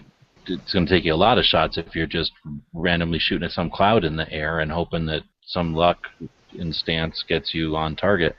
Anyway, if you keep that front blade on the target and you shoot and you're off to the left or right, well, now you just compensate like you would with anything for windage. You just move your blade to the left or right.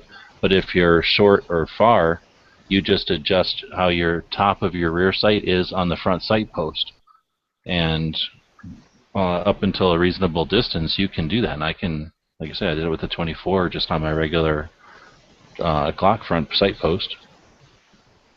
And that way you still have your visible shot at the target. You can do the same thing with rifle, with iron sights.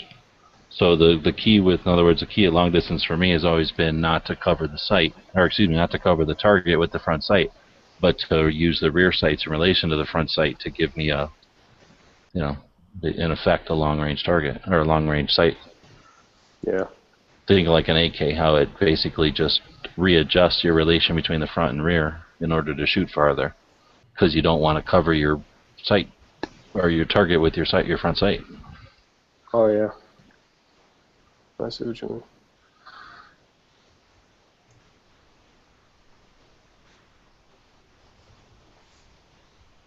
I did that because one time I installed like the super high Warren tactical sights on my Glock, and they were so high, dude. Like they were, and I was at short distance. They were not even close. They were too high. That was for like long distance shooting, so I would just compensate by putting my red dot, like, it was a red fiber optic front. So I just like fucking like aim higher and have the rear sight like lower, and make up for it there. So I could see that you just put the front sight on what you want to hit, and then lower the rear sight. Right. Okay. Until you get it, and then adjust left and right. Yeah. So let's say you're shooting at 200 yards, and your first shot, is okay. So you're shooting at 200 yards. So you're gonna put your front sight on the target, and you're gonna bring your rear sight, let's say halfway down the sight post, and then you shoot. And now the bullet gets halfway to the target. Well, now you got to bring your rear sights all the way to the bottom of the front sight post. And now the next time you shoot, that bullet's going to travel a lot further. If it was the other way around and you overshot the target, then you might bring your rear sights up a bit. And again, if it's all right there in front of your eyes, so you're going to be able to tell, oh, okay, I just need to go up to the 3/4 up the thing, or a third down, or what I'm saying. You'll kind of gauge. Actually, they could make a front sight post with little notches on it for people that are shooting long range. That's fun. Like that VTAC fucker. Like that you mean the seats that rear sight? Well, no, the VTAC's got like a fiber optic and then a tritium, and there's like two. Oh, you're talking about MMPs. Yeah, I hate those things, but I mean, I can see for long distance.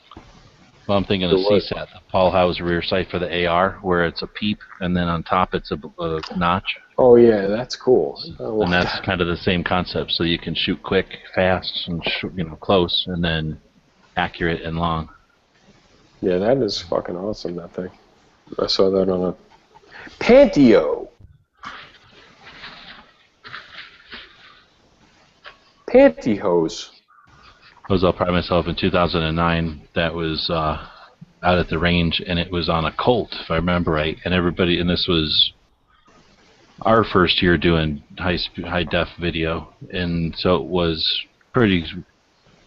There wasn't a lot of video at the shoot, and this was in Florida, and so we come up to the M16, and everybody had been looking at this little collapsible stock that they were putting on the Colts, and anyway, so I come up, and I had just heard about that CSAT like 2 seconds before I got on the plane. Like somebody told me about it a couple of days before or whatever, and it was just in my mind. So when I pick up the Colt or whatever to shoot it, I go, oh, this is a CSAT rear, and they're like, holy crap! Like I was, I impressed them because everybody had overlooked it. Nobody had known that it was a new thing, so they didn't know to look for it. You know what I mean? And I felt like a big man for a minute there because I had noticed it. I used to get to buy it from him, right? I think so.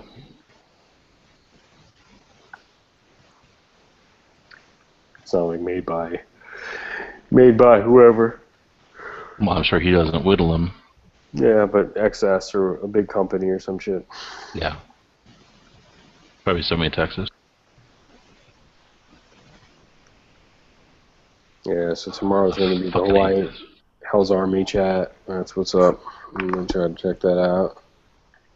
See what's up with, tomorrow's... Well, the good part is he's flying a bunch of us out there. So that we get the whole experience. Better get that Hawaiian barbecue. You didn't get the invite to that one? Oh, sorry, no. I'm not supposed to bring it up. No. He's mad that I snubbed him at the late show. My son's mad because we're not going this year. To Hawaii? Yeah. He should be. I would be. I expect a certain level of vacation. Well, I didn't think he even had much fun when we went to Hawaii, but I guess he did because he's upset because we're not going back. Consistency, dude. Yeah, we're just broke. I mean, we've had so many expenses where I'm like, we're just renting a house on the coast for a week, flying my parents in, spending a week in Newport in Oregon. I'm not paying for plane tickets for all of us to fly somewhere because it's like $2,500 just for the 4 of us to fly somewhere. Yeah, it's rough. Why don't you vacation in Canada? No thanks. Well, I actually Bob's do house. like every now and then. There's a little place in Victoria, BC I like to go, and there's a place in there's a little hotel. I forget the name of it. It's in Vancouver, BC, and it's down on the corner. It's like right on Robson Street, I think. And it's literally like a little apartment. It's like a little 2-bedroom apartment. You rent this hotel room.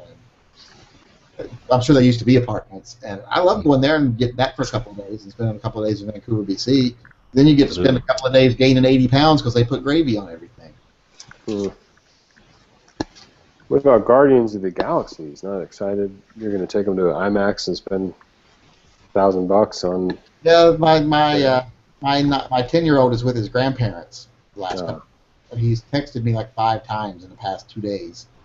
Guardians of the Galaxy's coming up. Guardians of the Galaxy's coming up. We gotta go see Guardians of the Galaxy. Dad, when are we going to go see Guardians of the Galaxy? What time do we go see Guardians of the Galaxy? Friday. You going Friday? I'm going Friday. He's got to come back tomorrow, he said, so he can go see Guardians of the Galaxy with me first thing Friday. I was like, oh, I was hoping you'd stay with your grandparents a couple more days. Yeah, I can't wait. That's it. To me, I judge summers by movies. That's it. The summer's over. Yeah, I've actually seen 2 really good movies in a row, so I'm like, oh, I hope this is good, because if I can get a trifecta of good movies, it'll be like the best summer in a long time. What was it? Edge of Tomorrow and Rise. Did you see Rise of the Apes? Yeah, it's Dawn of the Planet of the Apes and Edge of Tomorrow. Yeah, there you go. This is going to be the third. Apes was awesome. And Edge of Tomorrow, sadly enough, was awesome. Yeah. There you go. Good summer. I liked X-Men. So X-Men was awesome, but I saw some crappy movies between X-Men and because I saw both Godzilla and Transformers between. Oh yeah. And the Godzilla was okay. You know, it was like as a Godzilla fan, I didn't get as much out of it as I would like to have. But and I'm talking big Godzilla fan. I mean, I've watched every movie at least a dozen times.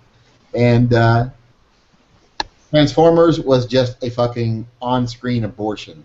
Oh, I won't see it. I'm not going. That's fine.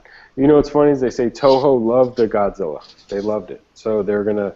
Apparently at Comic-Con they were like, you can have Mothra. Like they have to license monsters from Toho. They did a Mothra reference in the Godzilla movie if you paid attention. That's true. Yeah, that's true. But apparently you had to wait for Toho to license you.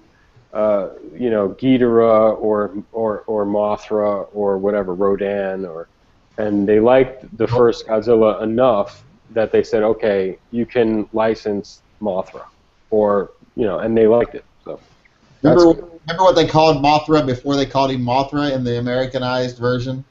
Oh no, what was it? It was Godzilla versus the Thing. Oh, I've seen that. I've seen that poster. I've seen that art. Yeah. That's funny.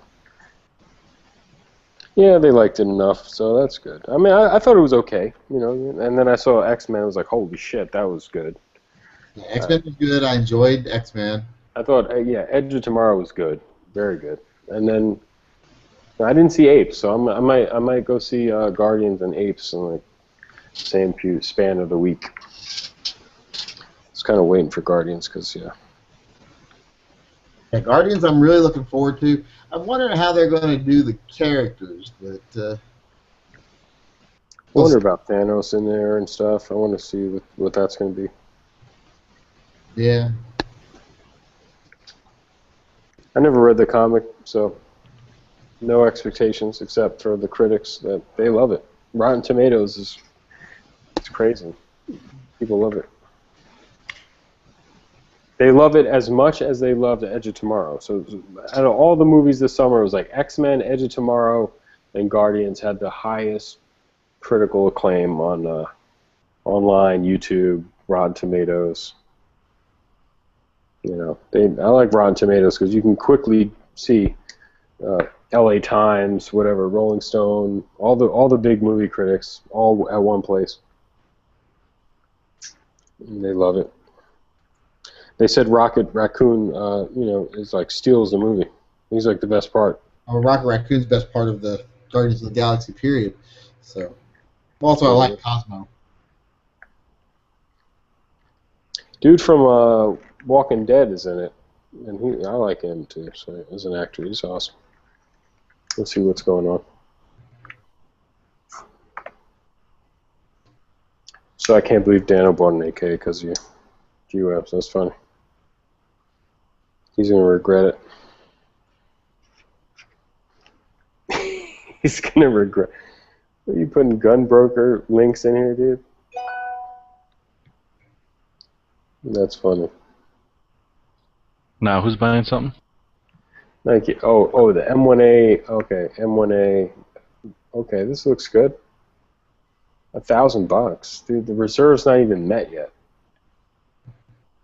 Excellent Springfield M1A semi-auto. Looks plain Jane, but 9 days left. It's already at 1,000, and the reserve's not met. That's not going to be a good deal. I just fucking ordered on. Go to Slick Guns, dude. Oh, I'm not looking.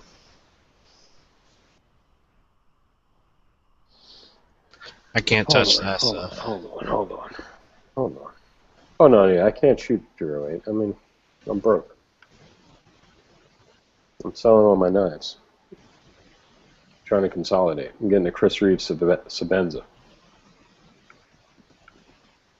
But the only thing I could afford is a beat up, a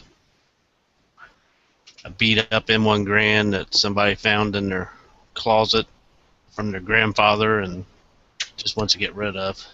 And I like the way they look, but if I really wanted a 308 for what I can afford, I'd get a PTR 91, the HK G3. They say that's HK machinery they imported from Germany and all that crap, and it's, I like the way the HK G3s look. I always did. And the magazines are real cheap, and it shoots 308. I don't know, and they're reliable. It's HK design anyway. They say it's pretty much like buying an HK, and it's made here in America, so I wouldn't have any. That would be mine. I could get one for $800, $900, and beat the shit out of it. Mags are cheap, and if I had more money, then I'd buy this one, M1A, and if I had a lot of money, I'd buy a Scar, I guess. What are they, like $2,800?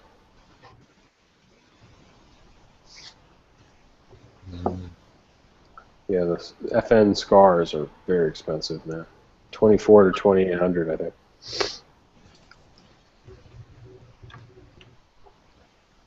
Right now, I'm just trying to sell all my knives and buy a $500 knife, and then I can really fucking jump out of the window. Be like, I got a $500 folding knife. I'm gonna jump out the fucking window. That's why I was showing that picture earlier.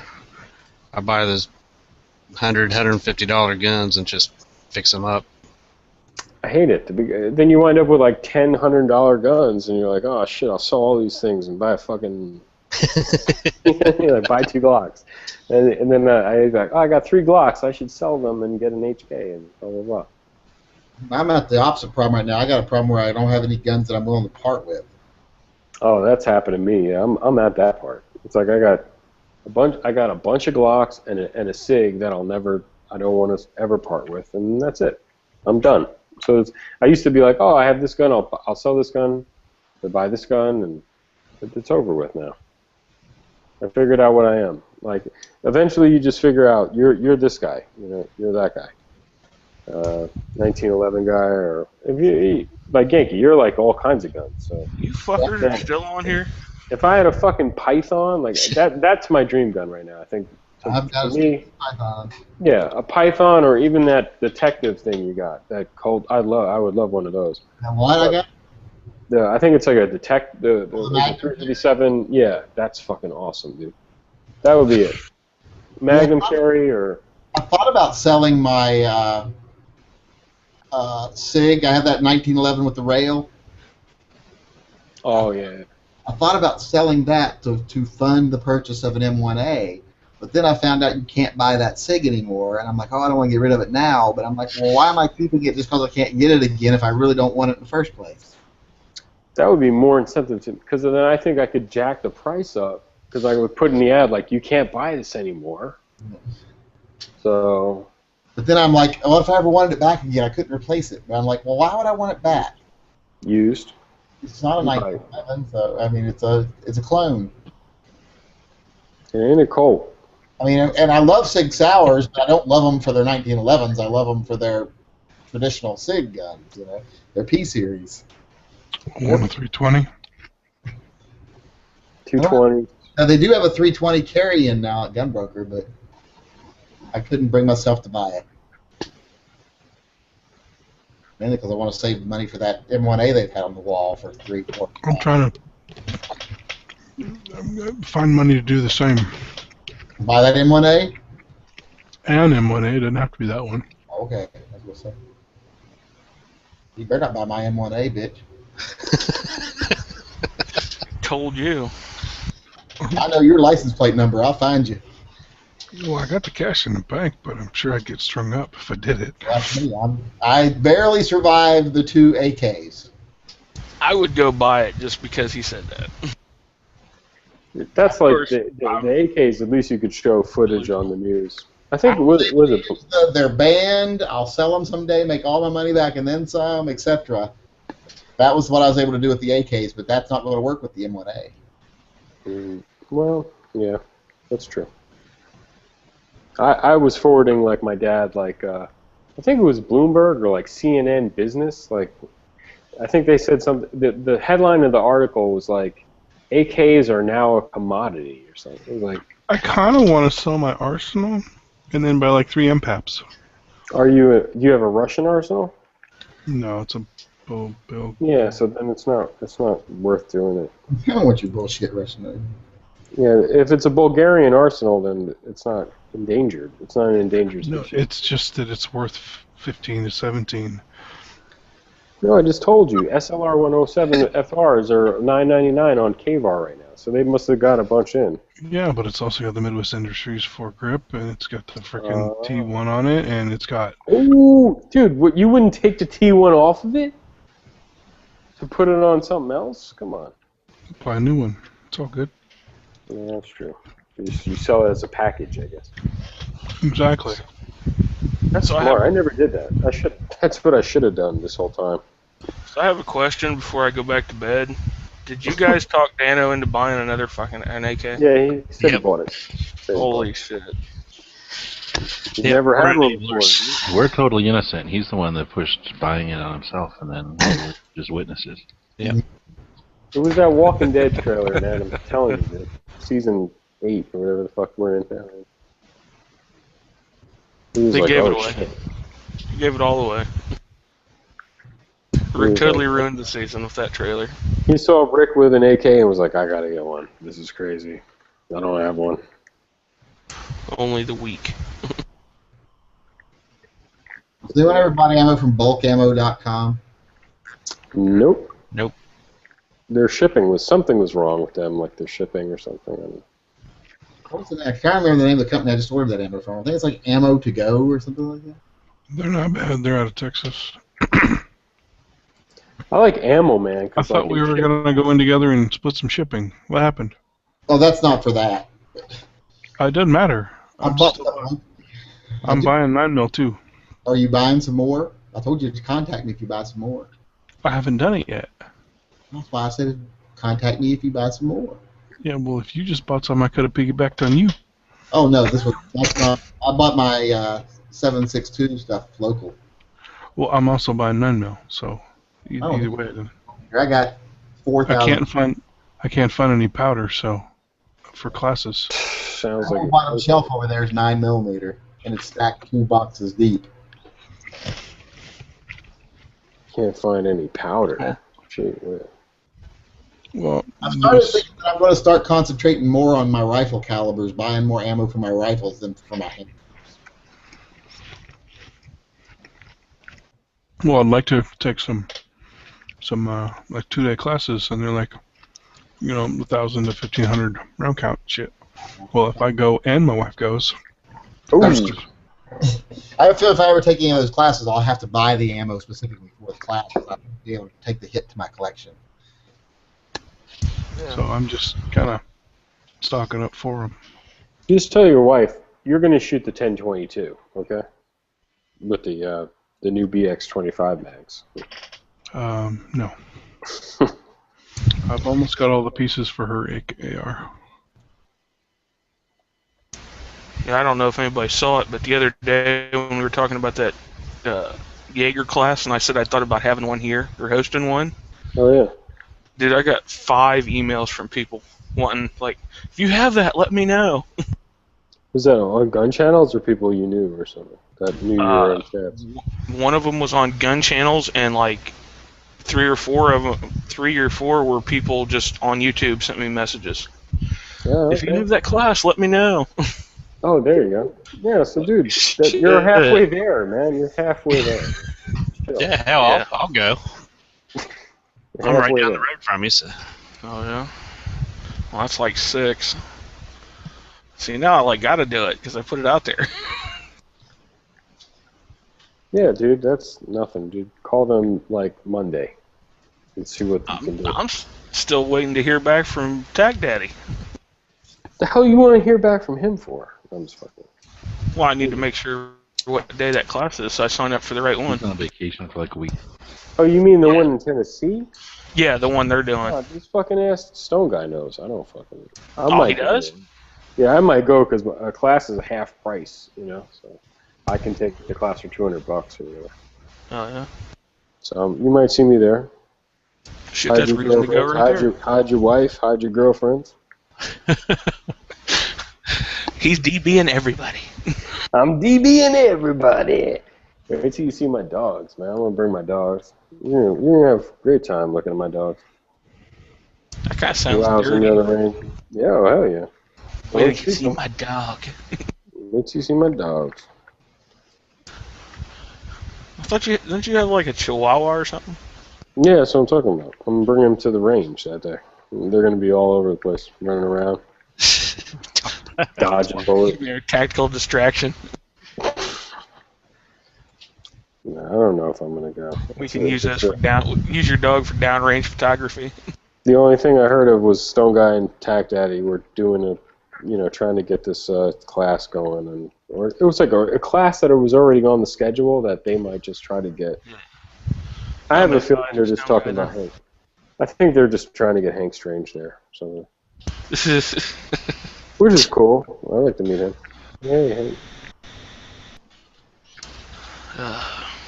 Well, I'm going back to bed. Continue. Continue. Yeah.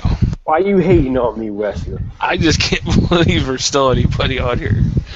6. I walk down the stairs and the screen's still just flashing like blah blah blah blah blah. Still got more people than a main fucking Monday chat. Warning: your broadcast will terminate in 1 hour. What? I gotta go to sleep soon. So 7:10. Huck just jumped in here, and you know how that is. Can't talk to Huck. I was Still really 9 hoping. people watching too. I know. Is Huck in here now? Yeah. Yeah. When I turned my mic on, I was hoping Ed was going to be in here. It was going to be like, just whisper, be like, Ed is gay. We're having Ed. I think Ed is dead. That's my whole thing. He was in here this morning. Like Pulp Fiction. Ed's dead. Quit that. Just going to tempt him to come in here. Ed is dead. Zombie Master dead. Huck, are you in here? Yeah, what's up? So you got a computer over there?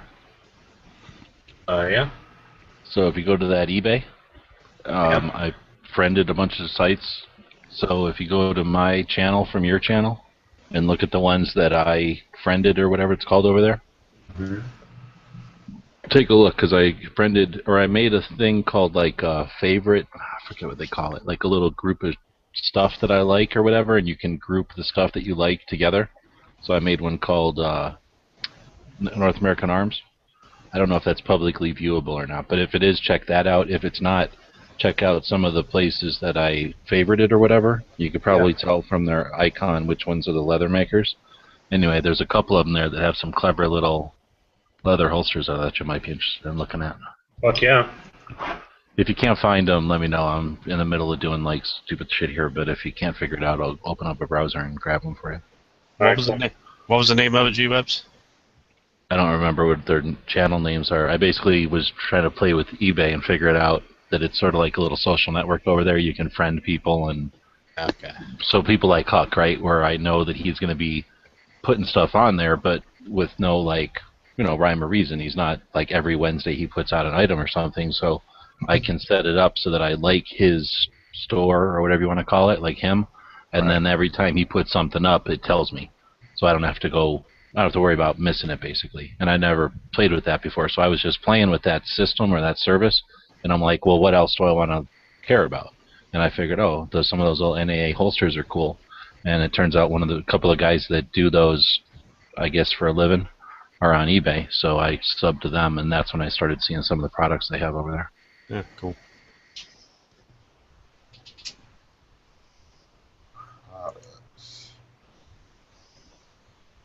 What the fuck? Yep, Springfield Armory changed their damn website.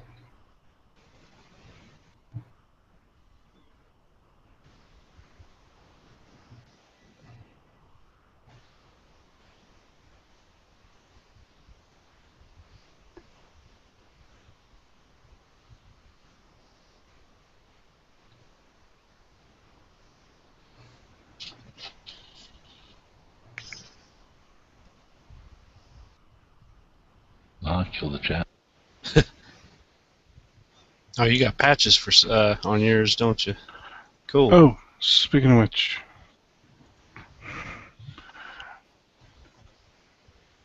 They put the MSRP on their website anymore.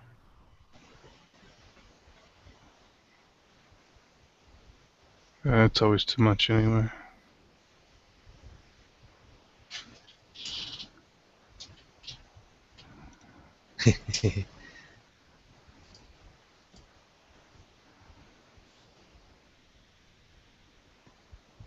Should I get an M1A or should I get a Mini 30?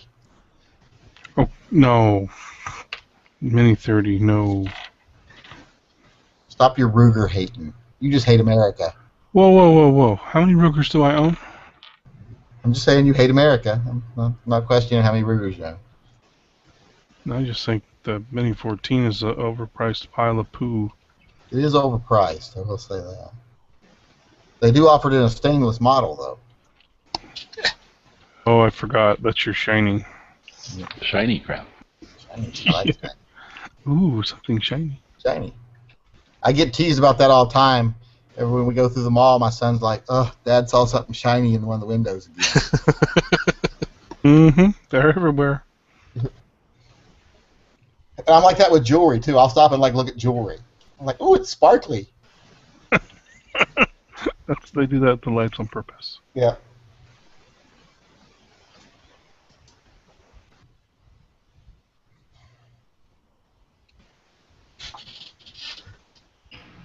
So there's some pretty cool stuff in there, G-Webs. Did you see those leather things? Yeah, I like the one that's like a full coverage pouch that has a pocket knife and a little speed strip in it. Yep, that's what I was thinking about. And what he does for the speed strip is it's just a little strip of leather that he punches holes in. Yep.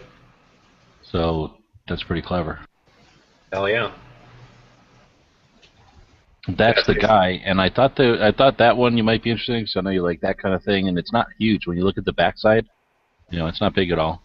So I'm thinking it's probably for like a wallet, like in that space in the front is like a wallet, and then when you go to get your wallet, you also have a gun and a light and a knife right there. Right. But then I thought he had something else. Of course, I was doing this in the middle of the night, and I might have gotten, auctions mixed up or something. But I thought he had something else there that was sort of a clever. Dang, it wasn't a holster. Maybe it was. Anyway, I just can't think of it right now. But anyway, that's the guy for sure. Yeah, it's pretty sweet. It's funny because I've been making those speed strips for 22s out of Kydeck. Like basically the exact same thing. Oh, okay. There's a link in case anybody's curious what we're talking about. Sweet though. Yeah.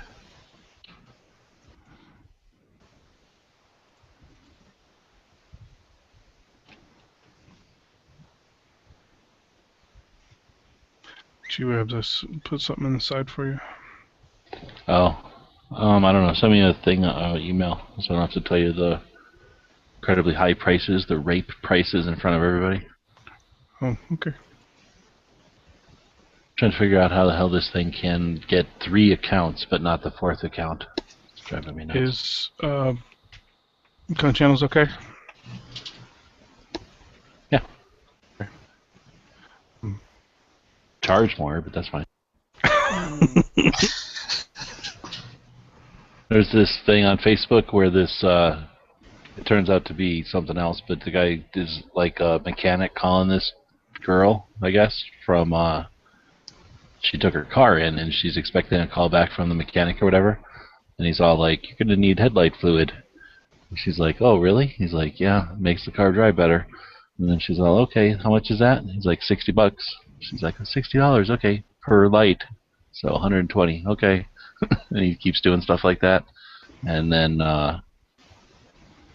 he's like, oh, we're pulling into the thing. We found out that, or we saw that you noticed that your cigarette lighter's missing.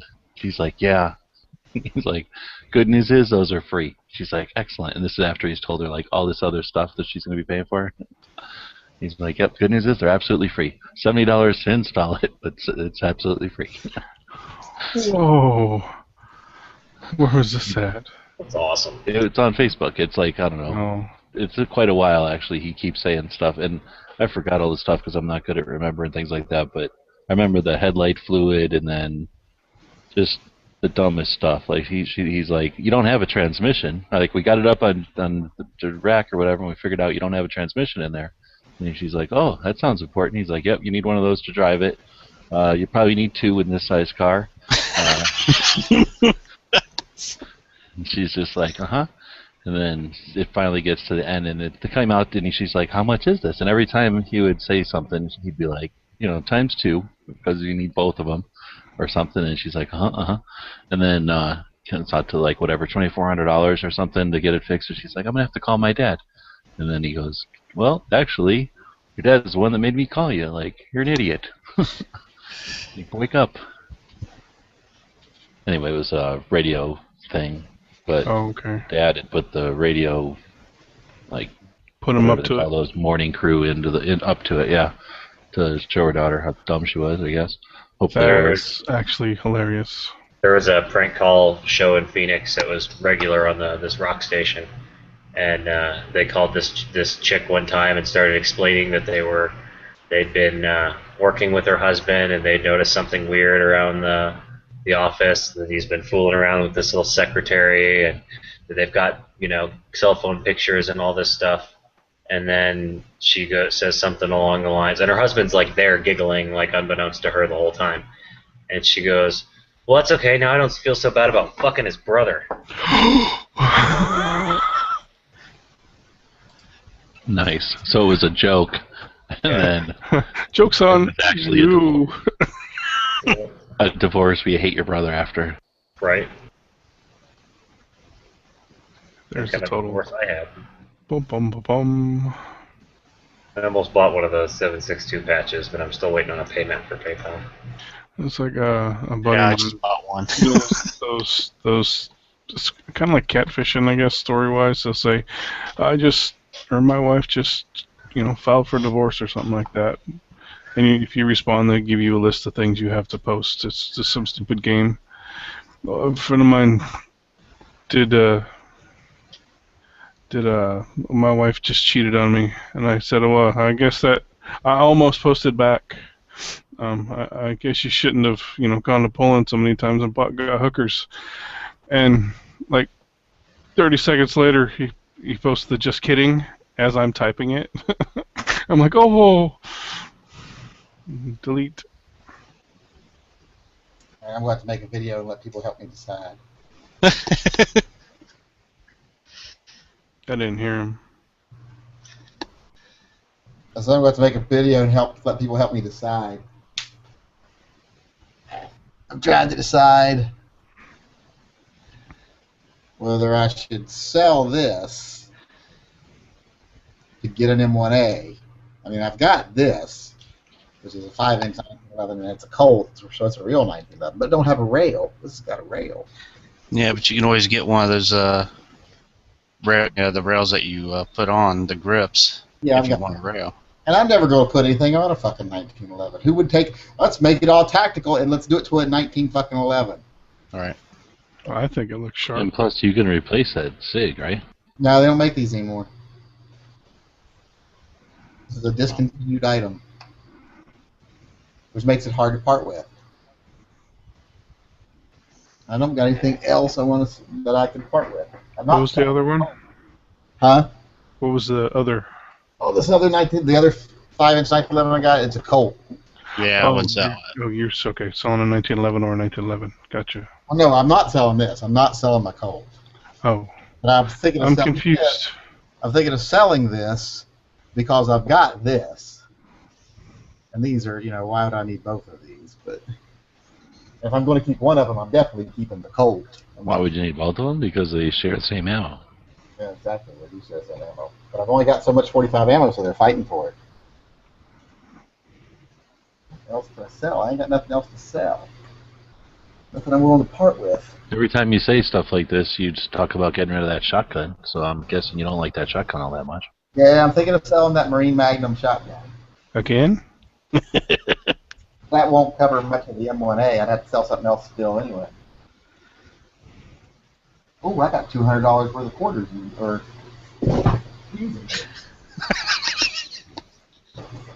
Right about I had those in there. I got like $200 worth of these in there. That could go towards some of it. My sister gave me these as payment. What are they? They're those dollars. dollars. They're I guess they're Liberty dollars. They've got the Liberty Statue of Liberty on them. Oh, that's cool. My sister. To replace the Sacagawea ones? I don't know. My sister owed me $200, and she gave me 8 rolls of these. I don't know why she got it. You didn't open it up. It's like 8 of those and a bunch of lead. Yeah, exactly. Nah, they're not big.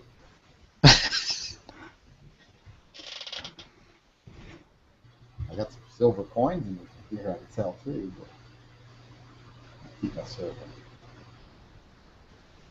I got nothing I want to sell. Well, there's only one revolver I've got that I don't really care for, so I could sell that. That shield you just bought? That what? That shield you just bought? No, I want to keep my little shield. I've never been crazy about this revolver. Why is the M1A like bugging you to get? I don't have one. You got room for a rifle in there? If I sell my shotgun. Well, then I still wouldn't, because that would be replaced by one of the AKs. Then I'd have to fit another AK in here. And then an M1A. I need another safe. I was going to buy some more mags from SNG. Did you need any? How much are they? $12. I might get a couple. I got 12.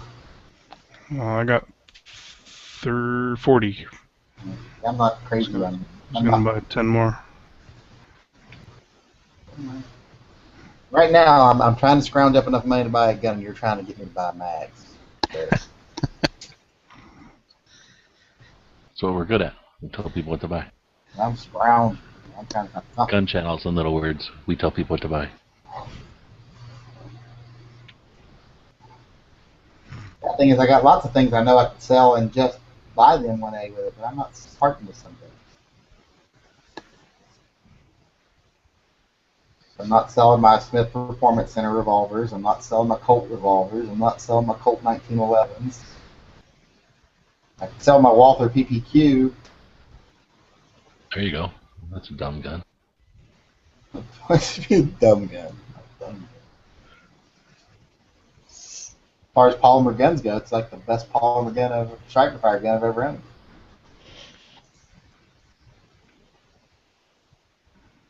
But I could sell that and my Sig P250 because I'm not that, I got no need for the Sig P250. I sold that, my Sig P250, and my shotgun. That'd pretty much get me there.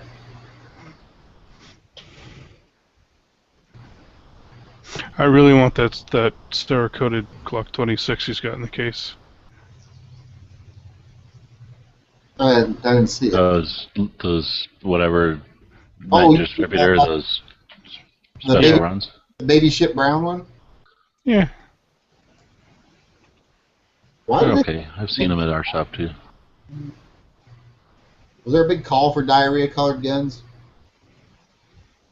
Oh, that Cerakoting. Everybody loves that Cerakoting nowadays. I hear it doubles value. It's just different, is all. Well, I guess if it stays on there for any length of time, yeah, it gives you the option of painting the slide where that was kind of temporary back in the day, not too long ago. No, it's the only reason why it's just different. That's why I bought the baby shit brown 19. Why do you say this is a dumb gun? This is a nice gun.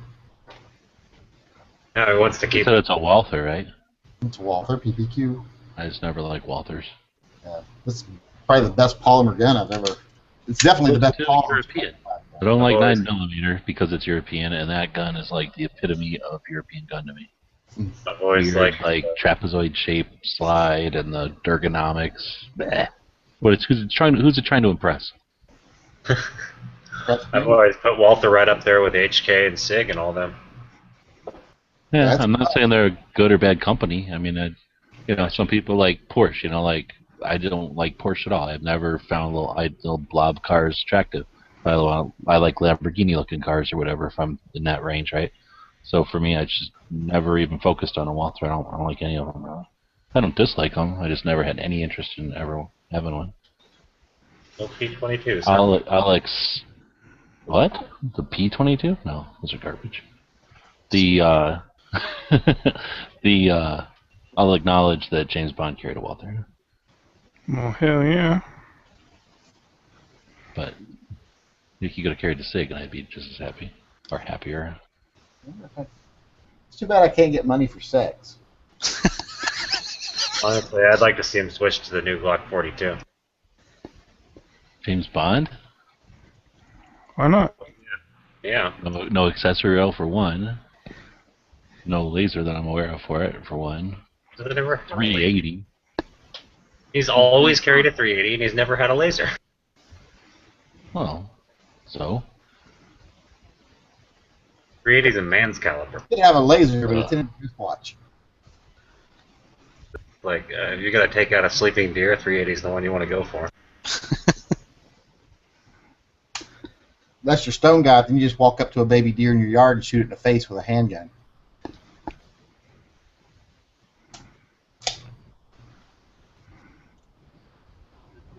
Bet you he woke it up first.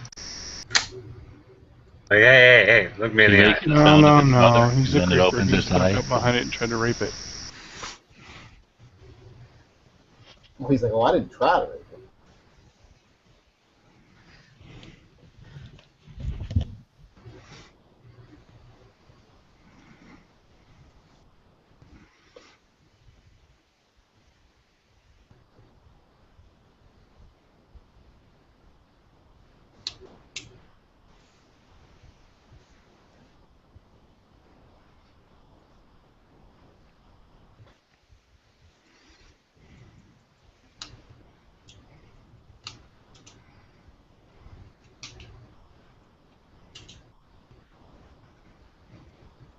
Am I the only one doing taxes right now?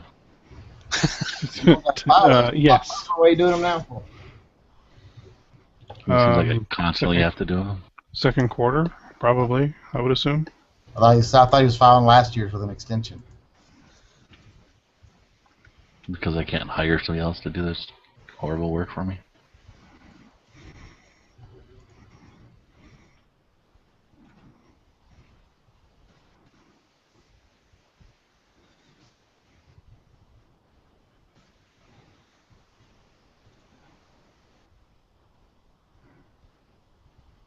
I guess these Vepers come with an attachment for a rail. An attachment for a rail. Yeah, they got like a little thing on the side that you attach a. Oh, yeah. Yeah. Oh, you mean So inside the- the receiver. Scope mount. Optics rail. Yeah, an optics rail. So it's Midwest Industries has a pretty cool low-profile one. pretty quiet in here, G-Webs. What do you think about the Glock sights on the PAP pistols? Yeah, I like that a lot. I'm seriously considering doing it. Well, it's interesting. Yeah, I have no idea if it'll work. I guess it's actually smart too because it's nowhere near your eye, you know. So more like a pistol being way out there. Makes a lot of sense. I think it's gonna be sweet. I've always liked the little cup and ball deal. I like when I cut my balls too. Did you say you like? Who did you want to cup your balls? What? Well, I might be a little hoping sleepy Mark, but and I'm he's distracted, but I think it said like Huck said I always liked it when. No, I said I always like cupping balls, not somebody else to cup my Whoa. balls. I'm tired. Holy crap.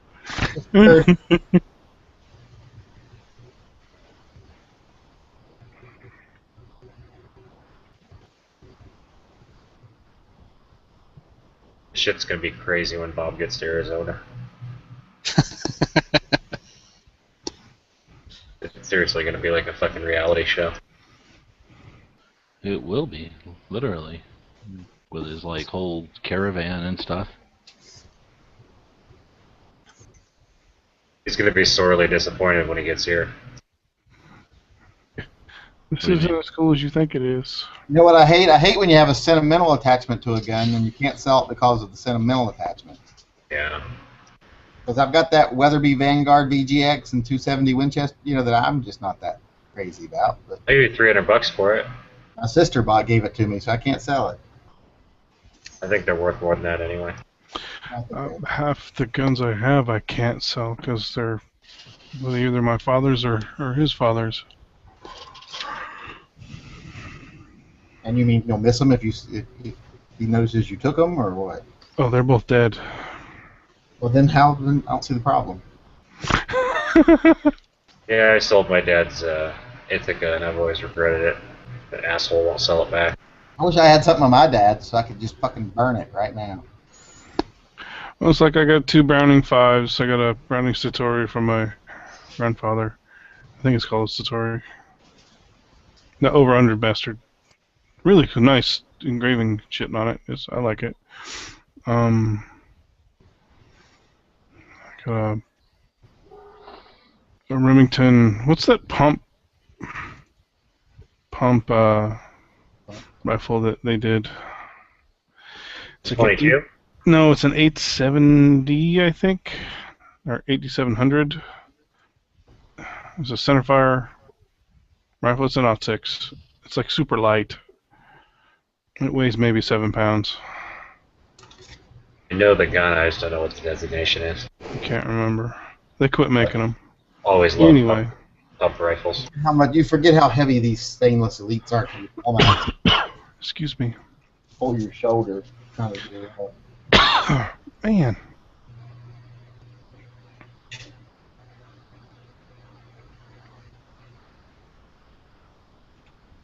So I'm starting to. I know what I can sell. I got a whole bottle full of OxyContin in here. Hello. How many's in there? 40 tablets. What's that worth on the street? Nothing. You should probably just send those to me. I'll dispose of them. I never I actually can't take that shit. Anything that's like opiate based makes me super, super nauseous and sick. That's why they're still in here, because if I take one, well, actually, I guess there's 39 in here because I did take one. Because my prescription was take 1 to 2 for pain. And I took 1, and I felt like I had been on a 2-day bender the next day. Yeah, I took 1 or 1.5 or something when I first was prescribed them, and I was fine. Like I felt kind of nauseous and just a little lightheaded, like I was on pills. And then about an hour into it, I smoked a cigarette and it was vomiting uncontrollably, and my stomach was in cramps for like the next 4 or 5 hours. They just give me a hangover. I just have a horrible hangover because I don't drink alcohol or anything, so they just give me a horrible hangover. Yeah, I don't like taking anything. I take Tylenol. That's about it. So I take a Vicodin and my ass is on the couch, cross-eyed and drooling. Same thing with Percocet. The change from any other time.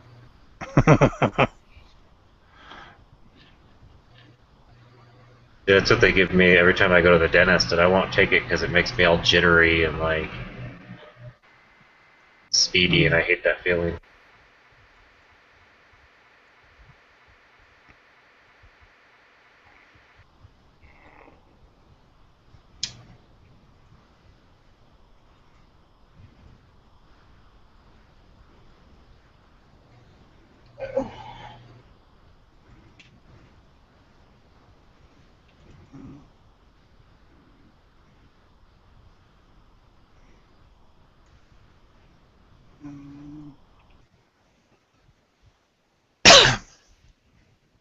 Well, that was rude. Sorry. Sorry.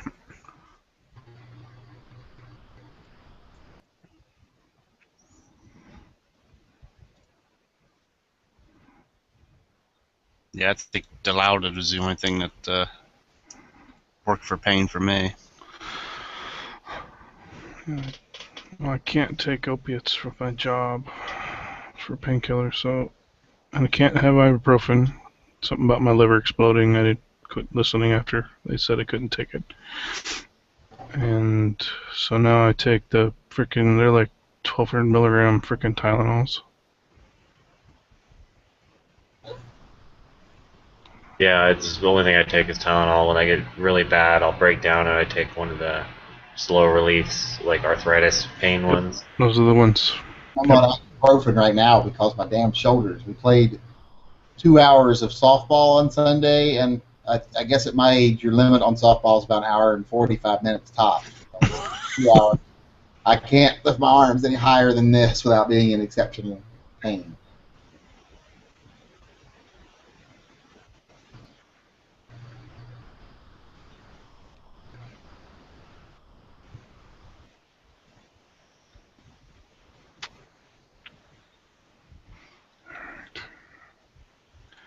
Gun channels.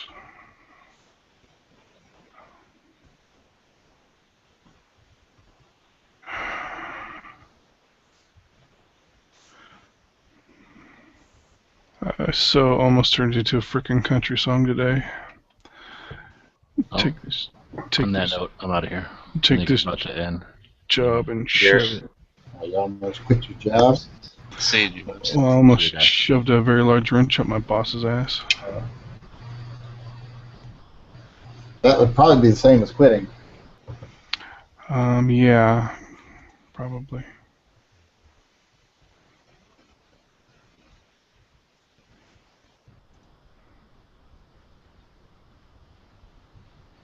Yeah, last time I played softball, I broke ribs. Volleyball, not softball. Volleyball.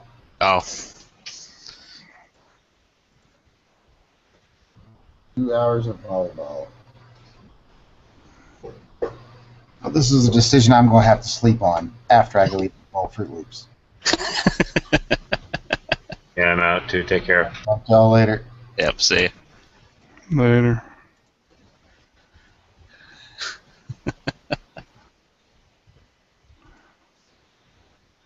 Damn it. My computer does not like gun channels. Oh, really? Yeah, it won't load it anymore. So slow.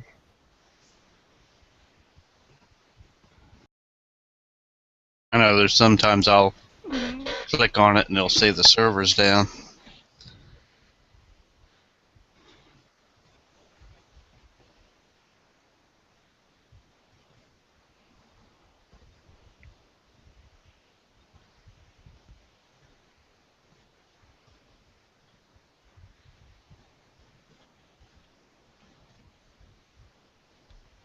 What really irks me is that when it resets the whatever you call it on my phone, you have to scroll all the way to the bottom of the home page to hit the get off of the mobile site. And Right. There's like the top 40 freaking entries from the that page. Right. So it's like takes forever.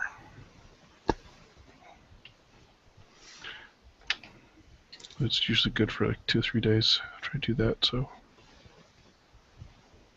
What do you have saved? The mobile version or the PC Normal, version? but when I have to relog in, it comes back to the mobile. Okay.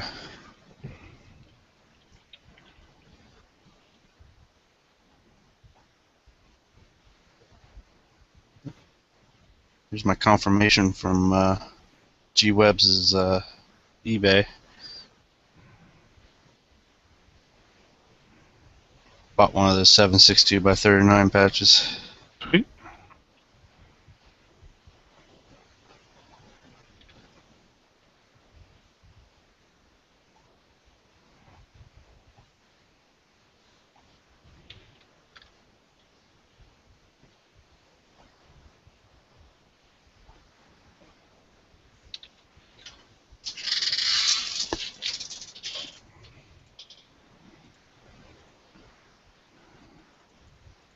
Zombie Master Ed is on.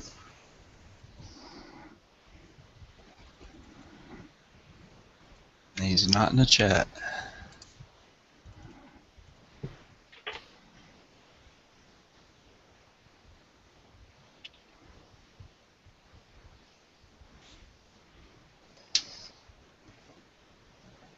And I'm having all kinds of problems with this new chat that they did. I was sitting there talking half the time and you guys couldn't hear it, and then I'd have to go into the settings, switch from microphone to default and then back to microphone. Yeah, since they messed with it, I can't log into it with my phone anymore. It's weird.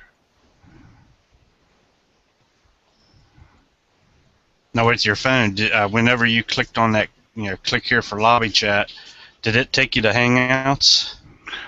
It kicks you into that app, but it wouldn't get me into it started me in my own Hangout instead of the Hangout that was on. I know half the time it would take me to the App Store or the Google Play or whatever for Hangouts. It wouldn't take me to an actual chat hangout.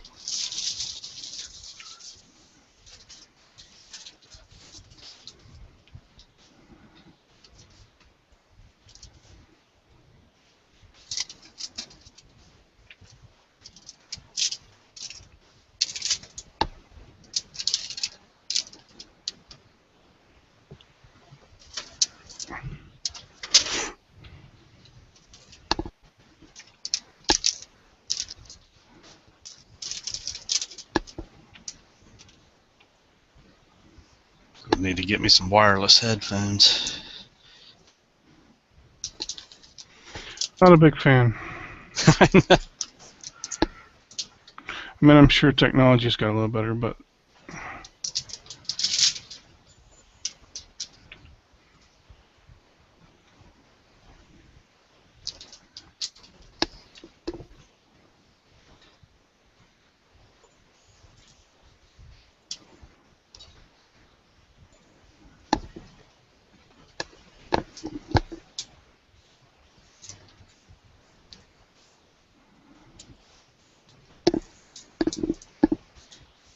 I should stay up and go to the range, take that Mosin test fire.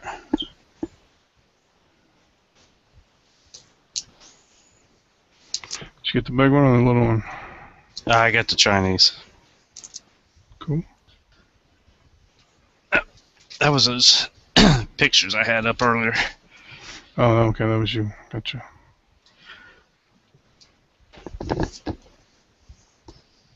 Yeah, spent all week working on the stocks. Not a big fan of the wood that the Chinese used. I know that.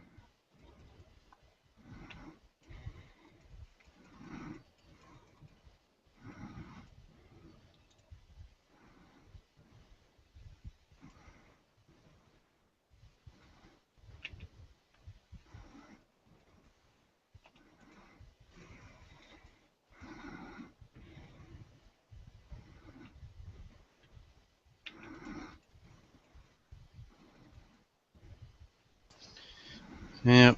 We've only got about 20 minutes before this thing shuts down, so I'll probably go ahead and get out of here, Mark. All right, Bubba. I'm gonna go take a shower and pass out myself. Have a good one. Yep.